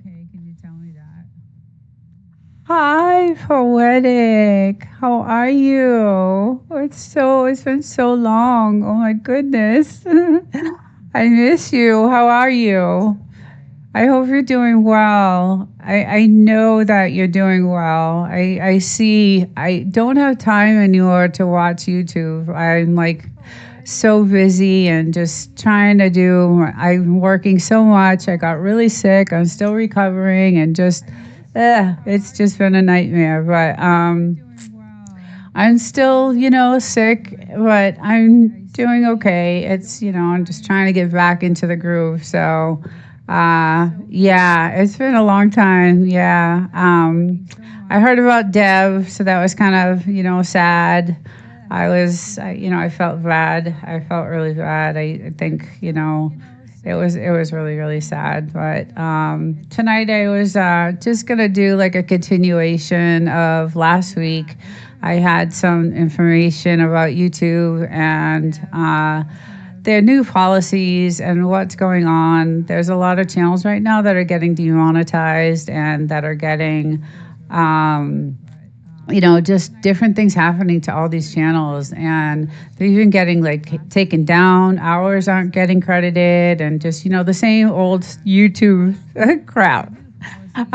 So I have, you know, I did some research on the policy and I had some information tonight that I was going to share, you know, with everyone. And, you know, the YouTube, hi, Ellen. Hello. Welcome. Glad to see you. Yeah, so you know, they're changing all this stuff on YouTube, and it's horrible because if you're not on top of that policy all the time, it's just it changes like so fast. So it has a new, we all know it has a new AI. We found out, you know, that this year. And the algorithm is completely different. It looks for different things, and you know, it's just you know, it's not the same. So the algorithm has actually been tuned to prioritize original signals over volume. So like I discussed in like past streams that I did a while ago, I talked about like active engagement in your lives, right? That's a huge weighted signal to YouTube that's a really good it's a really good weight for your channel. It considers it a really good thing if your chat is active, if you have, you know, good communication and good, you know, good chats, and that's weighted really high. I talked about a weight system way back before I got sick, and it actually was a weighted system. And we kind of thought that when we were like doing all our experiments and things like that, that things were weighted in a certain way. And come to find out when we did more research, we found out that yes, they are weighting, you know, different things. So So there's a thing that's called, one of the new parts of the policy is called the engagement velocity policy. And then this is a metric that prioritizes high value signs such as authentic chats, poll participation. Now, I haven't done any polls. I want to. Like on Sundays when I do my Sunday lives, I want to like put a poll on the, on the chat. I haven't had the guts to yet. I haven't, done anything like that, but that's a huge thing. Like they look for stuff like that. They look for that like interaction and activity on your lives. And if you get a subscriber while you're live, it's a really big thing. It's a really, really good, it's weighted really high in the eyes of YouTube. So I have done polls on community wall. Okay, yeah. Not in my chat. Okay. Yeah, see, I want to do it. That's a good, I didn't even think about that actually, Poetic, Sandra. I didn't even think about doing that on my, on my community wall. That's a great idea. And I've seen them. I've seen a lot of them, but I just haven't. I should, because it does provide the interaction that YouTube's looking for. They're getting really, really, really strict. Like, I have a video I'm going to show. It's like a 3-minute video, and it's they're really putting a lot of pressure on content creators, and they're putting a lot of like when I say pressure, they're expecting a lot from us. Like they're moving out of like the hobby. This is not a hobby anymore. The CEO wants to make this like a huge, like Netflix, he says. And I mentioned that last week in this live that I did. He wants to like develop this big TV network, and he wants all of us. Hey, Mark, how you doing? Hello. And he wants all of us creators to be like, producers. Like he's like a producer. So all these things that are coming into YouTube, it's hiking up the the game. It's really getting a lot of pressure. So I'm hearing a lot of people, they take so much percentage. Yes, do they, Sandra? Do they really? See, I'm still far away from monetization. I think I have another. I'm at 2,300 hours right now. So, I don't think they're fair with my hours. I don't know. This is the other thing. They're always doing something to mess with you. But the CEO he's very devious, and this AI is extremely devious. And I found out a lot about this AI, and I'm gonna switch to this scene, and I'm gonna come back to this scene. So before I show this is what the AI is. So this is the tools now that they're going to give us, that YouTube is giving us. Okay, so we're going to have the VEO. Now I've used. Well, we all know the auto dubbing, right? We all seen that, right? Let's see, on the Earn tab, or 365 on the Earn tab, I'm at 2,300 on the Earn tab. Yeah, the 365, I'm at 3,500. So it's a huge gap there, and I don't get it. I don't understand why the 365 is at 3,400 hours, and my earned hours are at 23. I think I just hit 2,300. So it's insane. I don't think, something is not right. I don't get it. I just don't get it. So I know I've been off of YouTube for 5 or 6 months because I was really sick, and I'm still sick. But I'm trying to get back into it, and I'm starting to recover finally. But we were right behind each other. I know. And then I got sick and I was off for like 5 months. So, and now I just started doing my lives on Thursdays and Saturdays and Sundays. And, and then I try to get into as many chats as I can, but I'm still so really busy because of what's going on in the world and the war and things like that. My job is out of control because I'm in that industry. I'm in the aerospace industry. So my job is like gone from there to here. So it's insane. And it's only because of what's going on right now. So it's hard for me. And I'm still trying to record during the week, to get a video out. And, I have one coming out tomorrow. But these are the tools that he's providing for us. And the thing about this that I didn't like, that I saw, was that if we are to use these tools, there'll be a watermark on our videos. So, and I saw this on the YouTube monetization page, and actually this video that I have is on that monetization page, and that's where I got it from. So it's like, I don't like the watermark thing. I don't think that's cool. But that's YouTube, right? That's what they do. So I didn't know that. I mean, I did hear that YouTube does take a lot of the money. I do hear that. So I'm in like some of these chats, and we do give money, and there's like these wheels, and they do raffles and things like that. And so if you donate like $6, the creator gets like $2. And I'm just like, is this really 30? Yeah, that's insane. That is just insane. And the whole membership thing is like, I understand why, they have it, creators have it on the page, but if you've been coming to my channel for the last 3 years and all of a sudden I'm monetized, I personally wouldn't charge a membership. I don't know. I wouldn't charge a membership. And I know a lot of people, do, and that's how you make your money. That's exactly how, you make your money on it. So if I give a lot of cash, Cash App. Okay. Yeah.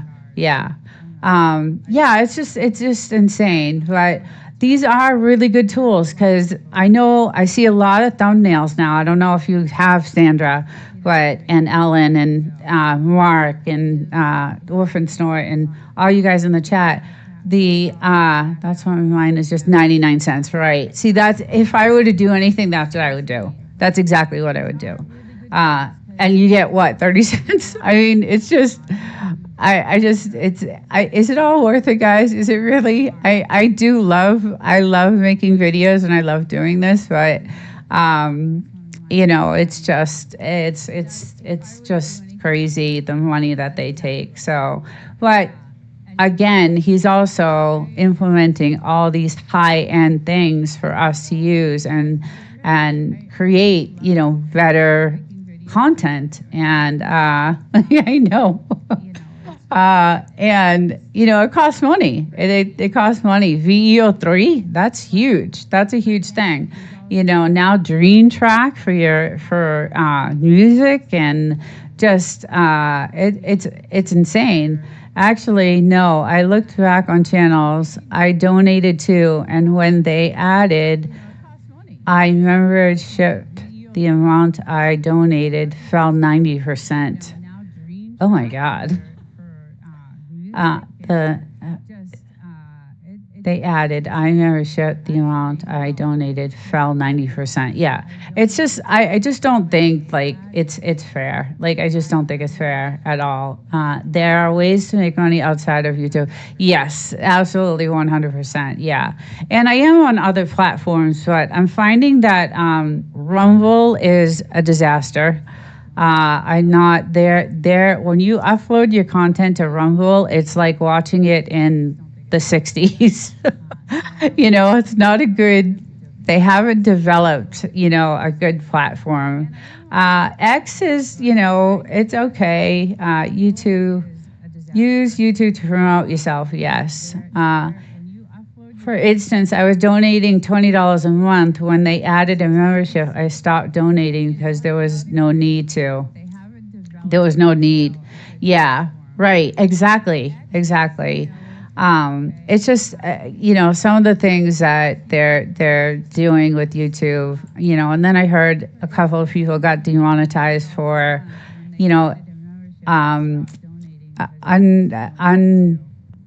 what's it called? Unrelated or unvaluable, not valuable content. So there was a channel out there that I think we all know, but they got demonetized because they didn't provide value in their content. So it was like, who decides what value is in their content? You know what I'm saying? Like, low effort, exactly. But that's up to the creator. Maybe the creator thinks it's amazing content, like we all do. And it's just a few channels I know of. Yes, right. It's every creator thinks that they put out good content, and a lot of times they do. And so it's a crazy thing. But I have this video I just want to play really quick. And this guy, it's on the YouTube True or false? Page. A creator can get demonetized or suspended from YouTube even though their videos didn't break community guidelines. What do you think? If you said true, you're right. And although... So if you don't break community guidelines, you can get demonetized. Like, that doesn't even make sense to me, It's rare. You may have seen it happen in recent years. In this video, I want to tell you about YouTube's Creator Responsibility Initiative, something you may have seen in the news but not fully understood. First, for some background, as a YouTube creator, you're sometimes seen as a representative of the platform and a member of this giant influential community. The more popular you get, the more you're probably called a YouTuber. A lot of people are, wait a second, I want to see what you wrote. A lot of people are against AI, but we still put the work in. Yes. Well, that's the thing. He's actually giving us AI tools. A VEO3, Gemini, all these tools. And this guy even talks about it. YouTuber. And the more you help represent the whole global community of creators. Not to mention, you're probably admired by many smaller creators who would love to achieve your level of success. These are my thoughts. So, not to sound all dad-like here, but you might say that with great popularity comes great responsibility. It becomes your responsibility, along with every YouTube creator, to help us keep the ecosystem healthy. Now, if the things you do and say as such a representative are really reckless, dangerous, inappropriate, on video or not, you can actually cause damage to YouTube and its millions of creators by hurting their reputation and revenue. Yes, well, Why? it's not. Because YouTube and advertisers don't want to be associated with that level of craziness. And when advertisers pull their spend, everybody loses. That's why YouTube has this Creator Responsibility Initiative. Hi, where TDK. a creators' videos don't explicitly violate the community guidelines. There's a whole team of experts who weigh in on whether action is taken on a channel. And the penalties can include demonetization of a channel temporarily or permanently. This means a creator can still upload but can't make any ad revenue. It can include restriction of videos in YouTube recommendations, like on the homepage, trending tab, or the watch next section, and even loss of support from that creator's partner manager. This pisses me off. These situations are rare and often temporary. Privileges are usually given back after a period of time and good behavior. So that's how it works, and I hope this helps explain some of the headlines you see occasionally. If this would never be an issue for you, thanks for being a great representative of YouTube and its creators. Okay, so give us all the tools, the AI tools, then we use them, and then we get demonetized and penalized. But anyway, I'm not going to complain because I do love doing YouTube. I really do. It's a lot of fun. I meet a lot of good people. I love watching, other content. It's great. The lives are great. You get to chat and talk and I know, right? Poetic? Yeah. There's more. There's a new policy called the Engagement Velocity Policy. Now listen to this. This is a metric that prioritizes high-value signals such as the authentic chat, the polls, the likes, and new subscriptions during a live. So if you're getting new subscribers during a live, your channel is going to go, it's going to get rated higher or weighted higher in the eyes of YouTube. So that's one of the new things that are coming out.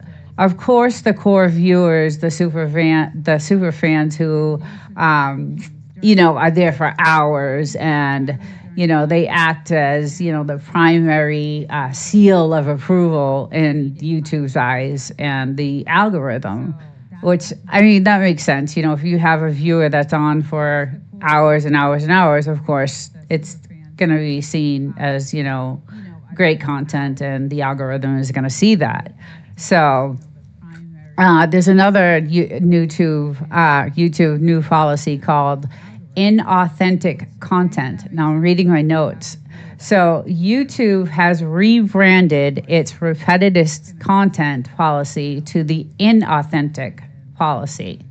So this rebranding was done in July to broaden and clarify their stance on low-effort spammy content. And I kind of get that too.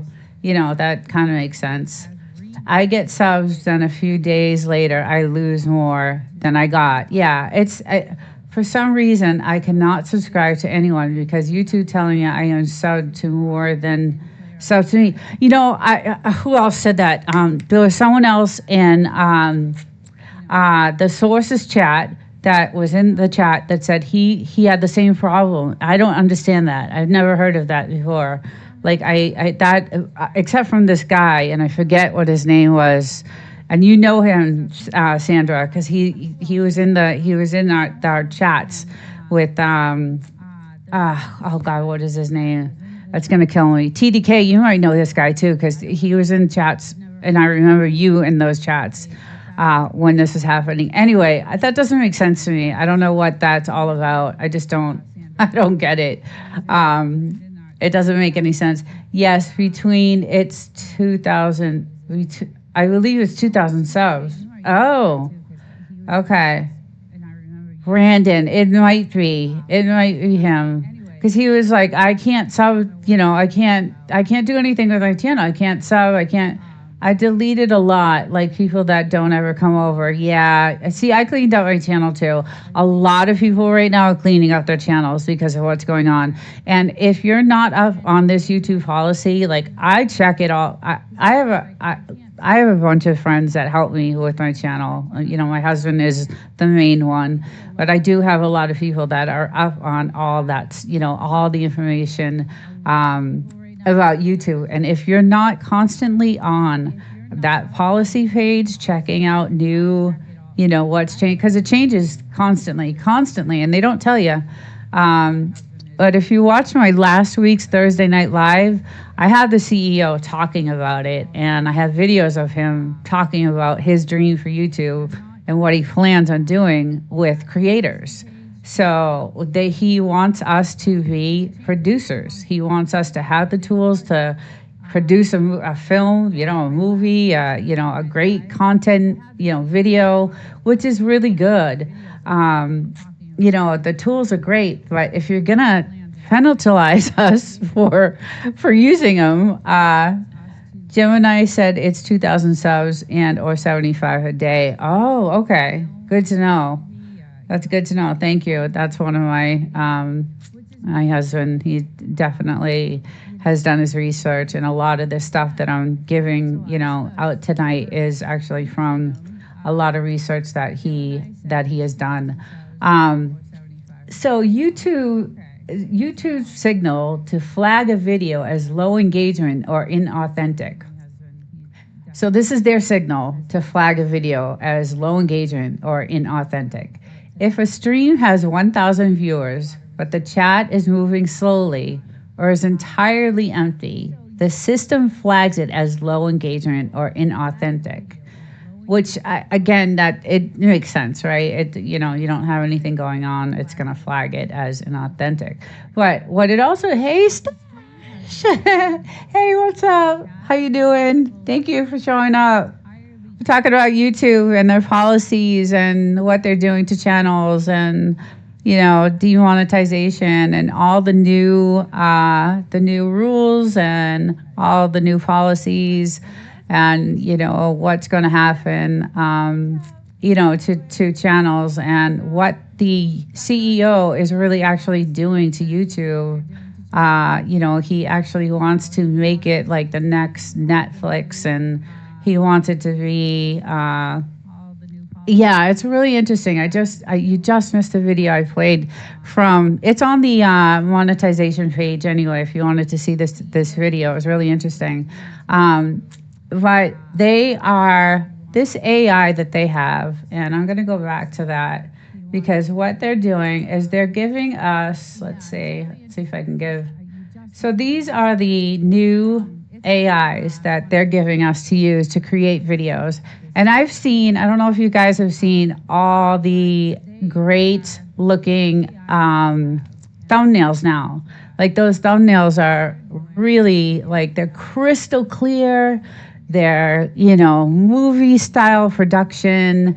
They're really, really good, but that's created by AI. So what does he consider, that he's demonetizing channels for using AI to a limit. And then, when you're using it he's giving you these tools to make your content, but then he's, penalizing you for using it. So the bottom line is if you're going to use this type of, AI, these tools, there's going to be a watermark on your video. He says it, that you use these tools to make your video.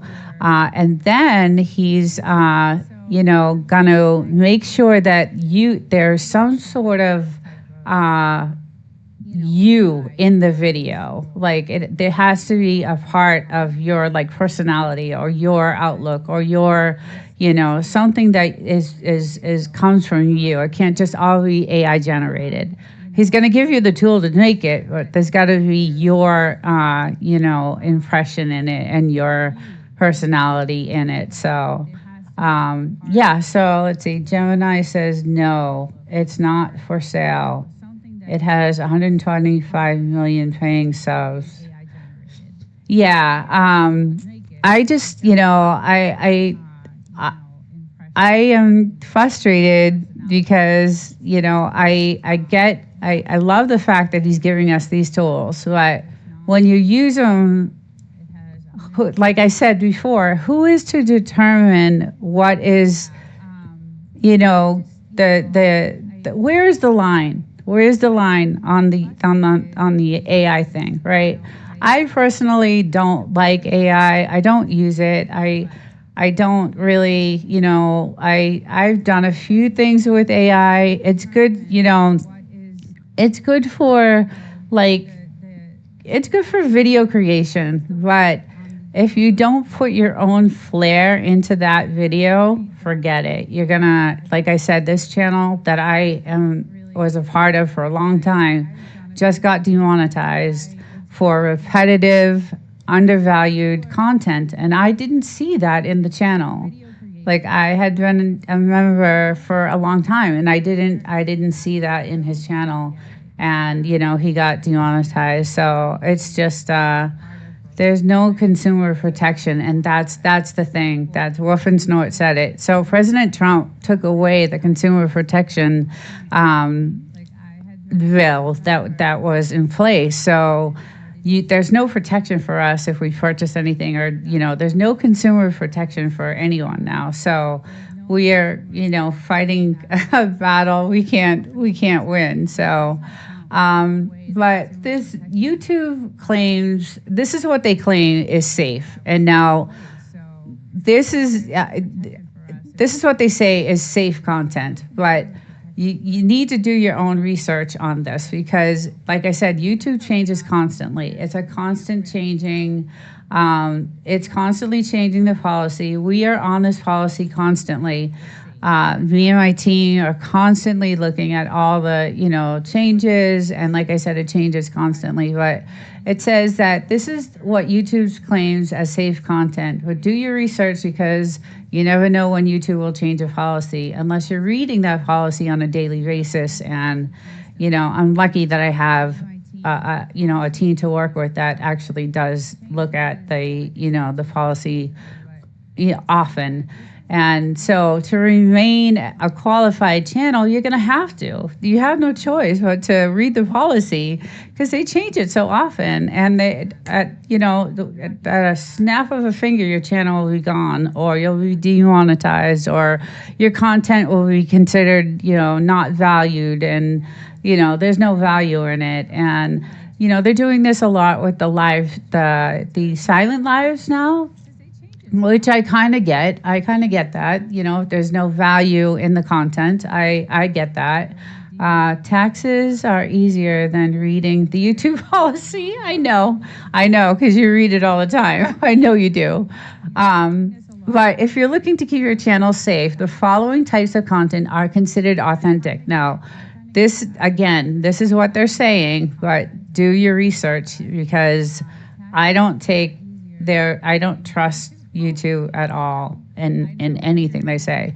So AI-assisted videos that show human editorial judgment, okay? Meaning if you use AI to draft a script, but rewrite it, including your own perspective, or use AI visuals, but edit them with custom pacing overlays, you are generally safe, which makes sense. So you're using AI, but you're putting your own perspective, your own thoughts, your own hi Fire, hi, welcome. We're talking about YouTube again. It's all I talk about is YouTube and the policies and the ever-changing rules. So they say that YouTube doesn't ban AI automation, but it bans lazy automation. So that's kind of the line, I guess, right? That they'll let you use the AI. They're not going to ban it, but they're going to ban lazy automation. So whoever decides what that line is, I'm doing a little bit better. It's good to see you. I'm still recovering. I still have a little bit ways to go. This is my 4th time getting this virus, so it's taking a little bit longer to heal. I was just at the doctor's and they're like, you're going to be fine. I'm telling you, give it a few more months and you're going to be, and I've recovered from it, every single time. It's just taking a long time this time. And it's because I've gotten it so many times, but it is getting better and I'm finally able to get back onto YouTube, which I'm really happy, really happy about. So I want to get monetized. I'm trying to get there. And, the lives are kind of the best way to do it. So I'm, trying to get out there again, even though I'm not 100% better. But so another YouTube, new policy is chat density for live streams. So for creators doing 24/7 streams or live broadcasts, YouTube now uses chat density metric, which is the ratio of messages to viewers as a major ranking signal. So streams with zero human interaction are being buried or to clear the way for authentic community engagement. So the chat density for live streams, if the chat's rolling, if the chat's going, they're like, yeah, this is great. This is a good live. She got a sub from it. She got, 300 chats from it. And so your channel ranking or the weight system that I had talked about months before I got sick, my very last live before I got sick, I was talking about this topic. That YouTube has a weighted system for everything. And then come to find out, all these months that I was sick, we were able to look into all of this information. And yes, they are weighting every single thing. Everything has a weight to it, all of it. So, and chat density is one of them. So if you're doing a live and the live is not going, they can actually shut it down. And in the policy, it says they can just shut it down. They don't care. They'll just shut it down. So the penalty, this is the penalty. Low chat density causes the stream to be buried in the search and recommendations. If the density drops below a certain threshold for an extended period, the stream may be automatically ended. Or the channel's live privileges will be restricted. The YouTube algorithm no longer looks at how many people are watching. It looks at the ratio of active chatters or concurrent viewers. So this is the most critical signal for YouTube. So they're no longer looking at how many people are watching. They're looking at the ratio of the active chatters versus the concurrent viewers. So I don't know how they're measuring that, but they have this AI, and it's called GenAI.mil, and they call it that because they're giving you generative AI tools. So Gen AI. So that's where that comes from, and that's their AI, and it's Gemini. Gemini is the AI that is, YouTube, Google, and also the military is using the same exact AI too. So, but there's so many new policies. This is what I did, or this is what my husband and I did for 5 months. So I have all this information that we dug up, and last week I presented some of it. This week I'm presenting some of it, but there is just too much. There's just way too much information, and the policy could go on. It's like reading a bill from the White House. It's insane. And thank God for my husband, because he is really the one that's, on top of like a lot of this stuff. And, I really do have a good team of people that, are, looking out for me. So it's good. They're my biggest, fans, but also my biggest critics. And that's, it's good and bad in the same way. So, but yeah, there's just so many things going on. There's a 24/7 ghost stream policy now. So YouTube has tightened its rules regarding continuous live streams. While 24/7 streams are still permitted, they now require active moderation, meaning a human must regularly interact with the chat. So I know a lot of people run a 24/7 chat, video chat, like a live, a 24/7 live. They'll put on like a news station, and they'll just run the live on the news. But now, if there's not someone moderating or actively doing something in that 24/7 live, it's gone. It's done. So, and they're doing this to prevent the clutter. Any streams showing zero moderator activity for several hours may be flagged as a ghost stream and removed from the live tab. So there's, it goes on and on and on and on and on. So this guy, like I said, is, really changing the whole, changing everything about YouTube. He doesn't want it to be a hobby. He doesn't want it to be a hobby for people. He wants, real content. He's giving us the tools to be Hollywood production style. He's giving us all these tools to make YouTube the next big TV. He wants to, you know, be the next big TV. He doesn't want, let's see, Catholic channel has 24-hour stream and a ton of chat engagement. Yeah, see, well, if you have the engagement fire, that's great. YouTube rates that or weighs that really high.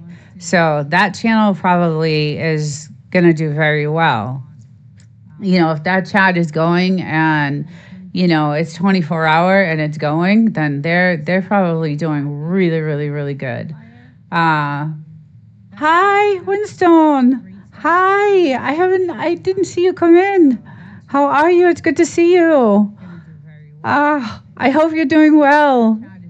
I'm hoping to make your video. I think it's on Saturday.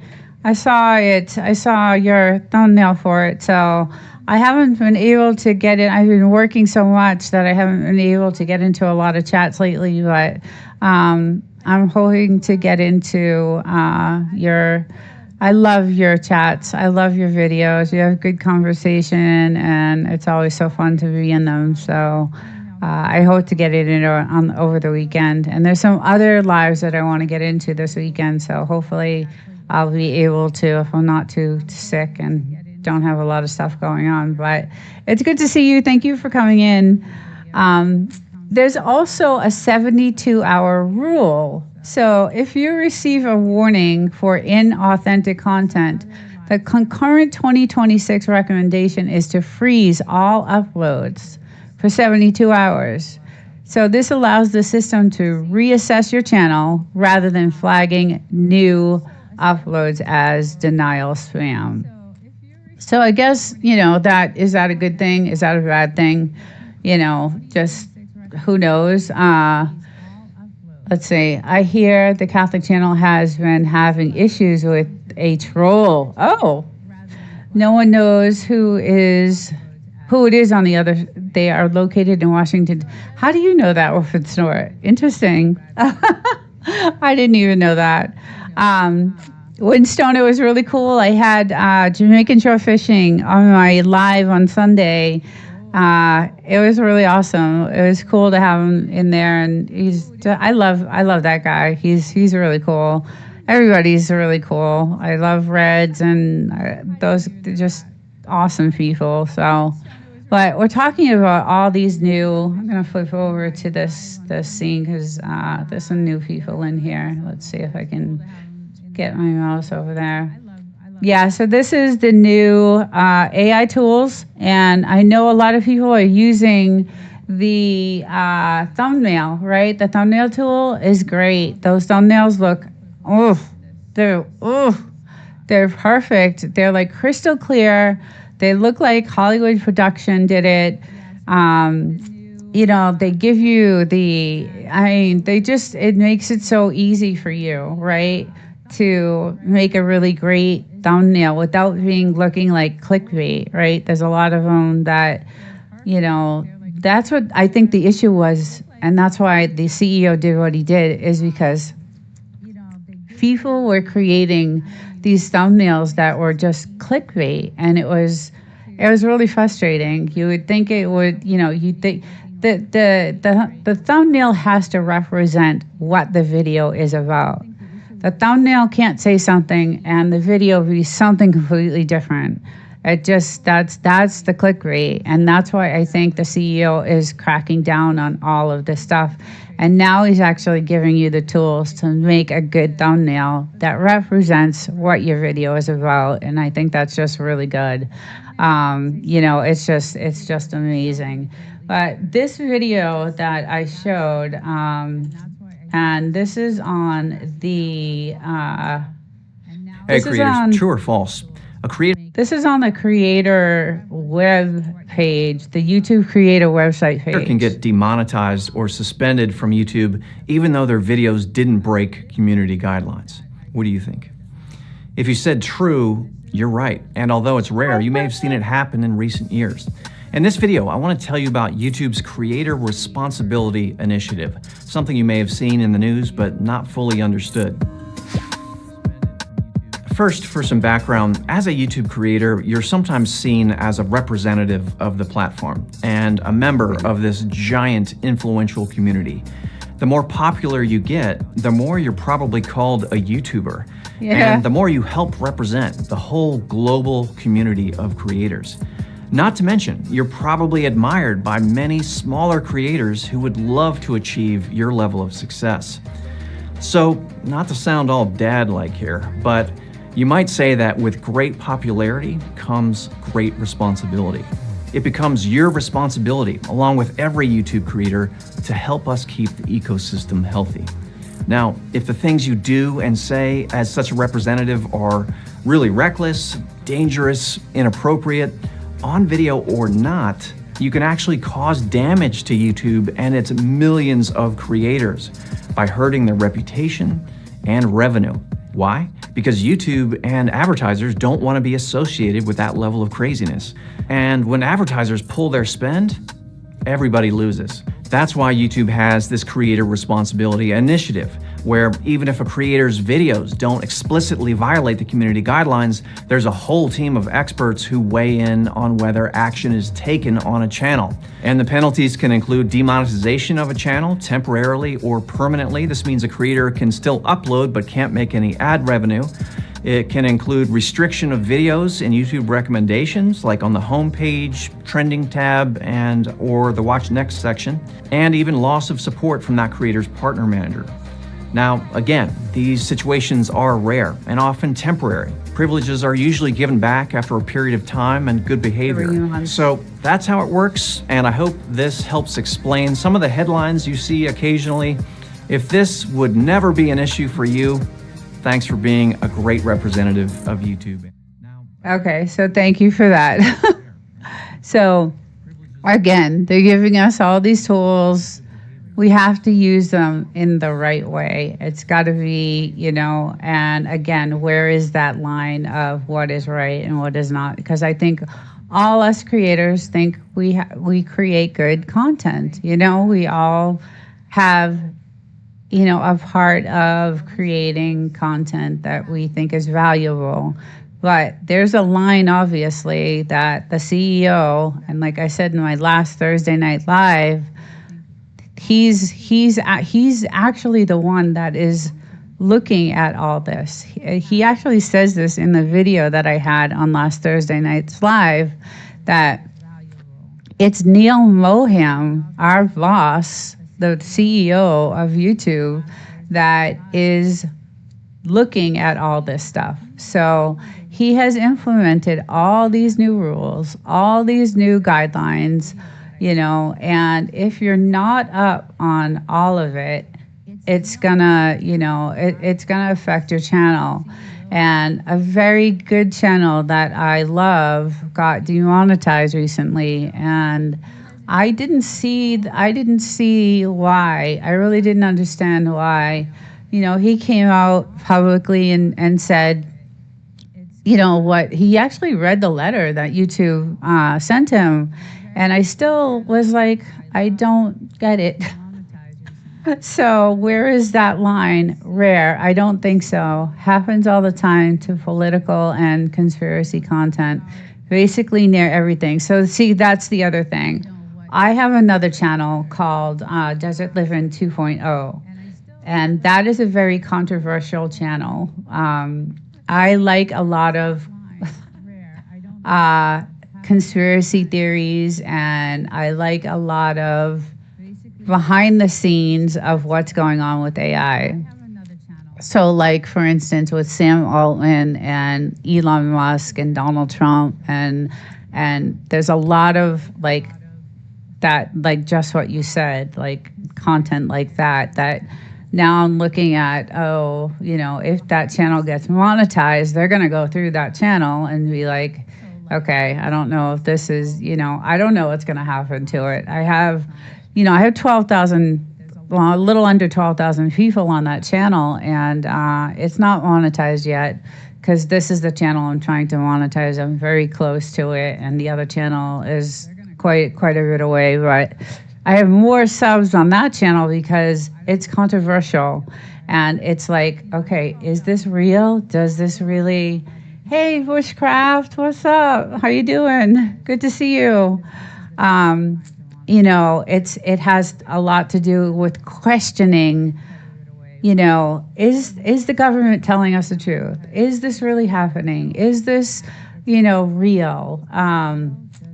Just today, YouTube pulled my content and I couldn't get back to the comment. Oh my goodness. I did not, you didn't tell me that. Oh, God. That's what I'm saying. They can do whatever they want, whenever they want. And that's why you got to be really careful about, you know, what you put out. So I'm releasing a video tomorrow, and it's about cloud seeding. And it's about, you know, what's going on in our atmosphere and why people are so sick. Like, I got really sick, and I'm still recovering. And it's been about 6 months now. And, you know, the doctor was like, I was at the doctor's the other day, and they're like, this is the 4th time I've gotten this illness, but so it's taking a little bit longer to recover from. But they were like, it's going to take a little bit longer than you expected to recover from this. But I'm not the only one that's sick. There's so many people out there that are getting sick. So I got into this. I started researching, you know, what's going on in the skies, because I can see it. I can see when I'm out in the desert. The desert where I live is the like hotspot for cloud seeding, and geoengineering is what they're called. The technical term now is geoengineering. So I've done a lot of videos on geoengineering, which is very controversial. So you know, those are the type of videos I put on my other channel, which is Desert Living 2.0, and it's an AI channel, and I get into AI a lot, and I get into the very like deep, you know, what AI is going to do to the future of humanity, what AI is going to do to, you know, our jobs, our life, our, you know, everything, how AI is implemented now in the military. So a couple of weeks ago, I did an AI video where Pete Hegseth, you know, was doing a speech, and he was, "Hi, Wild Child, how are you? Hi, I have Bugaboo on Saturday. I hope you don't mind. I found some more cute videos, so I'm gonna put them on." But anyway, I have these videos where, you know, he's saying that they're implementing the same AI that YouTube, that Google is using, is going to be implemented in the military along with Grok. So they're going to have this video that I put out, 2 AIs. Grok is going to be the tactical. It's going to be, you know, on the tactical side. So Elon Musk is developing this whole tactical side for the military. And then Sam Altman, which is OpenAI, is going to do all the data centers to support Grok for the military. So all these videos are kind of controversial, right? So I don't stick them on this channel because this is a happy channel. And, you know, I do Saturdays, I do a doggy show, a live, you know, pet show, which is really fun. I show some really cute videos of, you know, pets, and I show some. So the format on my show for Saturday is I do a bunch of news stories about animals, you know, mostly about Frenchies, because I have 2 Frenchies, and sounds like Skynet in there. I'm telling you, if you went to the channel, Winstone, you'd be like, oh my God. Because I like, there's another creator in here, Bushcraft, that does a lot of some of that type of content also, and I like watching his content. He actually did a really good video I watched, I think a week ago. I think I commented on it. And because right now you can't trust anything, right, that's going on. You cannot trust anything that's going on. You have to just pray for the best and, just live your life. But a lot of people in my mind, like, I think are just not paying attention. Like, I'm not, just something about the way people are, going about their lives and not realizing really what's going on. Like the cloud seeding and the poisoning of the aerosols in the sky. And, we don't know what's going on with this war. No one knows. We can't believe anything or anyone. All I know is because of the war, my job is insane. I'm in aerospace, so I have government contracts that are just, I can't keep up. It's just insane. So I think I pay too much attention. Hi, Callie Fortune. Hi, welcome. I think I pay too much. And there you go. You have some people who are on it. Like, I'm on it. I can't stop.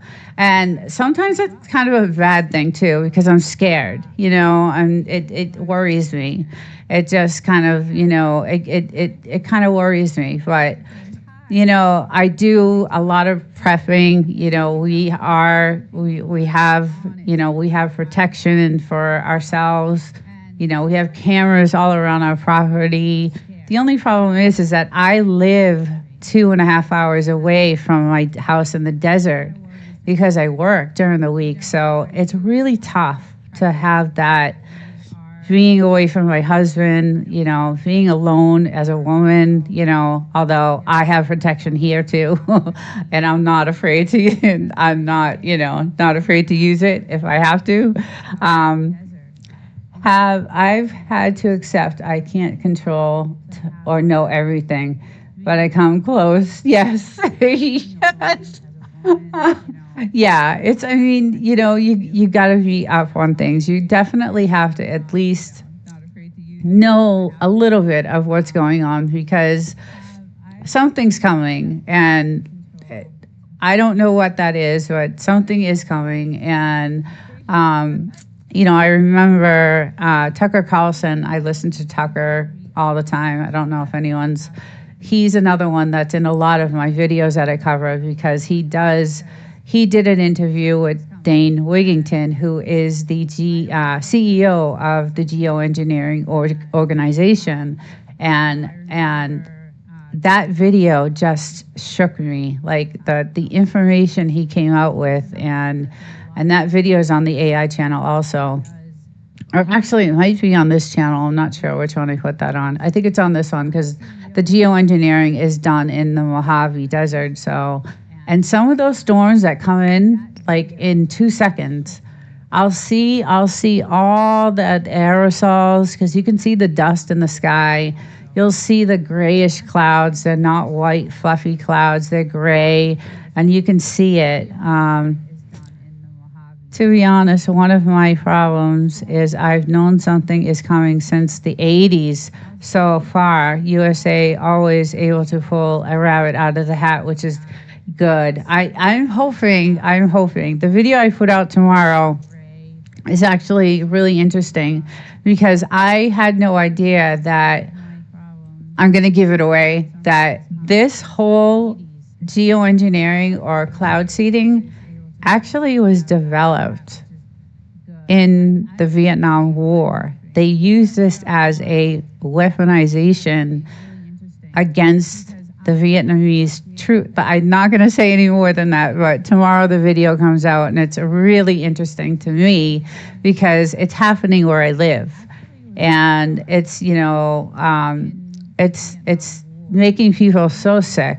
Everybody's sick. Everybody has respiratory problems. There's just so many things going on. I have 2 little dogs, and they're outside all the time. And, they're eating. We've never had a blade of grass in the desert ever. We live in the Mojave Desert, the hottest place on earth. Never, the driest, hottest place on earth, never had one blade of grass. And there's grass everywhere. So now the dogs are eating the grass. They're vomiting, and it's just scary to me to know. So I've been doing a lot of research, and I've tried to reach out to Dane Wigington because he has a YouTube channel, and I also went to the organization's page to leave a comment. But by the time I got to the page to leave a comment, I was 19 pages in. That's how many comments there were. So I was like, he's never going to see what I'm going to put in here, because there's 19 pages of comments. So you will laugh, but in the 80s, I knew a former Green Beret who lived in a teepee as a mountain man, told me about the Tri-Territorial Commission, etc. I think he, because a talk show host later. Oh, he became a talk show host later. Oh, interesting.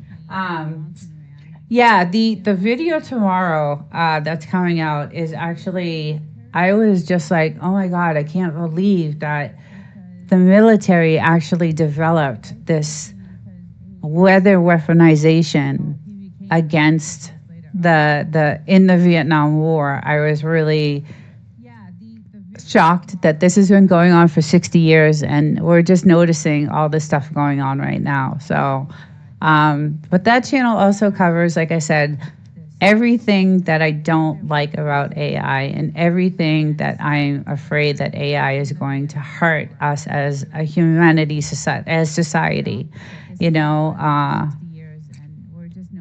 Territorial Commission, epicenter of globalism, deep state, correct. Yes, yeah.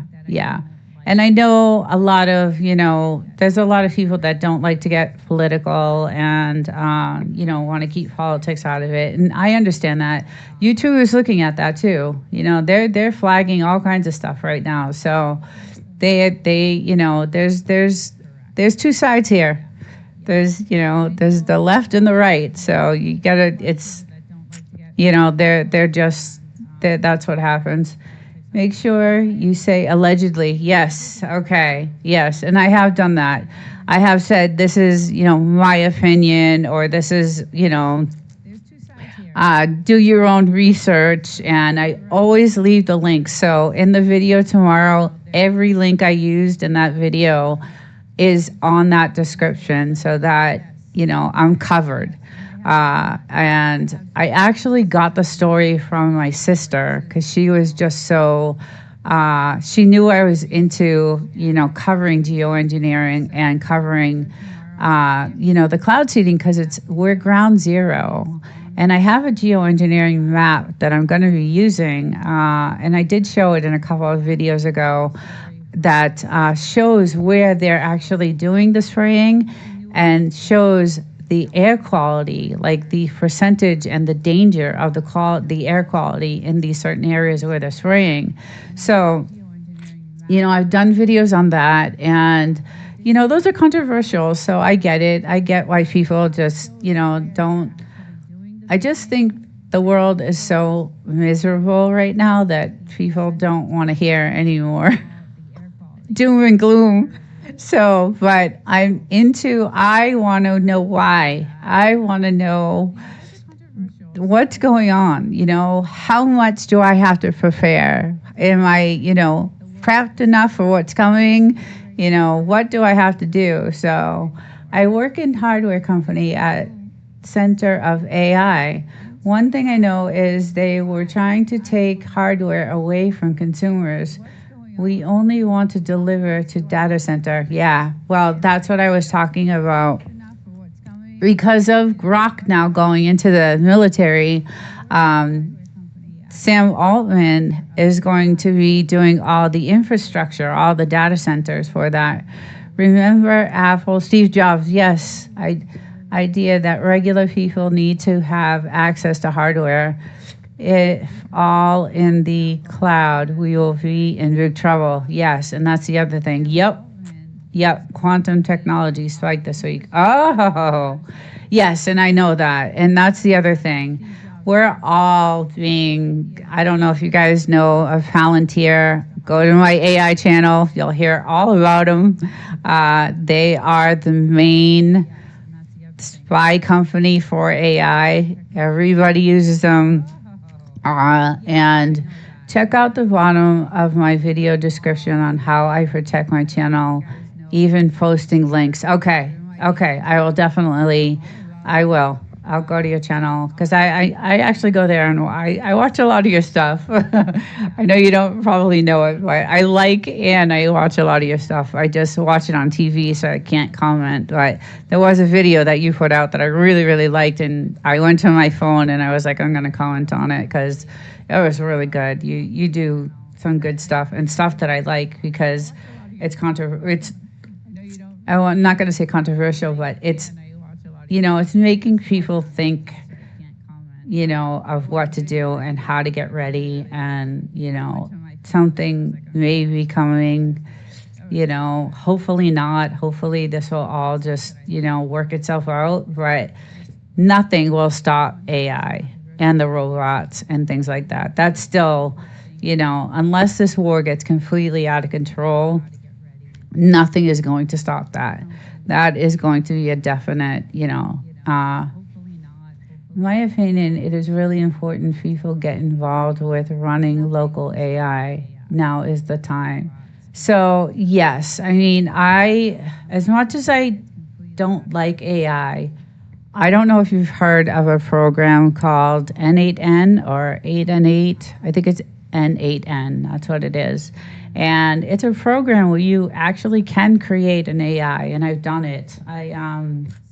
It's a really cool program, and you just create, sorry guys, I'm still really sick. You just create bots, and these bots are connected to different AIs that do different functions. So I was able to create an HR department with this N8N program. So I was able to create an HR that did agents, yes. That if you were looking for a job, I set up the application page. I set up, the interviews, what you're looking for. I mean, everything with this program, and that's what it's going to turn into. So luckily in my job, I do a lot of VBA coding. I do a lot of formulating. I do a lot of data, like data is what I do. Iran is just a chess game, and Trump is 15 moves ahead of everyone. I hope so. I hope that is. There's so much rhetoric going on right now,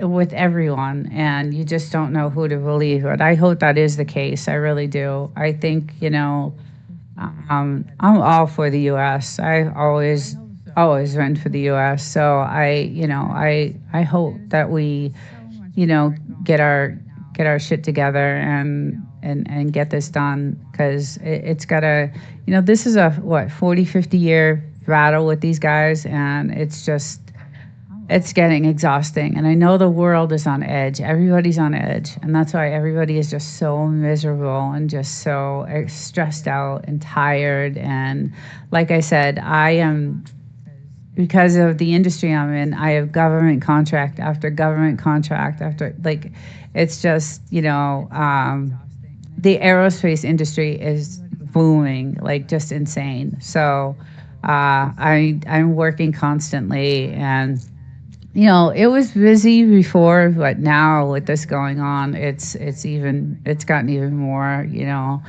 more busy. So, but, I used to be able to put out 2 or 3 videos a week, and now it's like 1 a week because I work so much. And now I'm doing, my lives on Thursday, my little pet show on Saturdays, and then Sunday I do an outdoor, kind of like a geoengineering video in the morning when I get up. I go out around 8:30 in the morning, and I do a sky, I do a video of the sky and see what's going on in the skies. And because I've been researching it so much, I can kind of tell what's going on and where they're spraying and when they're spraying. Hi, Amy. Hi, welcome in. It's good to see you.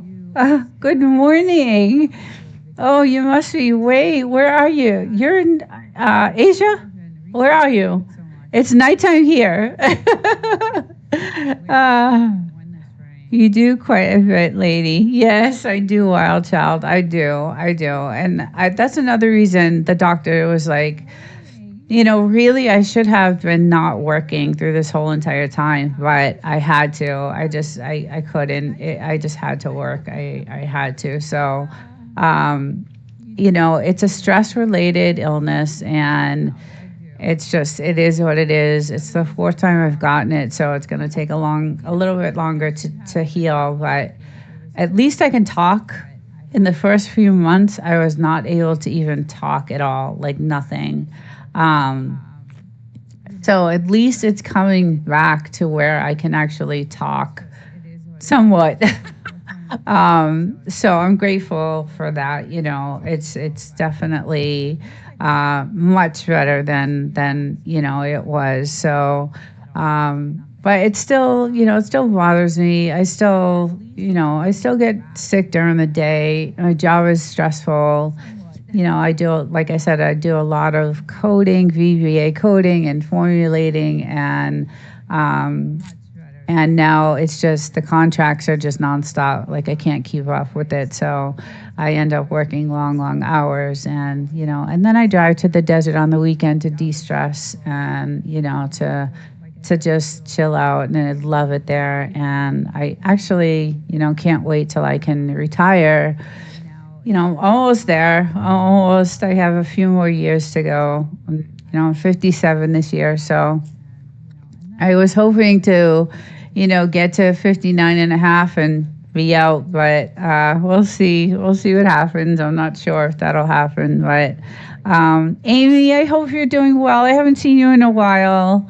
I haven't seen the old gang. All of us used to be on the same chat, and we all used to have a good time, and things have changed. Like, things have just changed so much. So, but I hope you're doing well, and I hope your channel is doing well. See, you just do what's humanly possible, and after that, you've done all you can. Wild Child, I love you. I really do. I wish we actually knew each other. I feel like I do, but I really do. You're always just say the right things, and you're really just awesome. I gave up trying to keep up at work, just collecting options now. We already got a place in Haram. Once out of there, we'll be doing some AI projects out there. Oh, interesting. Hi, Miss TT. How are you? Welcome in. Thank you for joining. We're talking about life and war and YouTube and all kinds of different things, but welcome in. It's good to see you. Thank you for joining. Yeah, so it's you do what you can, like you said, Wild Child. You definitely, I do push myself. I do tend to push myself a little bit. I'm, it's in Nevada near Wonder Hussey. Oh, Wonder Hussey. Yes, we used to watch her videos all the time. She used to do like videos around where we live out in the desert. So we're in Wonder Valley. We're way out in 29 Palms where the military base is. So on Sundays, I do a live outside, in the morning. And I kind of, go over the skies and do, a little thing of what's going on in the skies. And then Pomfret, Nevada is where Art Val from Coast to Coast used to live. Oh, no kidding. Yes. Okay. Yes. Ms. CT, thank you for coming in. I hope you're doing well. I haven't seen you in a while. I haven't been in a lot of chats lately. I've been working so much and just trying to get back onto YouTube because I was sick for a long time. And now, Michael Jackson also had a house there. No kidding. Yeah, so I am still, recovering and trying to get back onto YouTube. So I'm getting onto my YouTube Thursday night lives and then doing my Saturday. I do a little cute doggy show on Saturday, and then Sunday I do an outdoor live. and then Thursday nights.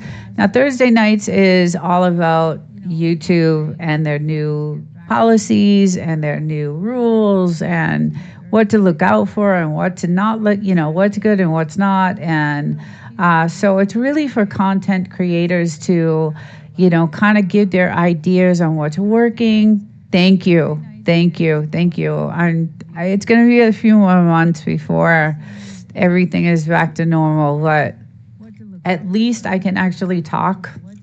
A few months ago, I was not even, hi TDK. A few months ago, I wasn't even able to even talk at all. So it is, I am getting better, but it's just taking a long time. And this type of virus that I got is usually, it usually takes 5 to 6 months anyway. So smash that like button. Thank you, TD. Thank you. So, and then this is the 4th time I've gotten it, and every single time I have recovered, but this time it's taking just way too long. So, yeah, it's frustrating, but it is what it is. I just gotta wait it out, and hopefully in a few months I'll be back to normal again. So. But I really just wanted to, start this Thursday night again. Well, at least you're doing it. Yes, yeah. I really wanted to start this Thursday night live again to, we had it going so well. Like these Thursday nights, we had a lot of people in this chat. We had, everyone. There was a lot of people in the Thursday night chat because it was for creators to come and express what works for them, what doesn't work for them, what's happening to their channel, what's going on with their hours. I have a team that's really into following the policy, looking at the policy, diving into the analytics. And so I was just showing everyone over the last, 5 months I was sick. This is all the information that I want to present, coming up on these Thursday nights about YouTube. And I'm hoping it's not going to be too late. But I have so much information about all the new stuff that they're doing. And like I said, if you're not looking at that policy, at least once or twice a week, and there's videos out there. There are videos out there that you can look at too instead of reading. I like to read and I like to research, so that's what I do. So, and you can see that on my 2.0 channel. I do a lot of research when I do those videos. But last week's Thursday, the live I did actually had the CEO. I had videos of the CEO on that live. I am so frustrated with YouTube to the point that I don't care to put the time into it. TDK, and that was the point I was getting across earlier in this video is it really worth it? Is it really worth? The other thing too is I like putting out video content. I like doing that. I like doing the research. I like putting out the content. I like doing the videos. I like the topics that I cover for AI because it's not the good of AI, it's like the evil of AI. So the content that I put out is, it's kind of, controversial. And like I said, some people don't, are not into that. But yeah, is YouTube really, what they're doing now, just demonetizing people for nothing? I think TT knows, I think she knows who, one of the people that I know. I'm not going to say the channel name, but I was really shocked when that happened. And, I just couldn't see it. I just didn't see what was wrong with his, the channel, but they demonetized him like that. And he had been on for years, and all of a sudden, so they're just this new AI that's in here, the CEO that wants to change the whole entire platform. Hi, Gary. Hello, welcome. How are you? You can say it. We are transparent. I was too. Oh. It takes a lot of time, TD. The clawback on hours is brutal. That is what it's. Yeah, it is. Yeah, TT. I know. I don't want to. I don't want to blast it, but you know who I'm talking about. I think we all know. And I was shocked. I really was. I couldn't, I just really was shocked. He had been putting out content for such a long time, and I loved going on his lives, and he had, he was fun, and he's more of like an entertainment channel, right? So what the heck is, what is wrong with that? And if they're giving us, I'm going to switch this because there's a lot of new people here. If they're giving us these tools right here, let's see if I can get this on here. Now, YouTube is giving us all these tools. These are all AI tools, okay? They're giving us these tools to use for content creation. Now, this is AI. If they're giving us these tools, why are they demonetizing us for using them? Where does that line get drawn between what they accept and what they don't accept? And that's where I'm having the issue. That's where I'm having, the problem with, okay, you want us to be movie star producers. That's basically, in my last Thursday night's live, I had some videos of him talking, and he wants to transform YouTube into, a video production company type of thing. I heard about another channel that was declined for monetization. Sorry to hear. Yeah, that's not good. Oh, TT, it happened to you? I didn't know that. Oh, I misunderstood what you said. Oh, I'm so sorry. Oh my God.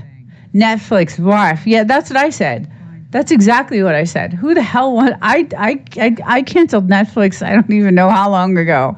I was just like, no, I did, but not get through. So I have to wait for 90 days, 3 months. Yes. Sorry guys, I'm still kind of sick. My eyes are watering. I did not know that. I'm so sorry.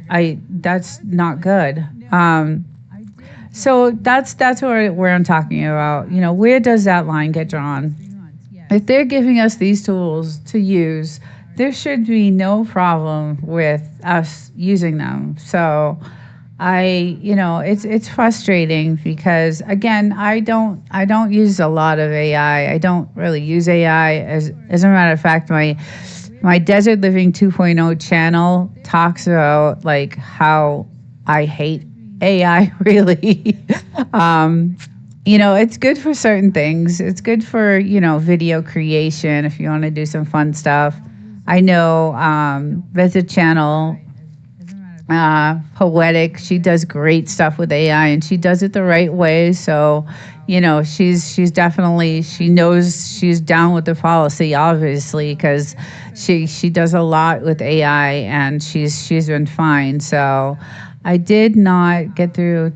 So I have to wait 90 days. Yeah, that's okay, to be honest. It motivates me to do better, and it's now pushing me to do better. And that's the thing. I lost 225 subs the next day after YouTube took my video down. What video? See, that's the other thing that they can do whatever they want, whenever they want. It's getting worse and worse. And if you guys go listen to this CEO, and I had him on last Thursday night's live. So if you go to my last Thursday night's live, listen to what his plan is for YouTube. He doesn't want a hobby YouTube anymore. He doesn't want people coming on and using this as a hobby. He wants real content creators that are going to be able to produce these, like movie type. I mean, look at the thumbnails on some of these. Some of these thumbnails that are coming out right now they're gorgeous. They're amazing. They're crystal clear. They're beautiful. They're perfect. It's a great tool. I had a drill in the video, and they called it a gun. Oh no.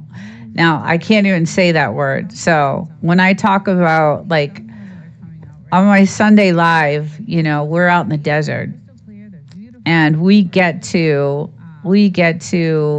target practice. So I can't mention people are stupid, TDK. Yes. So when I mention, we, you know, went out target practicing, I can't mention, you know, what we have, because we have several, can't even say the word. So, you know, we go out there and we target practice, and, you know, we have a really good time. That's pretty much our hobby. That's all there really is to do out there. So, but what I don't understand is that there are videos out there with, you know, they're showing their, you know, I can't say the word, but they're showing their, you know, machinery they have, and they can let their videos get by. We call them fishing rods. Okay, yes, that's a good, I need a word to use, like something to use instead of the word. Yes, so, you know, and I look at these videos, and they're holding these, you know, fishing rods, and they're talking about them, and nothing happens. No doubty, pew pew. Yes, that's exactly what it is. Hi, love. How are you? That's how I say it. Yes, that's exactly how I should say it. I miss you. Oh God, I miss doing our thing together. I get out of work so late, and I'm so tired. Look at me, I'm exhausted.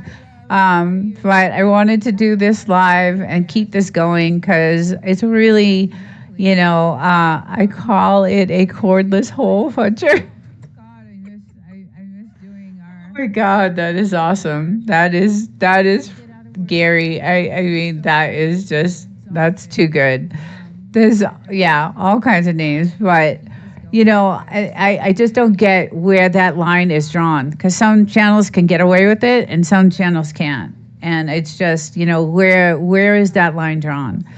You know, if those tools are being given to us to use to make content, and then, you know, then they penalize us for doing it the wrong way. I don't get it. I saw a video with somebody using it that way.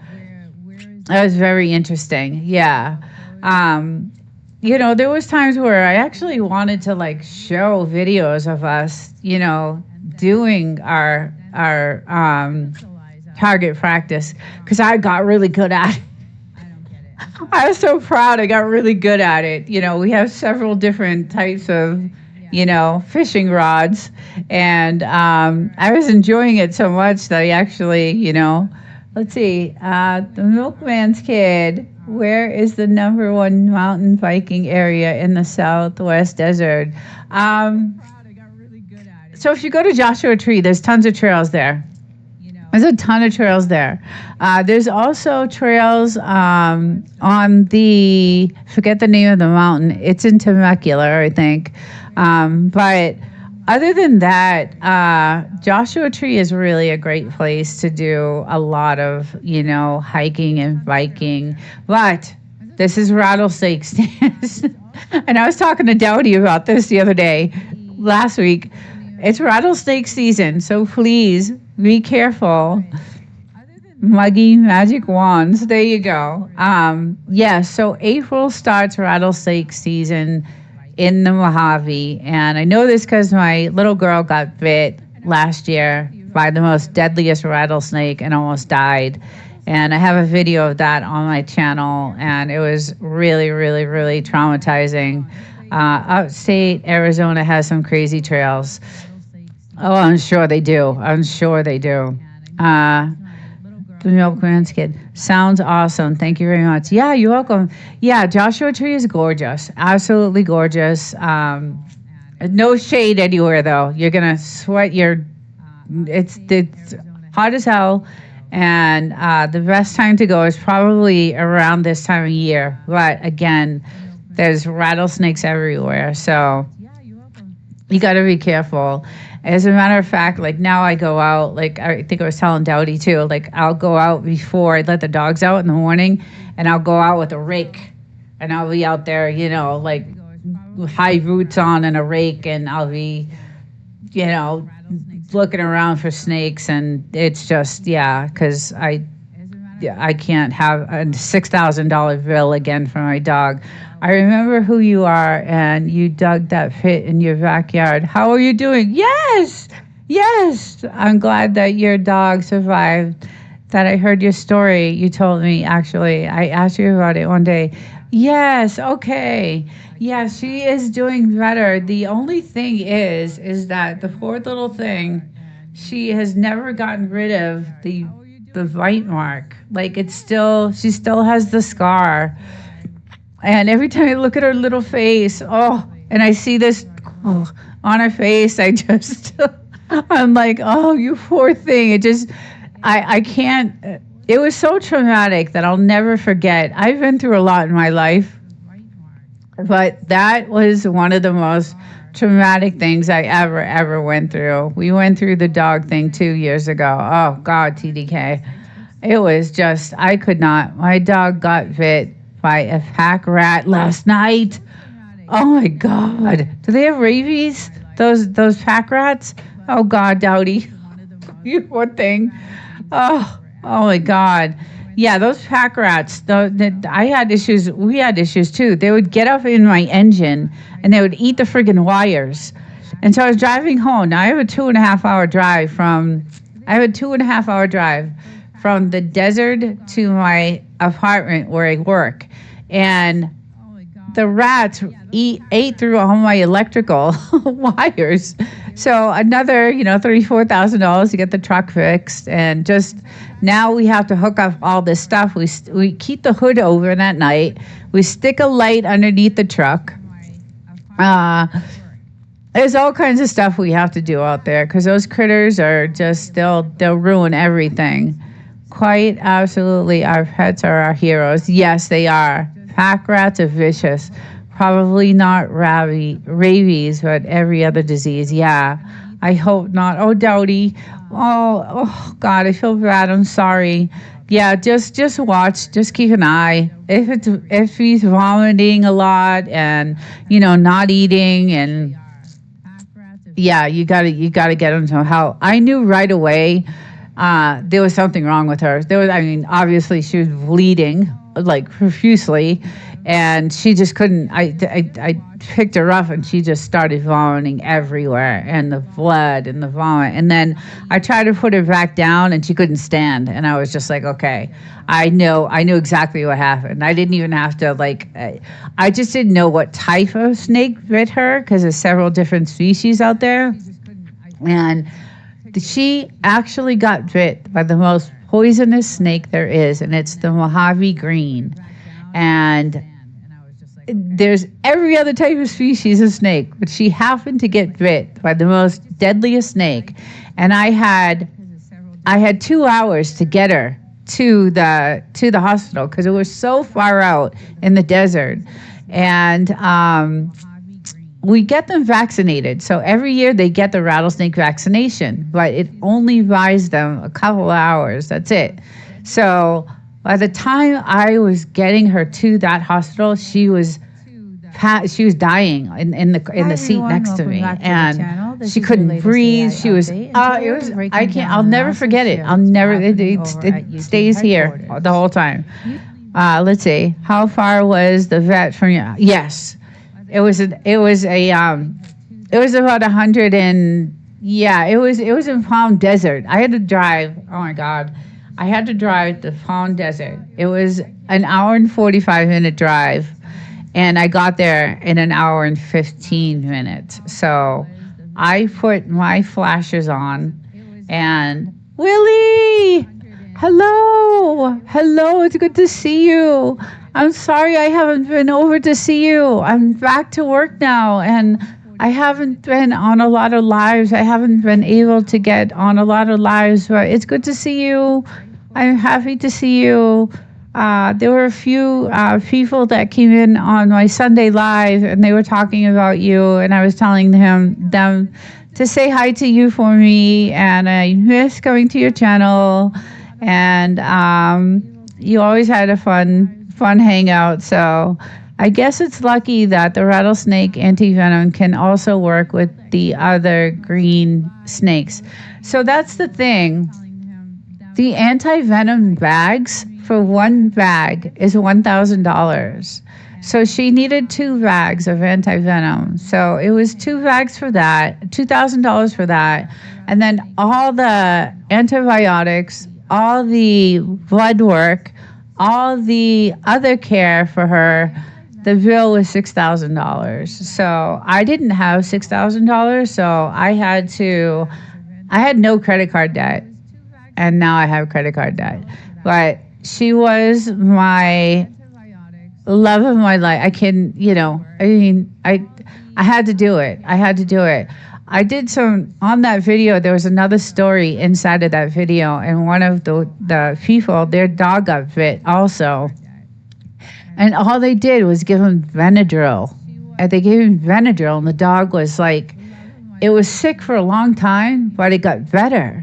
So I had no idea that Benadryl could have been, could be a treatment for rattlesnakes, although it depends on what species, right, that it got bit by. So who knows? I don't know. But in the blood work that came back, they told us that, yes, it was, it had the genes of the Mojave green in the bloodstream. So the dog got lucky because it seems as if one fang went all the way through the hooked.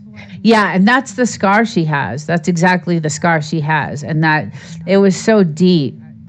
That still sounds a little risky. Yeah, I didn't, Benadryl works when your dog is 80 pounds plus. Okay, and that was a big dog actually that got bit. So look, guys, it is rattlesnake season, April through like September, but right now they're out everywhere, so just be careful. When I go off the property and I do, my rock, I like collecting stones and I look for gems and different, that across the way was the gold mines. So I sometimes, try to look for gold. In my crazy mind, thinking someday, I might find some gold. So I do, wear long, high biker boots, and I take a rake or something with me because, I never know. You never know. And to be honest, rattlesnakes hate people. They don't like to be around people. So they just, they don't like to be around people, so they, it's better not to, if you just walk slowly away, you'll be fine. But if you make any type of fast move, they're gonna react to it. So it's, it's not a good thing. So, but she loves to chase lizards, and I think I was telling all you guys, and she, catches lizards, and she brings me these dead lizards. And she happened to be catching a lizard, and she just was at the wrong place at the wrong time, and there was a snake there, and it happened to be, one of the deadliest ones. So I don't see any around here, but they get run over sometimes. Oh, Willie, okay. Yeah. We really didn't see them either, Willie. We lived there for such a long time. We saw them, maybe, I don't know, maybe a couple of times, but this one just, happened to be in the right place at the right time and just got her right in the face. And man, it was bad. It was really bad. So, and she was messed up. Like, she had so much venom from this snake in her that the next day when she urinated, she bled. She bled for days. So what happens is when that venom, when they're bit by that type of snake, that venom is so powerful, it attacks their organs. So it affects all their organs. It eats away at the organs. So she had been bleeding for, a couple of days after. So she wasn't in the clear, until a week later. I considered her, back to normal. But it was an experience I will never forget. And like I said, I have been through a lot in my life that as bad things, but I'll never forget that. And now I have a video of it, and it'll always remind me. So, but yeah, so Dowdy, if you're still on, please be careful, because you are out, you're out there, and you're really out there, and you're really, close to the ground. And I don't know, the landscape of, your area, but it looks like it could have snakes. The desert looks flat, but with snow cover. There are holes and tunnels under the surface, easy to step on a nest. Yeah, same. Yeah, and that's how it is. That's how it is here. In the desert, in the Mojave, there's holes everywhere, and I'm always trying to cover them up, and trying to put rocks on them, and just so nothing comes out of them. But my little girl is she's a girl. She's curious, and she's a girl. She wants to know what that is, and how can I get it? And she likes to I see holes everywhere. Oh my goodness. But yeah, she loves to chase lizards. She just loves to. And I hate it because she brings me these half-eaten lizards, and they're disgusting. And I had to go save last Sunday's show. I had to go save a lizard as I'm filming. So she was after one, and I had to she was chasing it, and I had to, pull her back. And I've done it many times because I don't want any dead lizards on my on my lap. It's not good. And they're good sized lizards. These things are not sometimes they're little ones, but these things are good sized lizards. And I cannot. She's really quick. She's really fast. Now my boy could give it. He could not care less. He's lazy. He doesn't care. He's just wants to hang out. But her, she's because she's a girl. She's very curious. She's very she wants to know. Always hunting. Always hunting. Always hunting. And he's over there just chilling out. Laying on his back and just enjoying the. Just enjoying the, the sun. But, yeah, it has been, that was a crazy experience to go through. So, and you could tell when I did the video, I was I was really depressed in the video that I did, because I was just so afraid, because she was still urinating blood the next day. And I just didn't feel like she was good, even with all the antibiotics and the anti-venom. And the thing is, that anti-venom, the way they get that anti-venom, and that's why it costs so much money.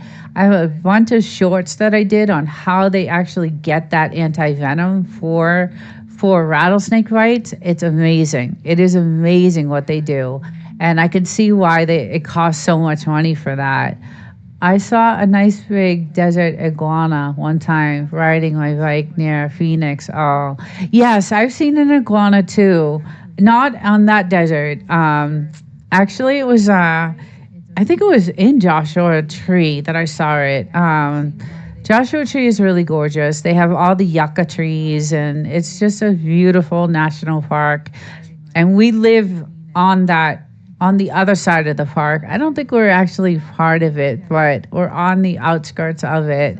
But we live near the 29 Palms military base, so it's it's pretty hot out there. It's, that military base is almost the same, like, landscape as like Iraq and Iran and, the Middle East countries.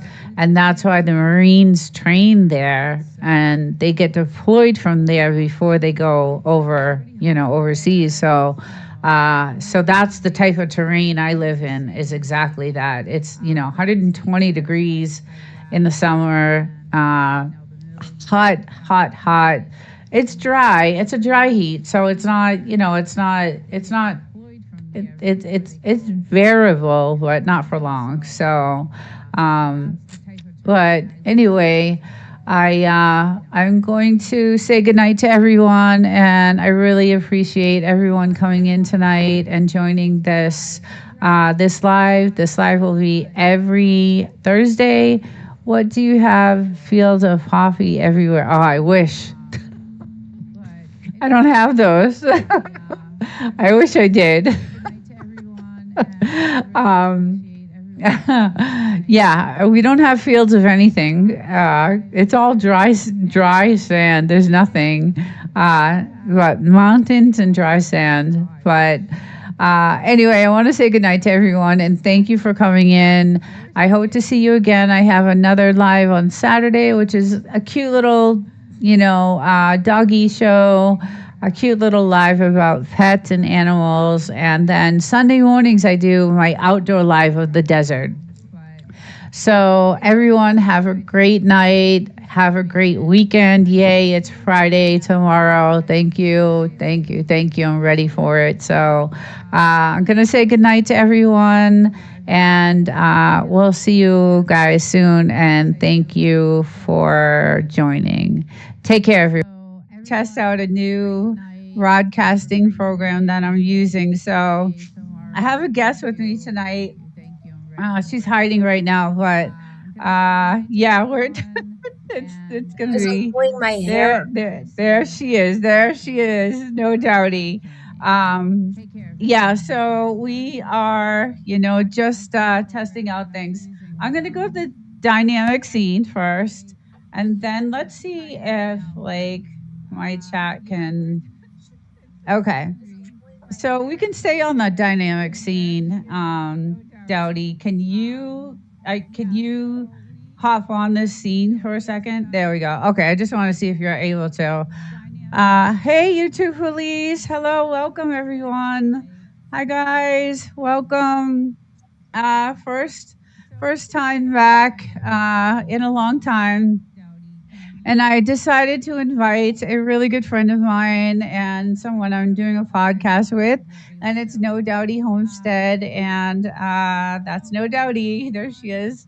And yeah, so we figured we would do the live together tonight and just talk about things that are going on in YouTube. And I haven't seen you guys in such a long time. And I miss everyone. And I'm still, kind of still recovering, but I wanted to get this Thursday night going again. We had some really good discussions about YouTube and changes in YouTube and things that are going on in YouTube. So I decided to, invite Dowdy. She has a really good homesteading channel, and we started our 4th episode. It'll be out on Sunday of our podcast. So we're having a lot of fun with that. It's let's see. Oh, homesteading. Let's see. Oh, interesting. See, it's going to be hard for me. This is the one thing that I don't like about this is that the chat's not big enough, and I'm constantly like staring at the, at the screen for it. But is the sound okay? I don't see any lag, so I think that is okay. It's been such a while. YouTube police, do you know Marsha? Maybe, do you know YouTube police, Marsha? I don't think so. Okay. Well, he knows you. He does? See. Yeah. Oh. Yeah, and see, everything like blacks out, and yeah, I'm gonna have some issues tonight with streaming. I know I am. It's gonna be a pain in the neck, but we're gonna get through it somehow. Although my chat is right here, so I can kind of make it a little bit bigger here. Okay, so welcome everyone, and tonight we're just gonna hang out. Like this is just our, first time back, and I want to continue the discussions that we were having, prior to this about YouTube and all the things that were going on and all the new features now. I'm noticing. I don't know if you're noticing, Dowdy, but there's all these great new thumbnails that are being created. They look like they're done by a movie studio. So I Yeah. had put out a video on my AI channel a couple of weeks ago about all the new features that Neil Moham, which is our boss for YouTube, that he is going to be providing us creators so that we can create some really good videos. And it's going to be a lot of AI, but he's going to be really doing a lot of,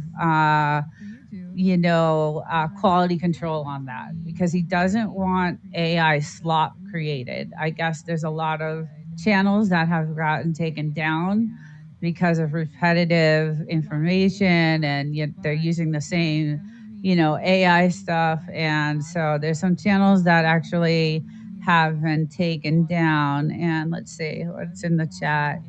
And I try to kind of just go back to the chat every once in a while to see what's going on.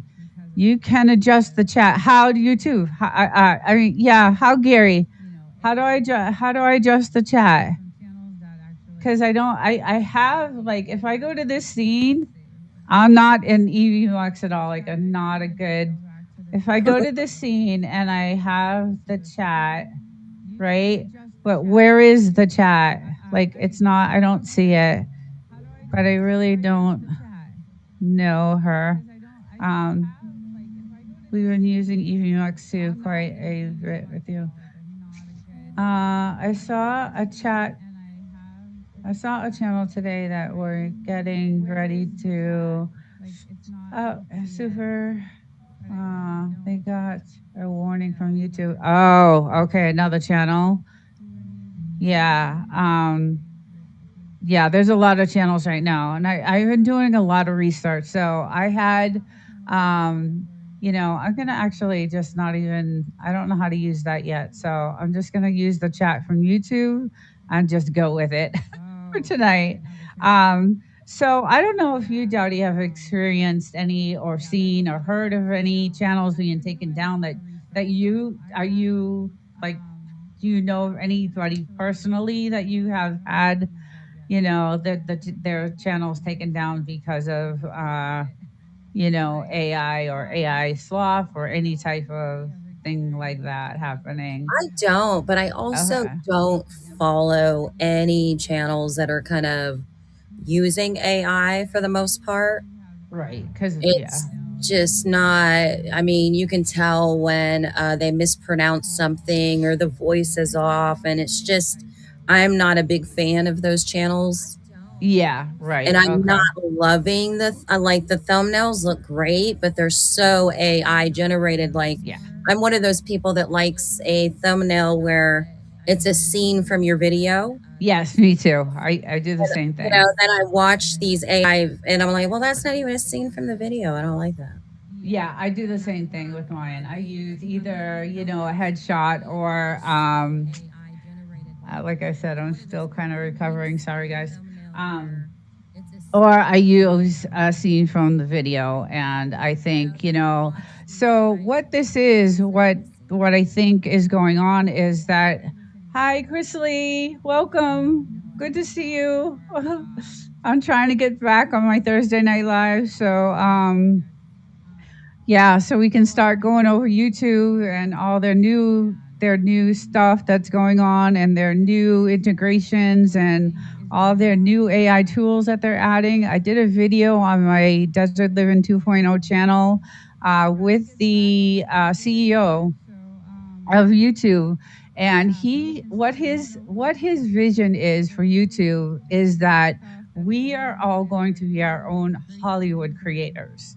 We are going to be able to generate like movie type videos with the tools that he's going to be providing to us. But he's also going to be having a lot of quality control on what is actually put out there for these videos, because the people are starting to use this now, and it's turning into what he calls AI slop. So that video that I put out has an interview with him on it talking about it, but it also has a lot of opportunity for us because his goal for YouTube is for it to be the next Netflix. He wants YouTube to be the next TV. He wants YouTube to just take over. So it was really interesting. Great to hear. Every once in a while, I just go back and check the chat and see what's going on and see who's in there and talking. Ellen, hello. Hi, how are you? I'm trying to get better. I'm starting to get back on my Thursday night lives, and I'm still kind of recovering, still going through it, but just wanted to get back on my Thursday night lives because they were really, really good. And we had a lot of really good conversations. So I'll start picking up on, where we left off. There's someone new in the chat. Callie for Yoon. I haven't seen, but I hate Netflix. But I hate Netflix. I'm not a fan either. I actually just canceled. I canceled my subscription. I was like, no, I can't. The only thing I pay for is YouTube now. So yeah, and but so what is happening is like a lot of people are using YouTube as a hobby. Like it's like, they're just putting out, I did this today or I did that today, and they're chatting, whatever. So the CEO is trying to get away from the era of the hobbyist YouTuber, and he's trying to create a studio like setting. Like he wants it to be like a Netflix. So he's creating this thing called the Generative Studio. And it says Moham is giving creators the power of a Hollywood production house through built-in AI. You can generate shorts using a digital twin, a digital twin of yourself. And this allows you to scale your presence without physically being on camera every day. So that's one of the things that is integrated. And this morning I watched a video on YouTube Studio. They have recommendation videos. And I saw this morning, and they're also integrating when you respond now to a chat, you can voice. I see that. Yeah. Yes. Yeah. So there's all these new things that are going to be coming out with YouTube, and I think is going to be really good. I know, local reviewer, you use a lot of good AI. You're technically good at it. So it's just that he's really going to be monitoring like the repetitive, non-valued, basically is what he said, content. So you got to be careful, when you're creating these videos. And let's see, there's someone else in the chat that is Corner Clubhouse. Hi, I've seen, yes, you've been in my Sundays, and welcome. My moderator, can you actually give a blue jacket to Corner Clubhouse, please? And I believe the other person too, Wolf and Snort, if you're still there. So I have a moderator. So Dowdy, the blue jackets are, you can connect with, that's kind of like the way to connect to other channels and to meet other channels. So I know you're kind of new at this live, this live thing. So if someone has a blue jacket, you can just click on the jacket and it takes you to their channel, and you get to kind of check it out. If you like it, you sub.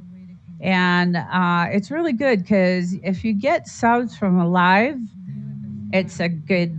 YouTube looks at that as a value. Like Oh, there's okay. yeah. So before I got sick, I presented that YouTube has a weighted system, meaning that there's a weight to they measure each everything you do. There's a measurement to it. It's weighted, Makes sense. and everything you do. So if you got a sub from a live, that is weighted high in the YouTube in the eyes of YouTube. Okay. If you got Where'd you go? You cut out. Are you okay? and oh, there we go. I'm gonna have off and on. What happened? I don't know. I'm having it's been moderator can do it. You have to do. I have my moderator that should be able to have the access. Okay, so let me see. I think we did. Okay, he took care of it. Yeah, thank you, you too. Thank you, Gary. I think he took care of it. So let me think. Thank you. Yeah, so everything is weighted, and I have all this is Oh, my wow. research that I will like be presenting. We just so I have a few people that I work with. My husband. We have a couple of other people that we have, and we all do a lot of like research and studies and a lot of different testing and things like that. So I have a lot of information that I want to start like sharing with everyone to let them know what is going on with YouTube because it's changing. Everybody can see that. I Yeah. had a really good friend just lose his monetization. Oh, no. Yeah, and he's like, oh, he has like 7,000 view subs, and he's a good channel. Just He's a because of good. AI? So he came on and did a Gary. You were there, I believe, on this show, and I don't want to say the channel because I don't want to blast him out or anything. I love that. I love this. It's a community of. He has his own community of people, and they're really cool. And they were actually on the live on Sunday. So Jamaican Shore Fishing was Jamaican Fishing Shore was on my live on Sunday, and he's part of this community.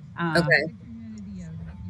There's a few others, and so he got demonetized, and I think Gary, you were there. I know you were there on this live when he was saying what had happened. So he received a letter from YouTube saying that he was demonetized for repetitive, unvalued content and AI repetitive on content that didn't provide value. So I didn't see it in the channel, to be honest. I didn't see it. And I went to a lot of his thanks to a great group of folks. Yeah. I didn't really see it. What kind of content is it? So he's an entertainment channel. So first of all, he does, and he lives in Canada.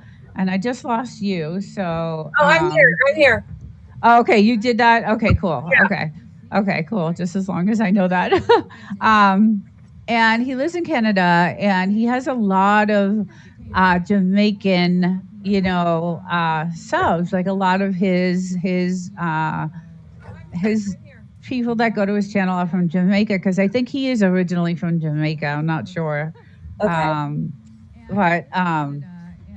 So yes, he does have some AI generated stuff because he likes to do ninja stuff, And he does a lot of stuff with ninjas. So he does do some things that are repetitive, but I think it was flagged for on not valued content, that was not valued, and repetitive content. Where do you And think they're YouTube. getting that from? Like, is that, So that's where. sometimes they make you review a video So or. this is the thing. We are under a constant audit, and this is another that's what all that paperwork is. We're constantly being audited. Our videos are constantly going through an auditing system. If you go to that video on Desert Living 2.0, it's the interview with the CEO of YouTube, which is Neil Moham.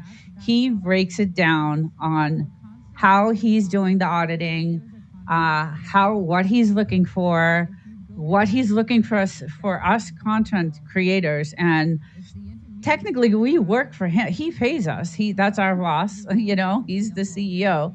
So that video I did, kind of broke down what he's actually looking for content creators, but he wants to give us more tools. So he's creating all these other things, and the generative video is one of them. And then he's also integrating VEO3. So soon, yes. So directly in the YouTube app, you can turn a text prompt into a high quality 6-second video clip of cinematic backgrounds or shorts. You can also add a text to game, which Gary did on a live with Devil Dog a couple of nights ago. They had this game, so you can have interactive games now through YouTube. The auto dubbing, obviously, you can have it in 27 different languages now, is another ad for 2026. So The wait, other his way is like integrating AI that he kind of approves of, his way of getting rid of the AI slop. Yes, correct. Correct. He's giving you the tool of AI, but he wants you to put your own personal touch to it. So he basically says, here's your AI. If it gives you this prompt, I want you to redo it in the way you would do it. Okay. If it says, okay, here's a chicken laying eggs and whatever, tell it to do it a different way. Like, put your own personal. He wants to see the personality. He wants to see the realness out the person. He doesn't want to see an AI generated video, because in that video that I put out, he mentions that people come to your channel for you. They come to see you. They come to see how you break it, how you interact. That's why they're there. They're there for you. They're not there for the AI. So it was really interesting in that video. Wild Child, I love you. How are you? Welcome. I'm glad you're here. So he technically, says that there's going to be a lot of changes. And that's where, like I was talking on Sunday about the silent lives and the things like that, they have to be labeled a certain way. They have to be, set up a certain way. You can't just, I saw some silent lives, and I don't know if you guys have seen any of them, but they were like literally just a camera sitting in front of a fire and nothing else, nothing. And the camera was there for hours upon hours upon hours upon hours, and just getting, and that's not going to fly anymore this year. You know what I watch that's like that though? They have this like American or the bald eagles. They have a camera in their nest. And that I love. I watched it. Oh my God, I love that. Yes, that's different. That's watching nature, and there's value to that. Yeah. And that's why I was talking to Wild Child on Saturday. Like, there's value to her video. Like, she put out, I don't know if you saw, But there was a thunderstorm that she had, and it was a real thunderstorm just the other day, a couple of days ago. I saw this video, and it was the most amazing video for relaxation, and Yeah, I it bet. was so good. It was really, really good. It's called. Okay, I gotta take a 10-minute break, but then I'll be. Yes. Okay. All right. We'll see you. Okay. I'll go to. Actually, I could have stayed on that scene. Let's see. We can remove her.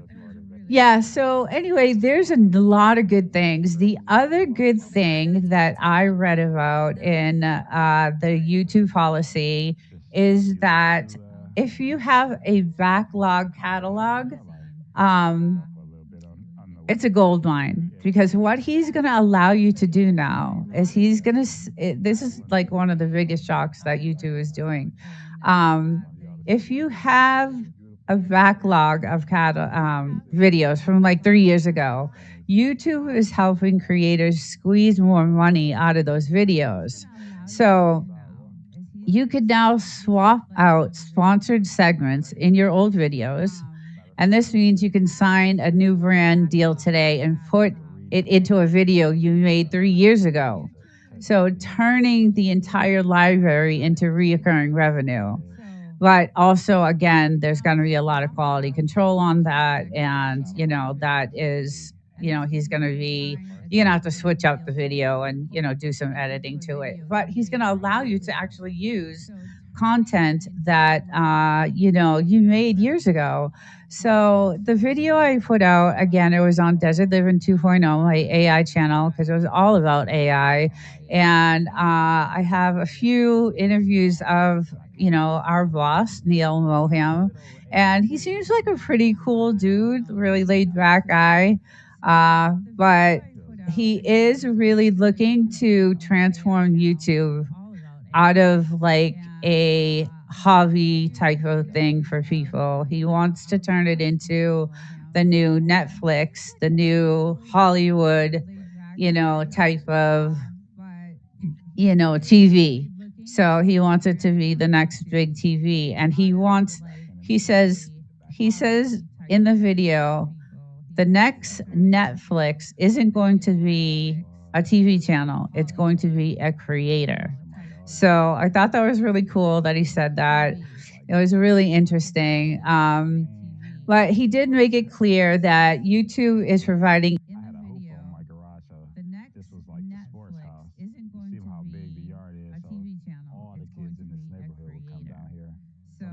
Is that they're already removing hundreds of low value channels that simply churn out repetitive, low quality AI content. So the other tool that he's doing is he is giving this thing called likeness protection. So he's providing a likeness detection tool that scans the platform to see if anyone else is using your face or your voice in an AI generated video, giving you the power to take it down instantly. So he is changing the whole entire, platform completely. And, this is his plan for 2026. Obviously, these things are going to take time. Don't know if I like that. We get infinite number of places trying to be the next Netflix. We the people need a home. Yes, I do agree with that. So I think he's going to take it to an extent and see. It's all this testing, right, that he's doing right now. So like with the thumbnails, the AV testing. Some of those thumbnails they look like they were done by a Hollywood studio, right? So if you've done, I don't know if anybody's tried. Sorry guys, I'm still really sick. I don't know if you guys have tried the AV testing for your thumbnails, but some of them are amazing, like just really amazing. They look incredible. They're flawless, and they just need a way to label AI versus real content. let the people decide. And that's the other thing. That's why I'm saying he's going to give you the tools to use, and there's always going to be that, what do you consider, AI slop or not? Like, there's always going to be that, question on whether what you think compared to what he thinks. So, but he is upping the game on YouTube. He's giving more, tools for us, and he is definitely, trying to up the game on YouTube this year. But what's happening is as I was reading all this information, there were like 3,000 channels that got dumped this year. And some of the channels had millions of viewers, millions. And so he's like really, really cracking down on some of that stuff. So, in my opinion, they just need a way to label AI versus content, let people decide. Yes, they need the decision for all of the channels. Anything with with Joe Rogan. Okay, yeah. Um, some AI videos can be good. Yes, yes. Some AI videos definitely. Sunnyside, hello, welcome. I am still kind of recovering from everything, so.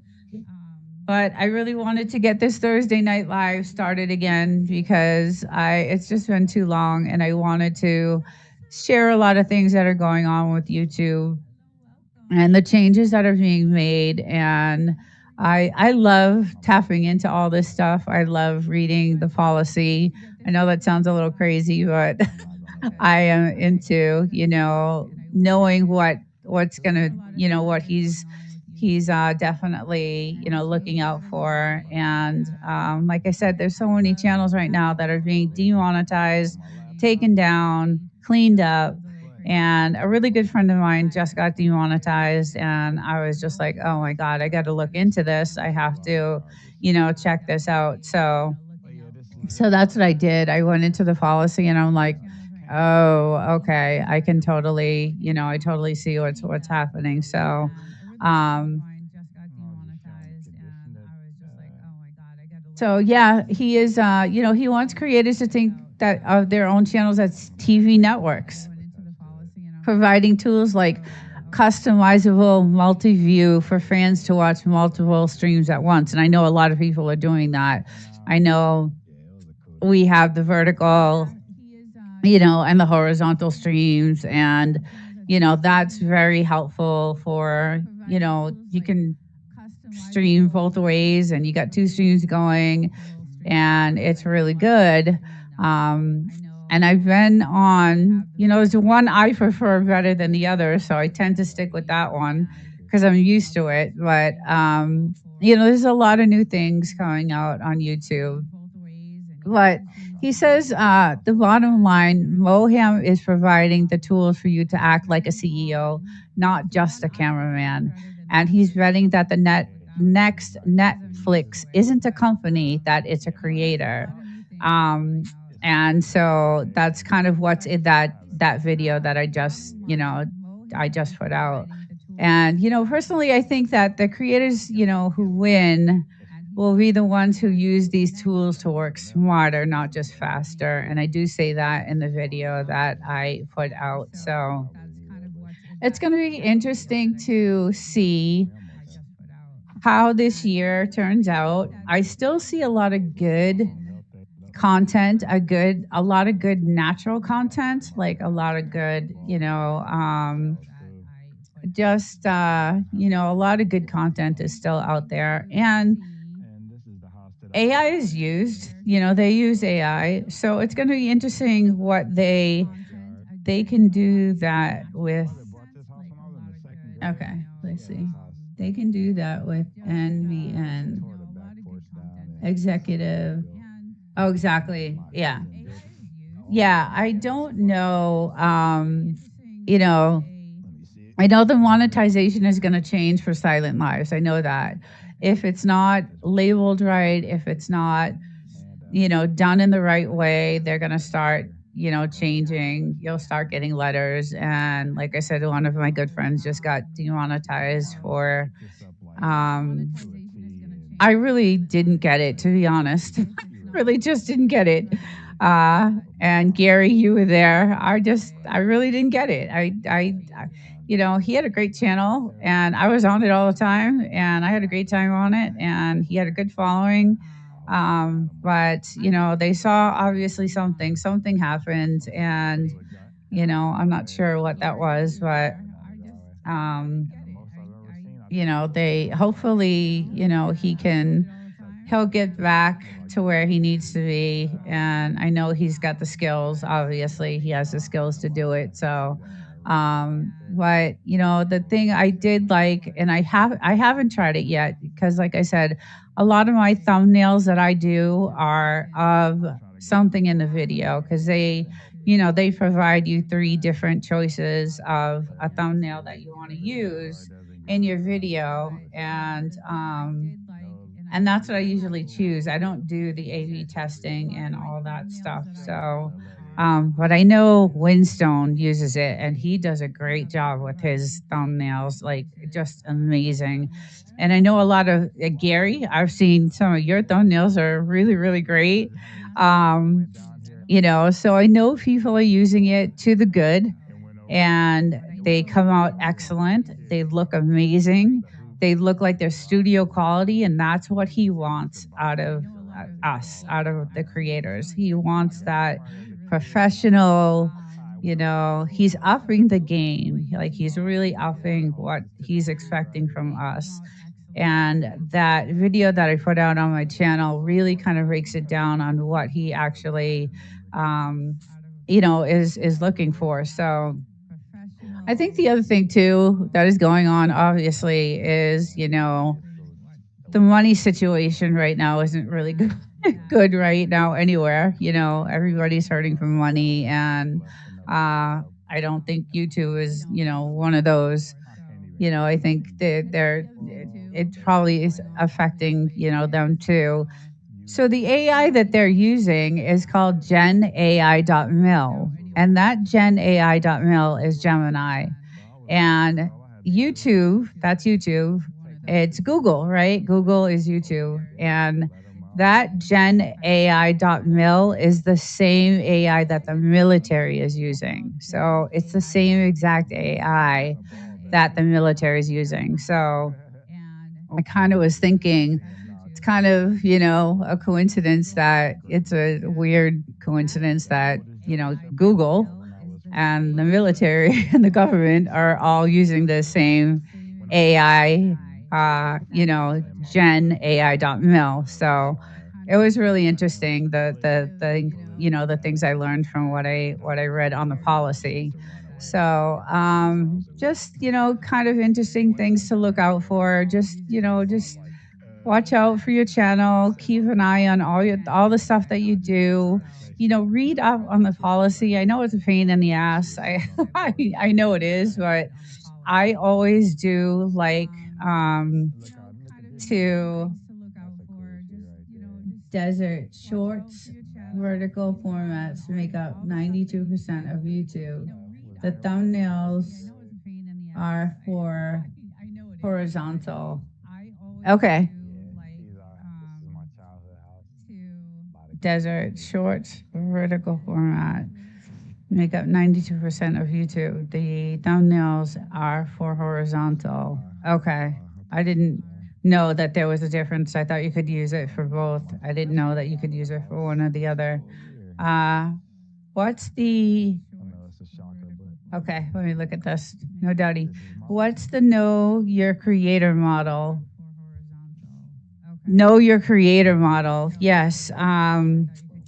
That is, I have not delved. That is actually part of this research here that I have that I'm going to be putting together. That is another. Did you just look that up, Dowdy? Yeah, there's a lot of information. Oh. I think I started in February. Research here that I have that Thanks for I'm always going to be supporting the putting channel. I together. appreciate it. Um, I try to that return is the favor another. whenever I Did see you your just look that videos up, and watch Dowdy? them.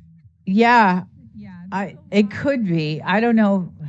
I think the last one was about. It's Let me see if I can remember what your last video was about.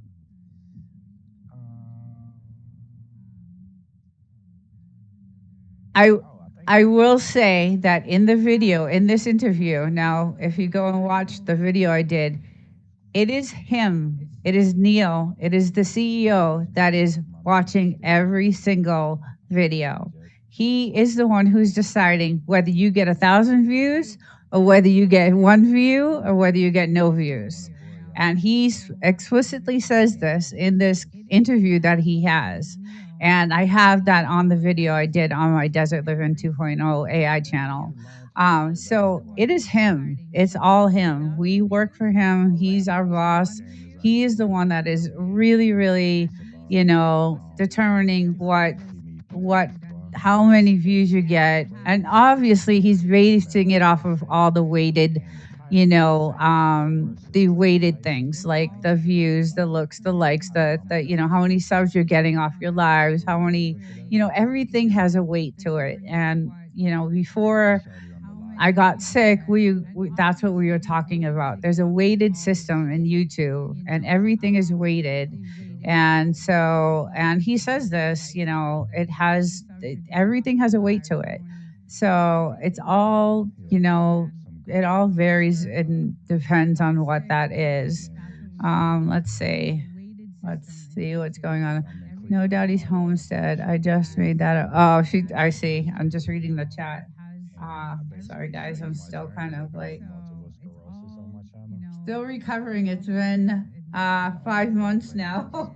So almost there. Thinking maybe another few more months. So I am trying to get back to normal.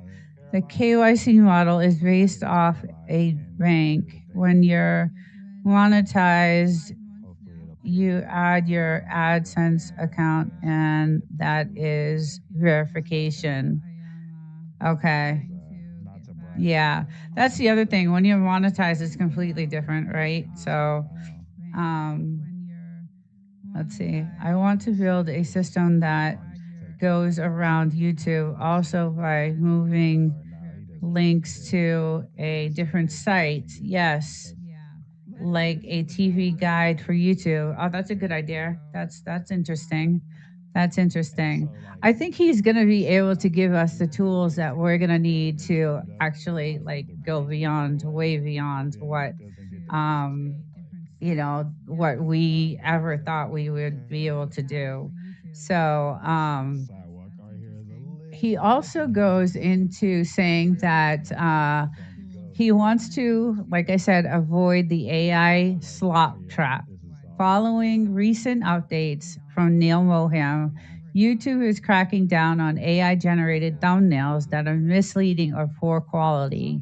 If you use AI to assist your designs, make sure the final image is accurately reflects what viewers will see in the video. So clickbait. He's talking about clickbait, I think, right? He's saying create a thumbnail that actually relates to the video. That how many times have we seen a thumbnail and it has nothing to do with the information in the video? So he's trying to crack down on all of that. That is the worst thing in the world. Call is, let's see.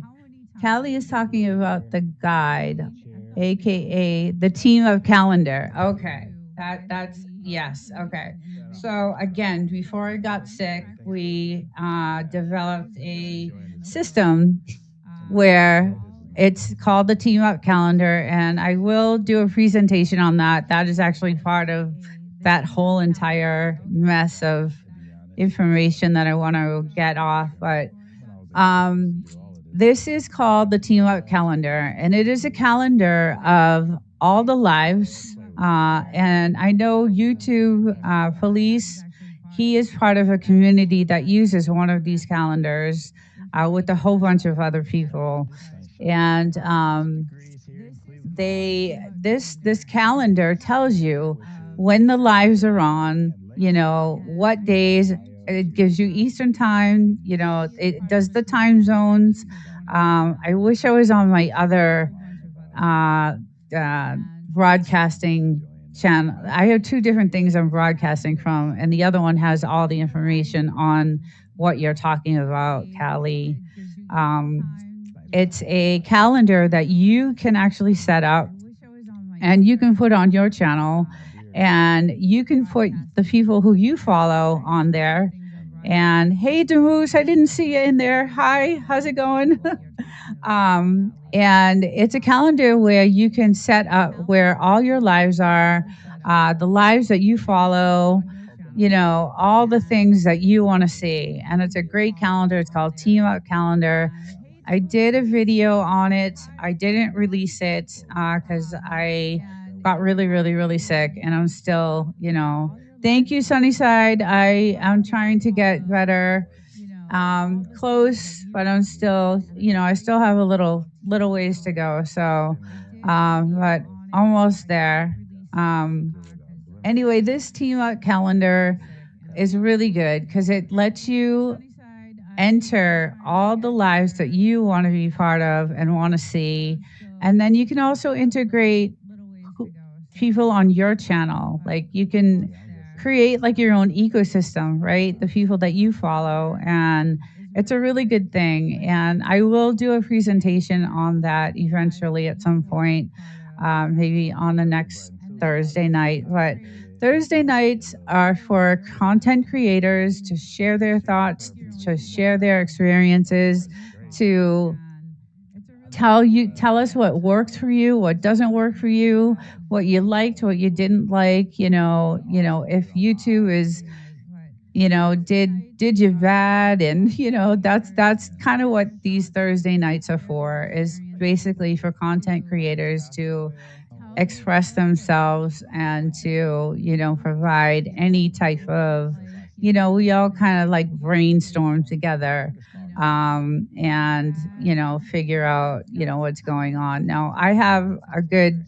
few people that I work with. I call them a team, but they're friends and family, and we do a lot of testing. We do a lot of research. We started off analytically. We did a lot of stuff with analytics, and we tried to figure out how things worked with watch hours and things like that. And we did find out a lot of stuff. And I have a lot of stuff that I want to present in all that paperwork eventually.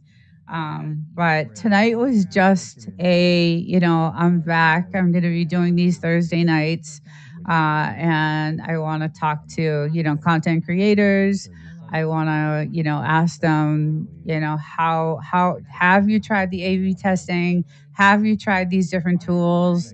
I think it's going to be really cool when we can actually now respond by voice to a comment. That is something that's going to be incredibly insane.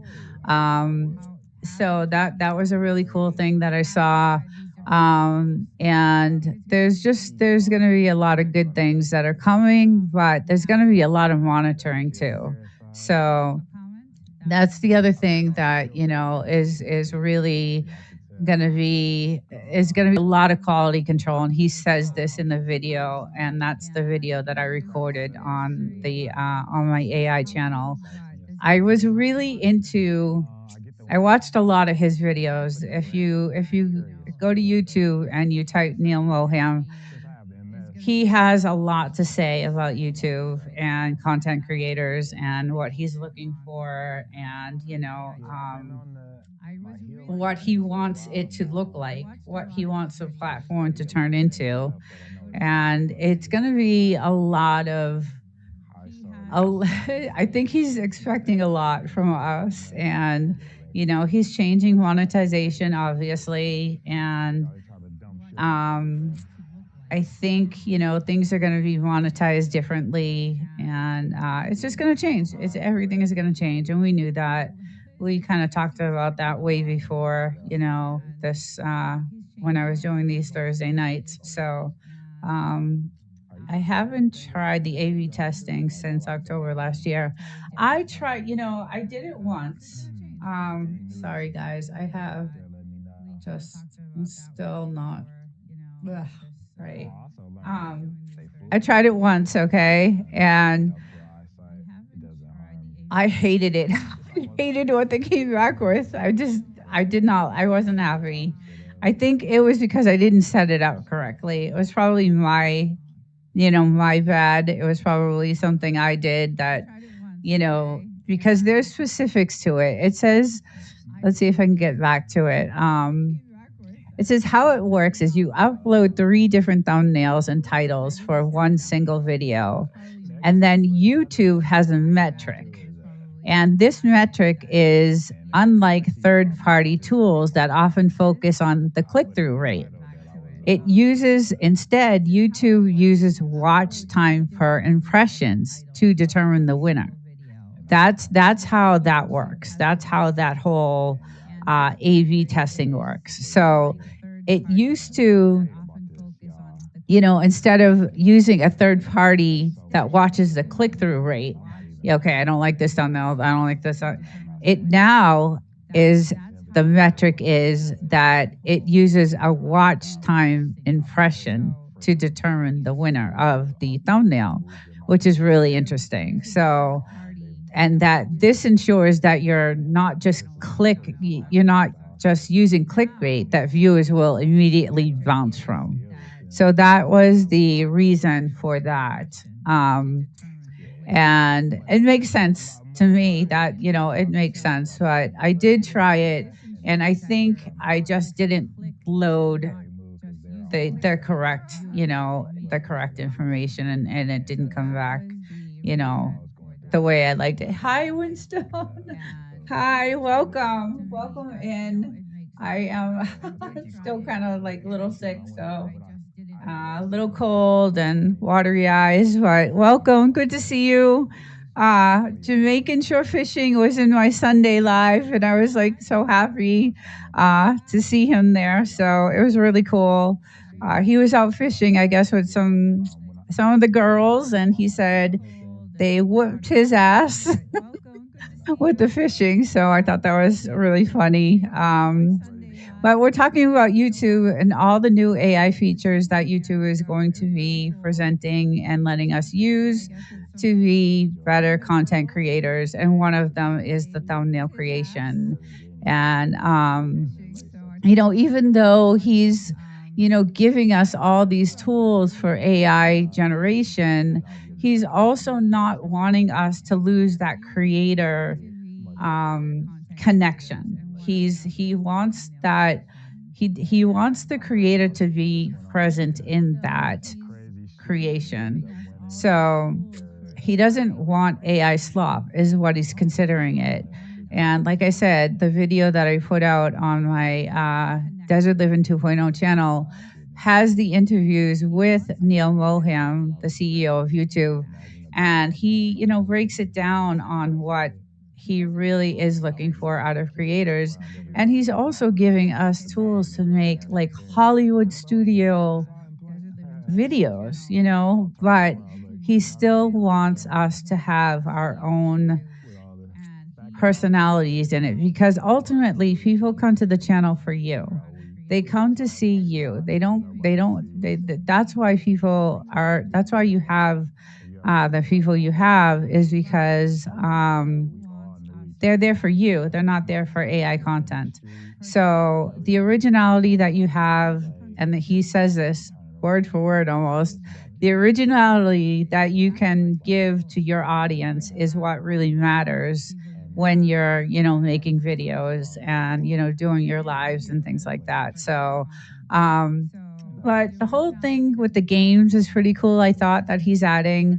I know Devil Dog did it one night on his channel. He did some question and answers, and that was really fun. So that's a new AI feature. The generative AI studio, that is going to be insane, because that's going to allow you to make almost like Hollywood movie videos. And he's integrating VEO3 into YouTube. So now you can, I mean, the stuff that he's giving us to, better our channels and to make better content is really, really good. And I'm excited about it. And I'm not an AI girl. If you go to my AI channel, it's all about how bad AI is and how, it's really, I covered a lot of, robotics and how I think robotics is going to take over a lot of jobs. AI is going to take over a lot of jobs. A lot of things on my AI channel is, negative regarding AI. So I'm not an AI. I don't, I like original content. I like, using originality and my own personality. And, I don't get a lot of views, and maybe that's, a lot of, I need to change things up a little bit on some of them. But, some of the videos I did get thousands of views, and some of them you don't. And that's where, I kind of wonder, okay, I really didn't do anything different in this video than I did in the last video, but I got 4,000 views on this and I got 300 on that. So, it all depends, but ultimately it is him looking at the videos and, deciding how many views you get. So, but go to that video. It's really interesting. And it talks about how he determines, who gets what and how it's all weighted. And it's really interesting. It also goes into watch hours and watch time. And, if you're going live and you're actually like if you have a panel of people, like not everybody gets hours for that. So that's also broken down and weighted. And there's a whole, like I said, I have so much information that I built up over the months that I was sick that I wasn't able to, present this stuff. So I have a lot of information on Thursday nights that I'm going to be, mentioning and bringing out and presenting. So I haven't tried the A/B testing since October. That was Dowdy. Let's see, Winstone, thank you for stopping by. Bye, Winstone. Oh, take care. Thank you for stopping in. Thank you so much. Yeah, I appreciate everyone coming in tonight. I'm going to keep this on the short side. It's about an hour right now. So usually these lives, when I was, doing them on Thursday, they would go for 3-4 hours. Since I'm still not 100% better, I'm going to, try to keep this on a little bit on the shorter side. So, but I just wanted to get this started. I wanted to start coming back out on Thursday nights. I wanted to, start getting into talking about YouTube and how we can all make some money and grow and, use YouTube to our benefit and really listen to what Neil Moham is trying to, to tell us so that we can, use that information to better our channels and our content. I'm always about, looking for the next new thing, and there's so much more to tell you guys. So, but I think I'm going to end it for tonight, and I appreciate everyone coming in, and this is really fun. I'm really excited to start the Thursday nights again, and I want to have guests on now that I'm using EV Mux, and this is a new broadcast system that I'm using. I usually use OBS. So, but again, Wild Child, you'll see Bugaboo on Saturday's show. I have Devil Dogs, little puppies that I'm going to show on Saturday's show. And I have No Doubties dogs on Saturday's show. And I have some really good agility stuff going on Saturdays, and 2 really good news stories, follow-up news stories. So hope to see you all there. And also I have a Sunday live that I do in the morning outside in the desert. So I live in the Mojave Desert, and I do an outdoor live, and I hope to see everyone there. Desert. next week we can cover the YouTube formula for videos to get pushed. Okay, that sounds good. So that will be our topic for next week. That sounds great. So again, I have a team that I work with and they're really great. They're very, very skilled in analytics. They're very skilled in formulations and, you know, getting into the deep nitty gritty of YouTube. And I'm really fortunate to have these guys, and they have really helped my channel grow. And I really appreciate them, and I appreciate all you guys coming in. So it was good to see you all. Thank you all for coming, and I will see you guys hopefully on Saturday or Sunday or next Thursday night. So bye everyone. Take care. Have a great night, and we'll see you soon. Bye. It was good to see you all. Thank you all for coming, and I will see you guys hopefully on Saturday or Sunday or next Thursday night. So bye everyone. Take care. Have a great night, and we'll see you soon. Bye.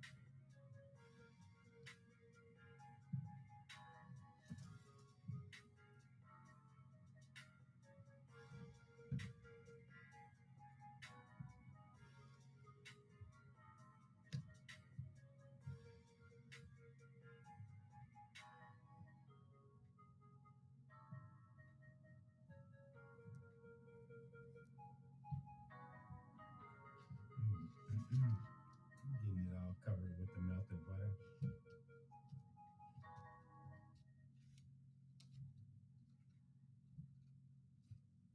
I don't have a baking pan, so I'm gonna just work with what I got, and I'm gonna bake it in this pan.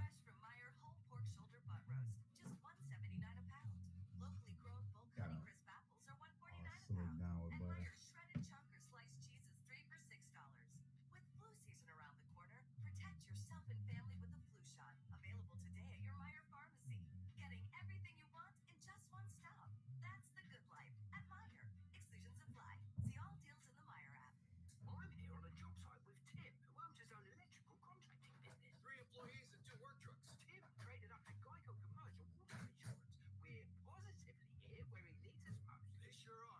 all slicked down with butter.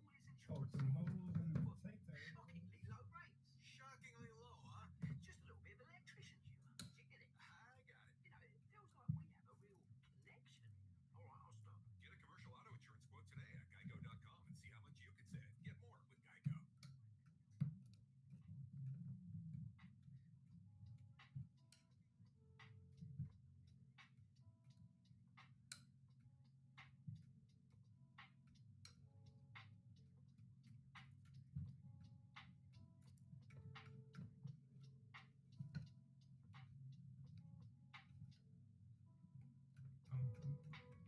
I'm gonna bake the potatoes at 400 degrees for 50 minutes.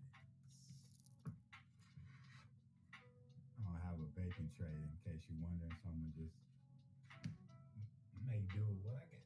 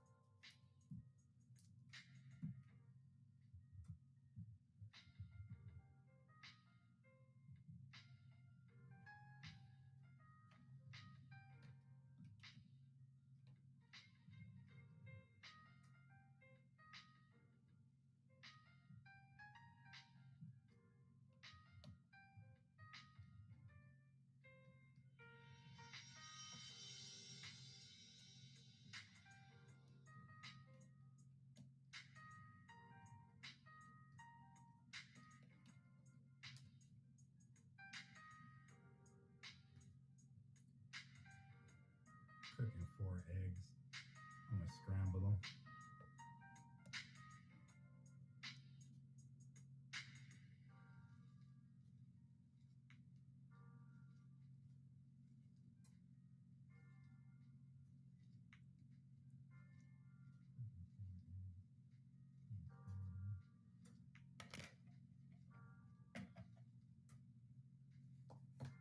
Got a hole in my salt bag. Let me just put the salt in there. I like that.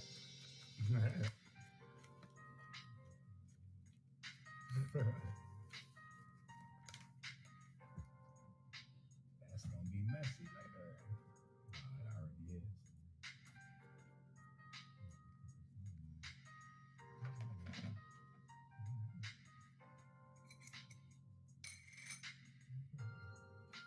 Just putting salt and ground black pepper.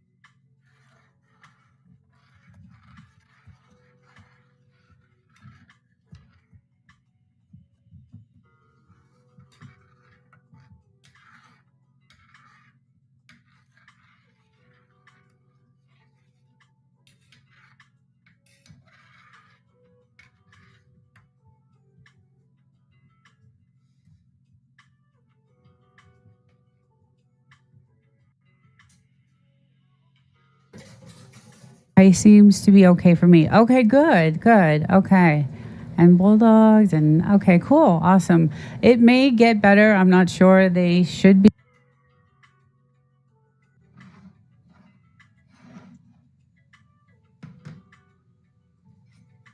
It seems to be okay for me. Okay, good, good. Okay. Cool. And bulldogs. Cool. Okay, cool, awesome. Hello, hello. Testing, testing. Testing, testing. Are we live? Yes, I think so. Hello, everyone in the chat. Can you all hear me? Let's see. Let me pop this out over here so I can actually see. Hi, Wolf. Hi, Devil Dog. You live. Okay, awesome. How's everybody tonight? Okay, awesome. Good. I was testing out streaming both EV Mux and OBS, so I got that to go. I'm getting pretty good at this stuff. Hey, hello everyone. Kylie, you know what? I gotta pull this up a little bit because I can't see because I am blind. Yeah, I was doing some testing earlier today. Cali Fortune, rocking on y'all. Rock on y'all. Okay, we have Devil Dog, Wild Child, Wolf, Cali Fortune. I love that. I like that name. It's a cool name. Tonight we have a really cool, actually, topic, and because I like to investigate AI and stuff like that, I did try the new YouTube VEO3 AI, even though, hi Wild Child, even though I don't use AI, I like to, when I do my videos, I like to investigate and I like to learn about AI. And hi Apocalypse Insanity. I have no voice today because I had to talk a lot today at work. So I'm going to be like, that's why I'm like, maybe I'm like screaming into the mic, but so I actually did use the YouTube's AI to create some videos, and I don't know if anyone saw my last video, but I did a video on grocery shopping and how they are now using AI to instantly change the grocery prices in peak hours and peak times, and based off of your credit score, what you can afford. And so in that video that I did, I wanted to try their AI. And like I said, I'm not a fan of AI. You guys all know I have an AI channel that is dead. Most of my content on that channel is, it's negative towards AI because I don't trust it, and you can't really. But I did find a couple of AIs that I do use when I do my research. So, but I wanted to see. I got my BGX Spark this week. Speaking of AI, local AI, got to do it. Yeah, so this is a really cool AI. It's it's going to make things a lot easier, but the rules of YouTube, right? They're giving you all these tools, and like I had a couple Thursday nights ago, we talked about where the line is for YouTube, where they draw the line on, where content is, repetitive and, too much AI and things like that, but they're giving you the tools to do that content with. So, who draws the line on where they, shut your channel down or demonetize you for using too much AI? And YouTube gives you AI tools to use and then demonetizes AI channels. Yeah, you got to have AI to fact check your other AI. And that's why, so I found two AIs that I trust, okay, only two. And it is Gemini, because that's what YouTube uses, and that's one of their AIs. And also the military. The military is gen.mil, genai.mil. So that's Google, YouTube, is Gemini. So that's the one, and it's free. The subscription I have is free. The other one that is a monthly subscription, and it is one of the best AIs ever. And I think the government is having some issues with this AI because it is so smart, is Anthropic Claude Opus 4. Now that AI is amazing. That is one of the best AIs that, those are, now, like I said, I talk very badly on my AI channel about, AI. I'm dead set against it. I think it's going to ruin our lives and ruin our world. And, so let's see. You got to have AI to fact check your other AI. I like the free one. Yeah. No, definitely. And Gemini is, it's been pretty, and we have challenged it. You challenge the AI. I think they might just be demonetizing channels that use strictly AI. Yeah, so that's the thing. So that's what we're going to be talking about tonight. We're going to be talking also about shorts versus long content. So let's just get into the topic. So the shorts versus long content, what is better? Like, is shorts killing your long video, or is the 60-second vertical video actually, is it better to watch a 60-second vertical video than a long video? We all know that we don't have, in today's world right now, no one has time to sit and watch through, a long content video. Everybody's like clicking, to the next video. So, is it better to have a bunch of shorts than long form? And when you go to a short, do you end up watching the long form content? that is related to that short. So that is a lot of us. I know I'm guilty of, I'm guilty of that. I don't, I'll watch a short and then I won't go to the video itself. So I am guilty of that. If I have time, I will. Short, yes, okay, yeah. See that's so. I'm gonna play a video actually that is really cool that I found. And this actually came off of the YouTube. Now, if you've been to the YouTube studio and you've seen on the side, they have content creation like ideas, and they show you these videos, and now they're starting to come out with videos of what they're doing. Now, before, like a few weeks ago, they were just doing whatever they wanted and not telling the content creators of their changes.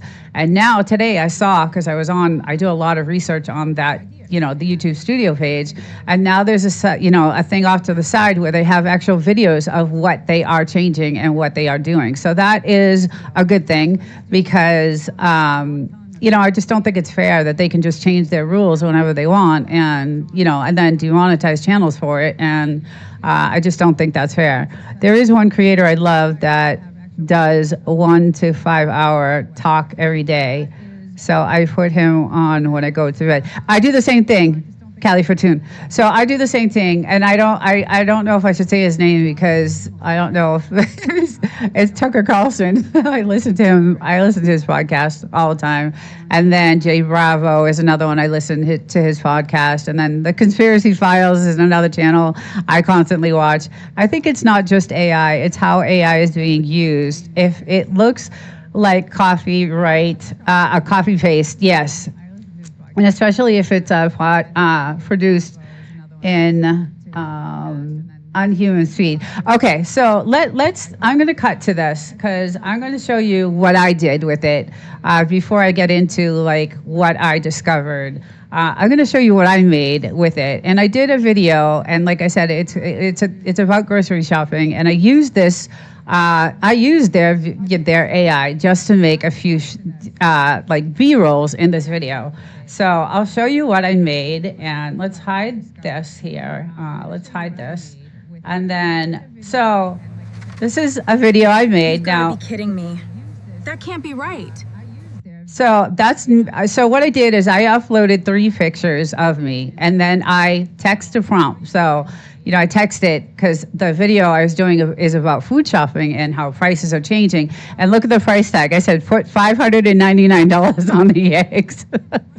So I uploaded 3 pictures of me, and I said, at that time, this picture I had done, a photo of me was a few years ago, like 5 years ago, and I have blue contacts. So that picture was done, many years ago, and I had contacts. So it asked for 3 photos that you want to use for your video generation. So this is one of them, and so this is one I did, and this is inside that grocery AI video I did. You've got to be kidding me. That can't be right. What? So that was one that I did, and in my video that I use as B-roll. This is another one. I said, so I prompted this one to say, now that looks nothing like me. Same photo, same shirt, same jeans. I wore that to work one day, and before I was going to work, I was taking some photos.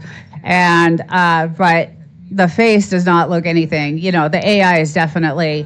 And then at the bottom, I don't know if you guys can see, but the watermark is on the bottom. The VEO3 watermark is at the very bottom of the video. So they do put their watermark on it.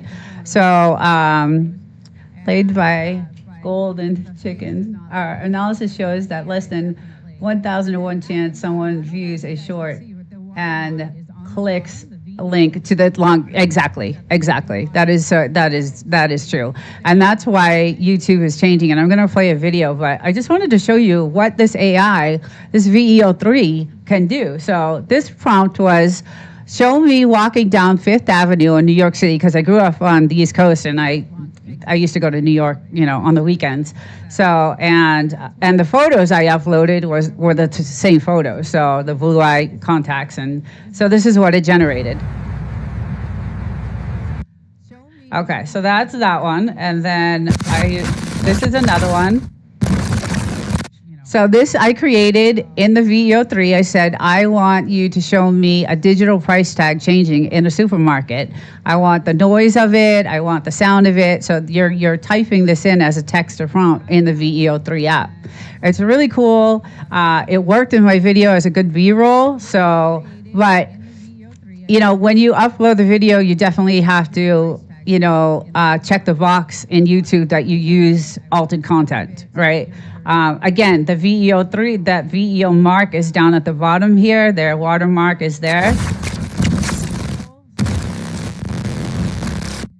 So that was another B-roll that I created in the video. And then I can't believe the price of this. Same thing, This is ridiculous. same photos. I can't afford any of this. The video I did was really interesting, actually, because there's a couple of companies called Ravonics and Wasteless, and they are AI companies, and they can change the digital price tag right from their offices that they're at. They don't even have to be, you know, in the supermarket. They can actually use the AI to change the price tags and, you know, screw with the prices. And I think that's just so unfair. Didn't GameStop buy 5% of eBay? Let's see. I just want to know if AMC lays eBay to get free.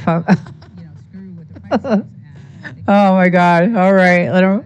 So that was the other one I did. And then I used this one here. The total is $345.89. So hold on 1 second, because this one I thought this one was pretty funny.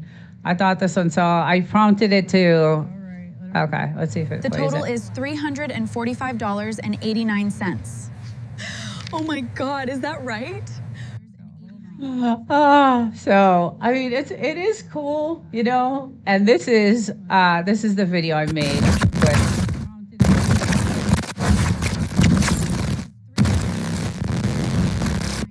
So that's how I started the video off.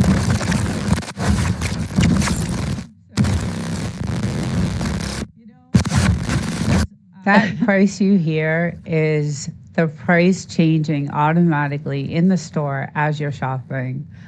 So that was a video I did on what AI is doing now to your groceries and your prices. And that is on the Desert Living channel. Actually, that's on my AI channel. Sorry, I uploaded that. That was my recent AI video that I did. So, I mean, they're giving you, you know, now, is that going too far? Like, you know, are they going to, what are they going to do? You know, like, what you know, I mean, I checked the box that there is altered content. You know, the watermark is on there. So I'm hoping that, hey, Demoose, hello. Hey, Jess, hi. Hi, welcome. So again, you know, just, it was really cool to, you know, to do that and to use it and to try it out. Will I use it for B-roll? Maybe, you know, it was easy. It was really easy. The only issue is that it's only on the phone. You can only do that on your phone. So you have to do everything on your phone and then transfer it over to your computer and then upload. It's just, it's a pain. But so the actual VEO3 in the YouTube studio is not on the desktop yet. So they're giving you the app. And I don't know if you can actually see the app, but it's this app. It's this app right here, and it's easy download. You know, just it's an easy download. So I create everything here, and then I transfer it over. And I mean, it's cool for B-roll and stuff like that. But you know, I don't know where the YouTube draws the line for that. Desert Living, how are you? Work and play. Hello, welcome. I'm doing good, thank you. I worked a long day today. We have a lot going on at my job where we actually were bought out by a private equity company 6 months ago. So it's not good news, and we're going through a lot of changes right now, and I'm really upset about it. So yeah, it's not good, but I'm dealing with it. It's one of the best jobs I had, and it's, you know, it's really interesting, and it's in aerospace. It's military aerospace, so I'm really busy right now. If you understand what's going on in the world. So I did nothing but there was a bunch of presentations today and things like that. So I'm like talked out, but I wanted to do this live because I canceled last week. So and I just wanted to get into. Now there's a video I wanted to share. Let's shut this one down. Let me shut this one down. And then I'm gonna play. This is a video that was on the YouTube studio. So this is a cool video. Be paid quite as much, and even if we're based. This video talks about long form versus shorts. Okay, so this was on the YouTube studio page, and it's on the creator content ideas. And so now they're coming out with all these videos where you can, watch these videos about YouTube and things like content that. Versus short form content on YouTube. Let's talk about it. What is going to be the best use of your time? Now, what I'm hearing in the conversations about this, a lot of the advice out there is get into shorts, do shorts. They're going to blow up your channel, etc., etc. Well, I have some thoughts about that. So I definitely think there's something to that, because the CEO of YouTube has even confirmed that they're definitely pushing shorts in the algorithm. You can't open up your feed without seeing a bunch of shorts. Do you guys agree with that? I think, have you ever tried our platform, Reds? And I have, I've been working on, no, I haven't. I haven't even heard of that. Interesting. Yes, they have been pushing shorts for a couple. Yeah, so I definitely see tons of shorts, like just shorts. So let's see what she. Every time you search for something on YouTube, it's going to recommend shorts first. So there's definitely something to that. And if you are trying to grow on YouTube, you definitely want to get in front of your audience in the experience that they are most willing to participate in. And if they're doing shorts, then it's a good thing to definitely do some shorts. Now, the downside to doing shorts is you don't necessarily make as much money as you do with long form content, because you're basically getting paid if. So I'm not monetized yet, so it doesn't really matter. And even if I was, it really wouldn't matter. I like doing long content. When I first started YouTube, my videos were 30 minutes long, every single one of them almost. So, and it's only because I started I started on my other channel doing long content, my AI, the Desert Living 2.0, which is my AI channel. So I started doing long content on that because there's so much information that you can't cut it into, I just took me a half hour to do a video. So an external, let's see, what does it say? An external search engine for YouTube would defeat the algorithm. This is my idea, at least. Yes, shorts can cannibalize content if immediately released after a long. Okay, so let's listen. That's a good point. Well, let's see if that's true. Let's see if that's true, because I'm going to challenge that, my husband there.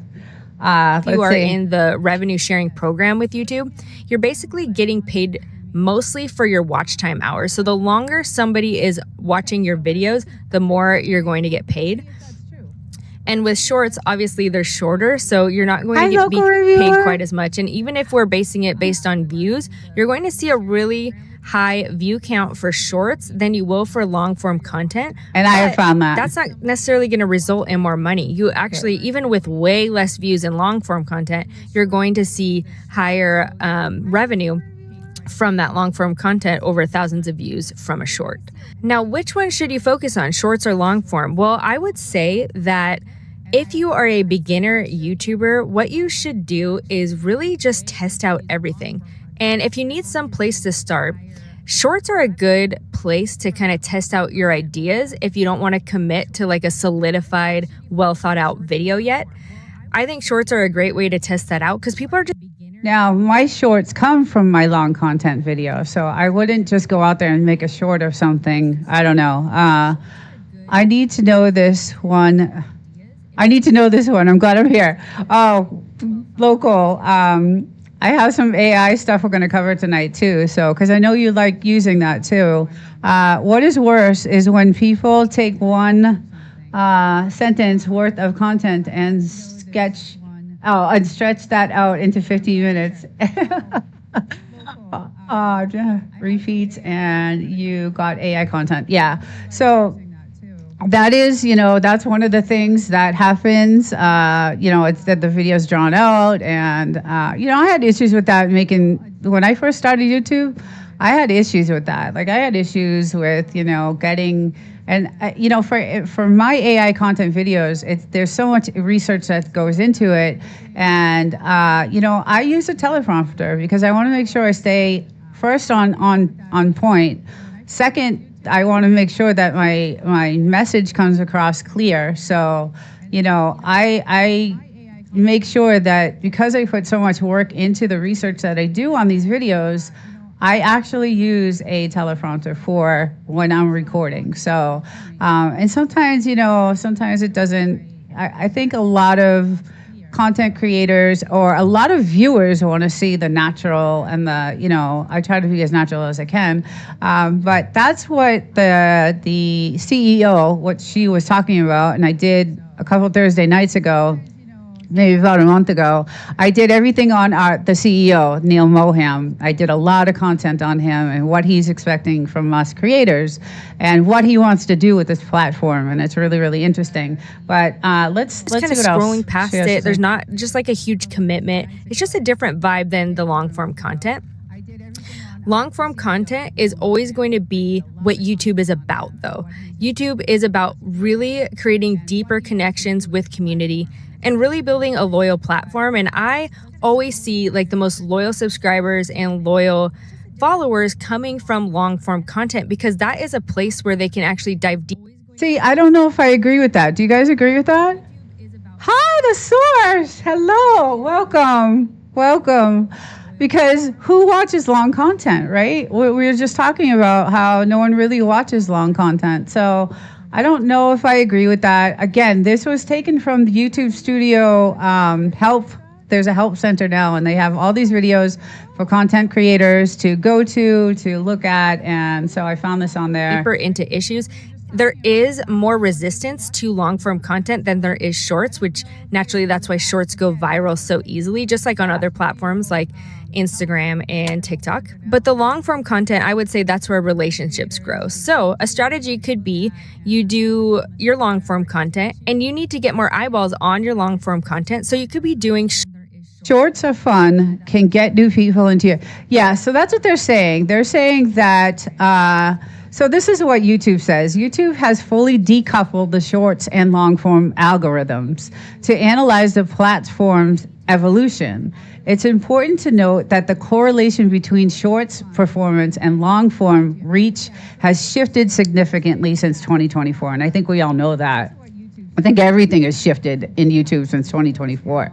YouTube has transitioned to a decoupled algorithm structure where the short form feed operates independently.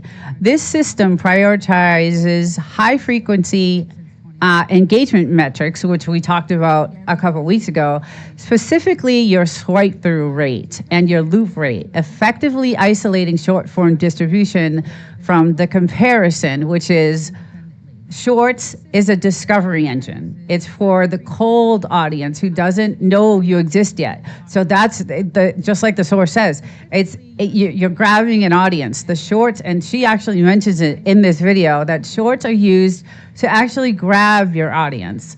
And then the long form is the authority builder. This is where the money is. Obviously, you get paid more, and where the real fans are made. And this is what they're saying, that YouTube is, saying that this is obviously where you're going to make your money is the long form content. So the key to the long form is the thumbnail title, yes, and scripting, yes.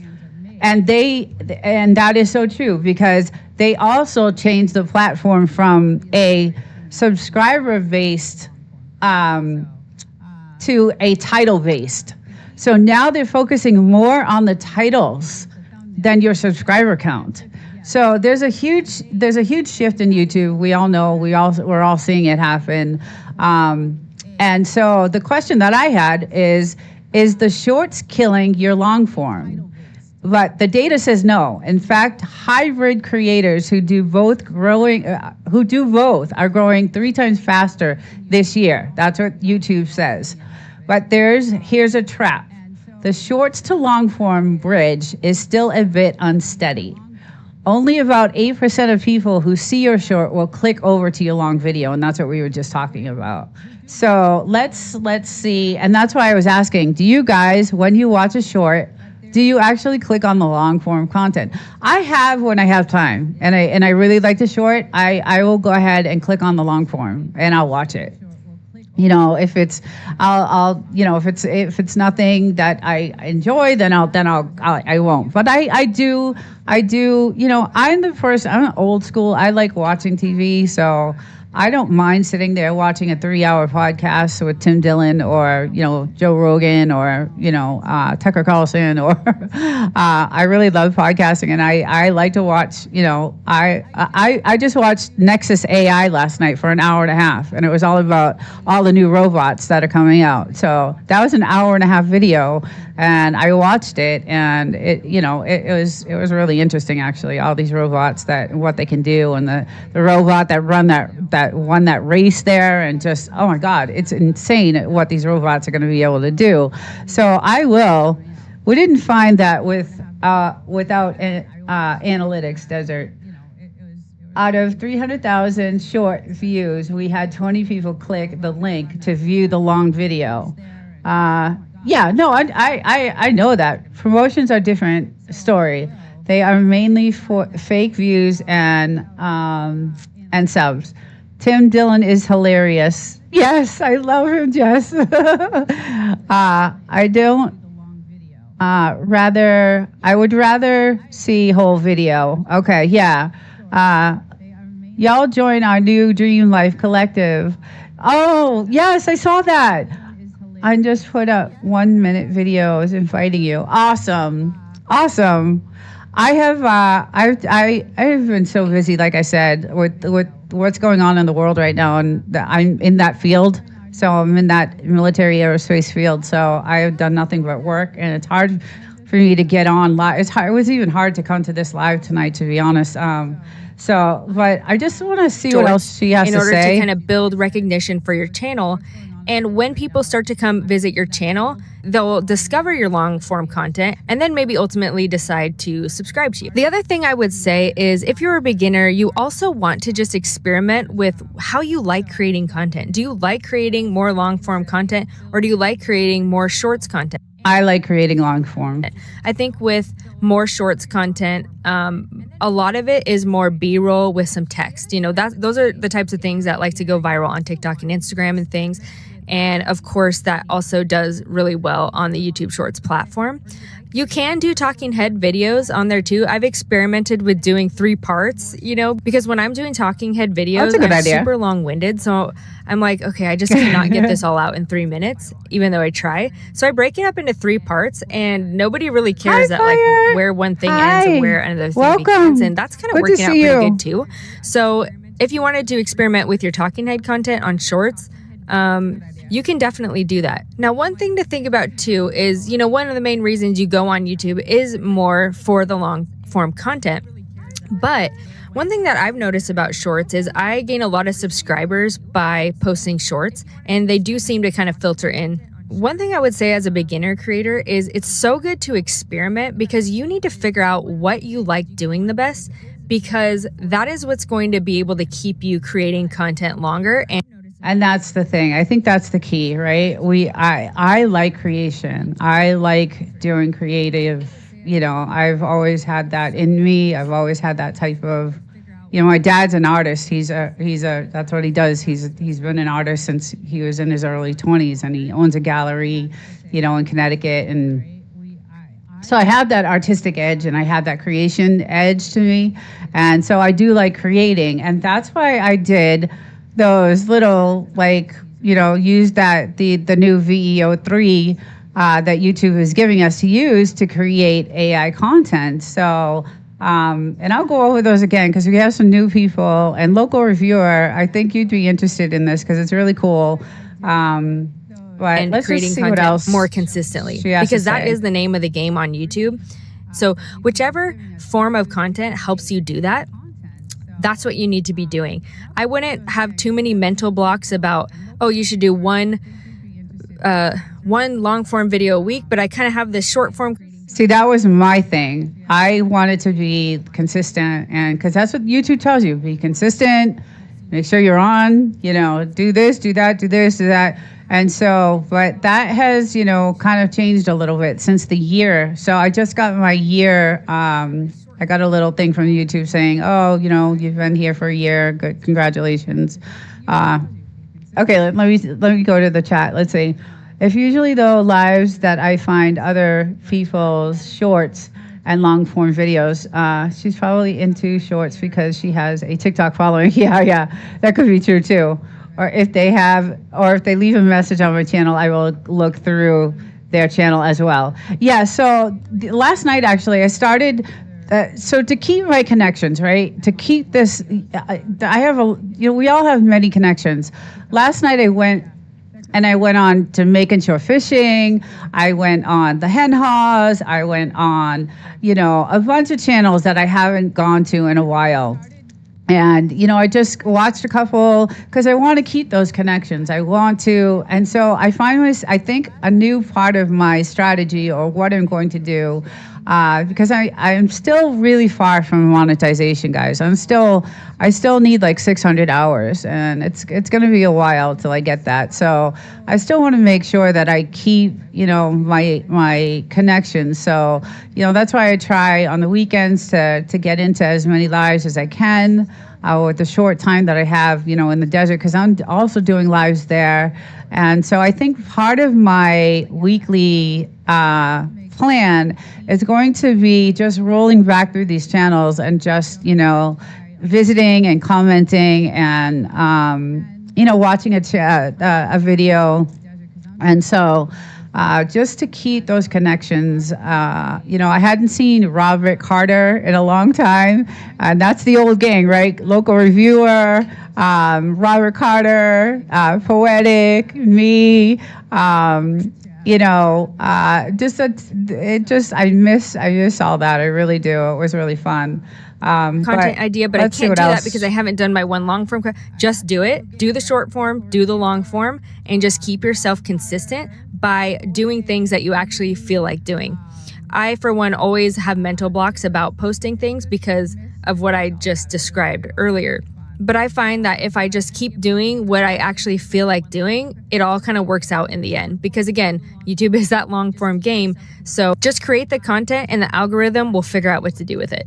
I don't think so. I almost forgot to mention too, but one of the most frequent points of resistance that I face when I'm posting YouTube videos is the long form content. You have to have a full description. You have to make sure that it's... And that's what I do. In my descriptions, I have every link for everything I looked up, every article that is related to what I did. I can't say every single one, but for the most part, you do have to, when you're doing AI, when you're covering AI, you want to make sure your facts are straight. So I always post the links to where I get my information from so that people can do their own investigating and their own research based off of what I found. And then, sometimes I'll get comments like, oh, I went to that link and, I learned this and that. And, it's really cool because you can... It helps others, learn. Source, I couldn't disagree more. Never unlist content if unmonetized. Hi, Amy. Good morning. It's morning there. Hello. Go live every day, multiple a day if you can. Leave it running for hours. End of month, fully monetized. Do all three. So so this is what I do. I have a Thursday night live that I do, okay? And that's usually a couple hours. I do a Saturday afternoon live, which is usually an hour. I do a Sunday morning live, which is usually a couple hours. I do a Sunday night podcast now. This is our 7th episode. Yay. It's going really well, too. We have a really good crowd in there, and it's really fun.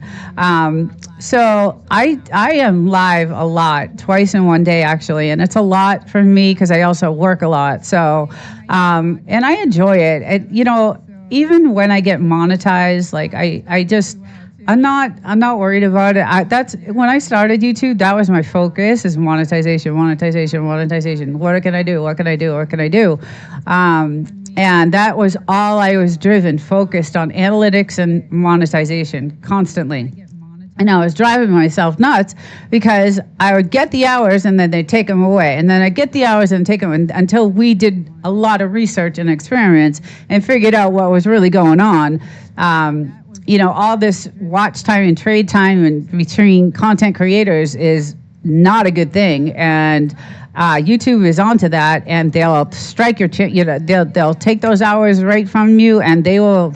A strike. So there's now a weighted system to your channel, and there's a trust scoring system to your channel now. So YouTube is onto that kind of thing where content creators are, you know, sharing watch hours and doing all that stuff. And so I'm not doing that anymore. I stay far away from that because of the trust score that they are now implementing on this platform. So I had a video the other day that I watched, and it was saying that YouTube was becoming a dangerous kind of platform because you never know when you're going to get striked for something that you don't know about. But now, when I saw today that they have this whole new section on the YouTube Studio where they actually have the videos of what they're actually doing.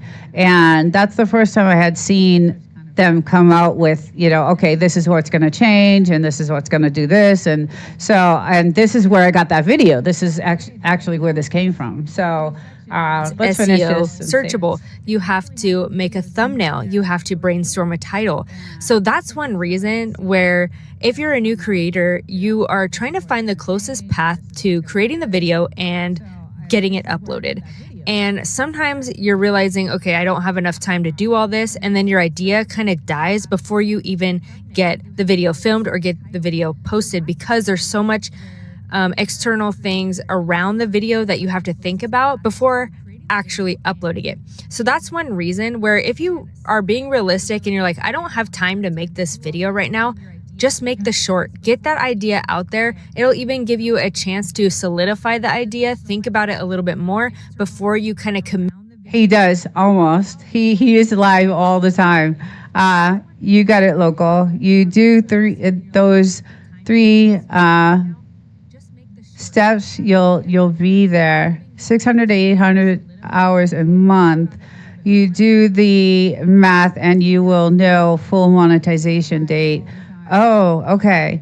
So since you guys weren't here, I'm going to go through what I use. So local, I don't know if you've used the new YouTube VEO3 AI that they have for content creation, because I know you do really well when you do your creation. So I was telling the chat earlier for everyone that just came in, I did a video on grocery shopping and how now in the stores they're changing price tags electronically. So there's an AI behind this now that is doing this, and there's two companies called Revonics and Wasteless, and they are now changing price tags. I don't know if you've seen it in Walmart. They're definitely everywhere in Walmart, but they're doing it right from the office. It's like they don't even have to be in the store. So I created this video on my AI channel, Desert Living 2.0, and I covered this story, and I needed some B-roll. So I said, you know what? I'm going to test this AI out. Now, my AI channel is very negative against it. I talk a lot about how AI is not in a good way. I don't think it's going to be good for us as a society. I think it's going to be very dangerous for us in the future. I think a lot of, if it all depends on where this country is going right now. But what I saw last night, that robot video that I watched from Nexus AI is the channel, and I watch that channel a lot because I'm into AI. And these robots are insane. But I'll show you what I did. So it's a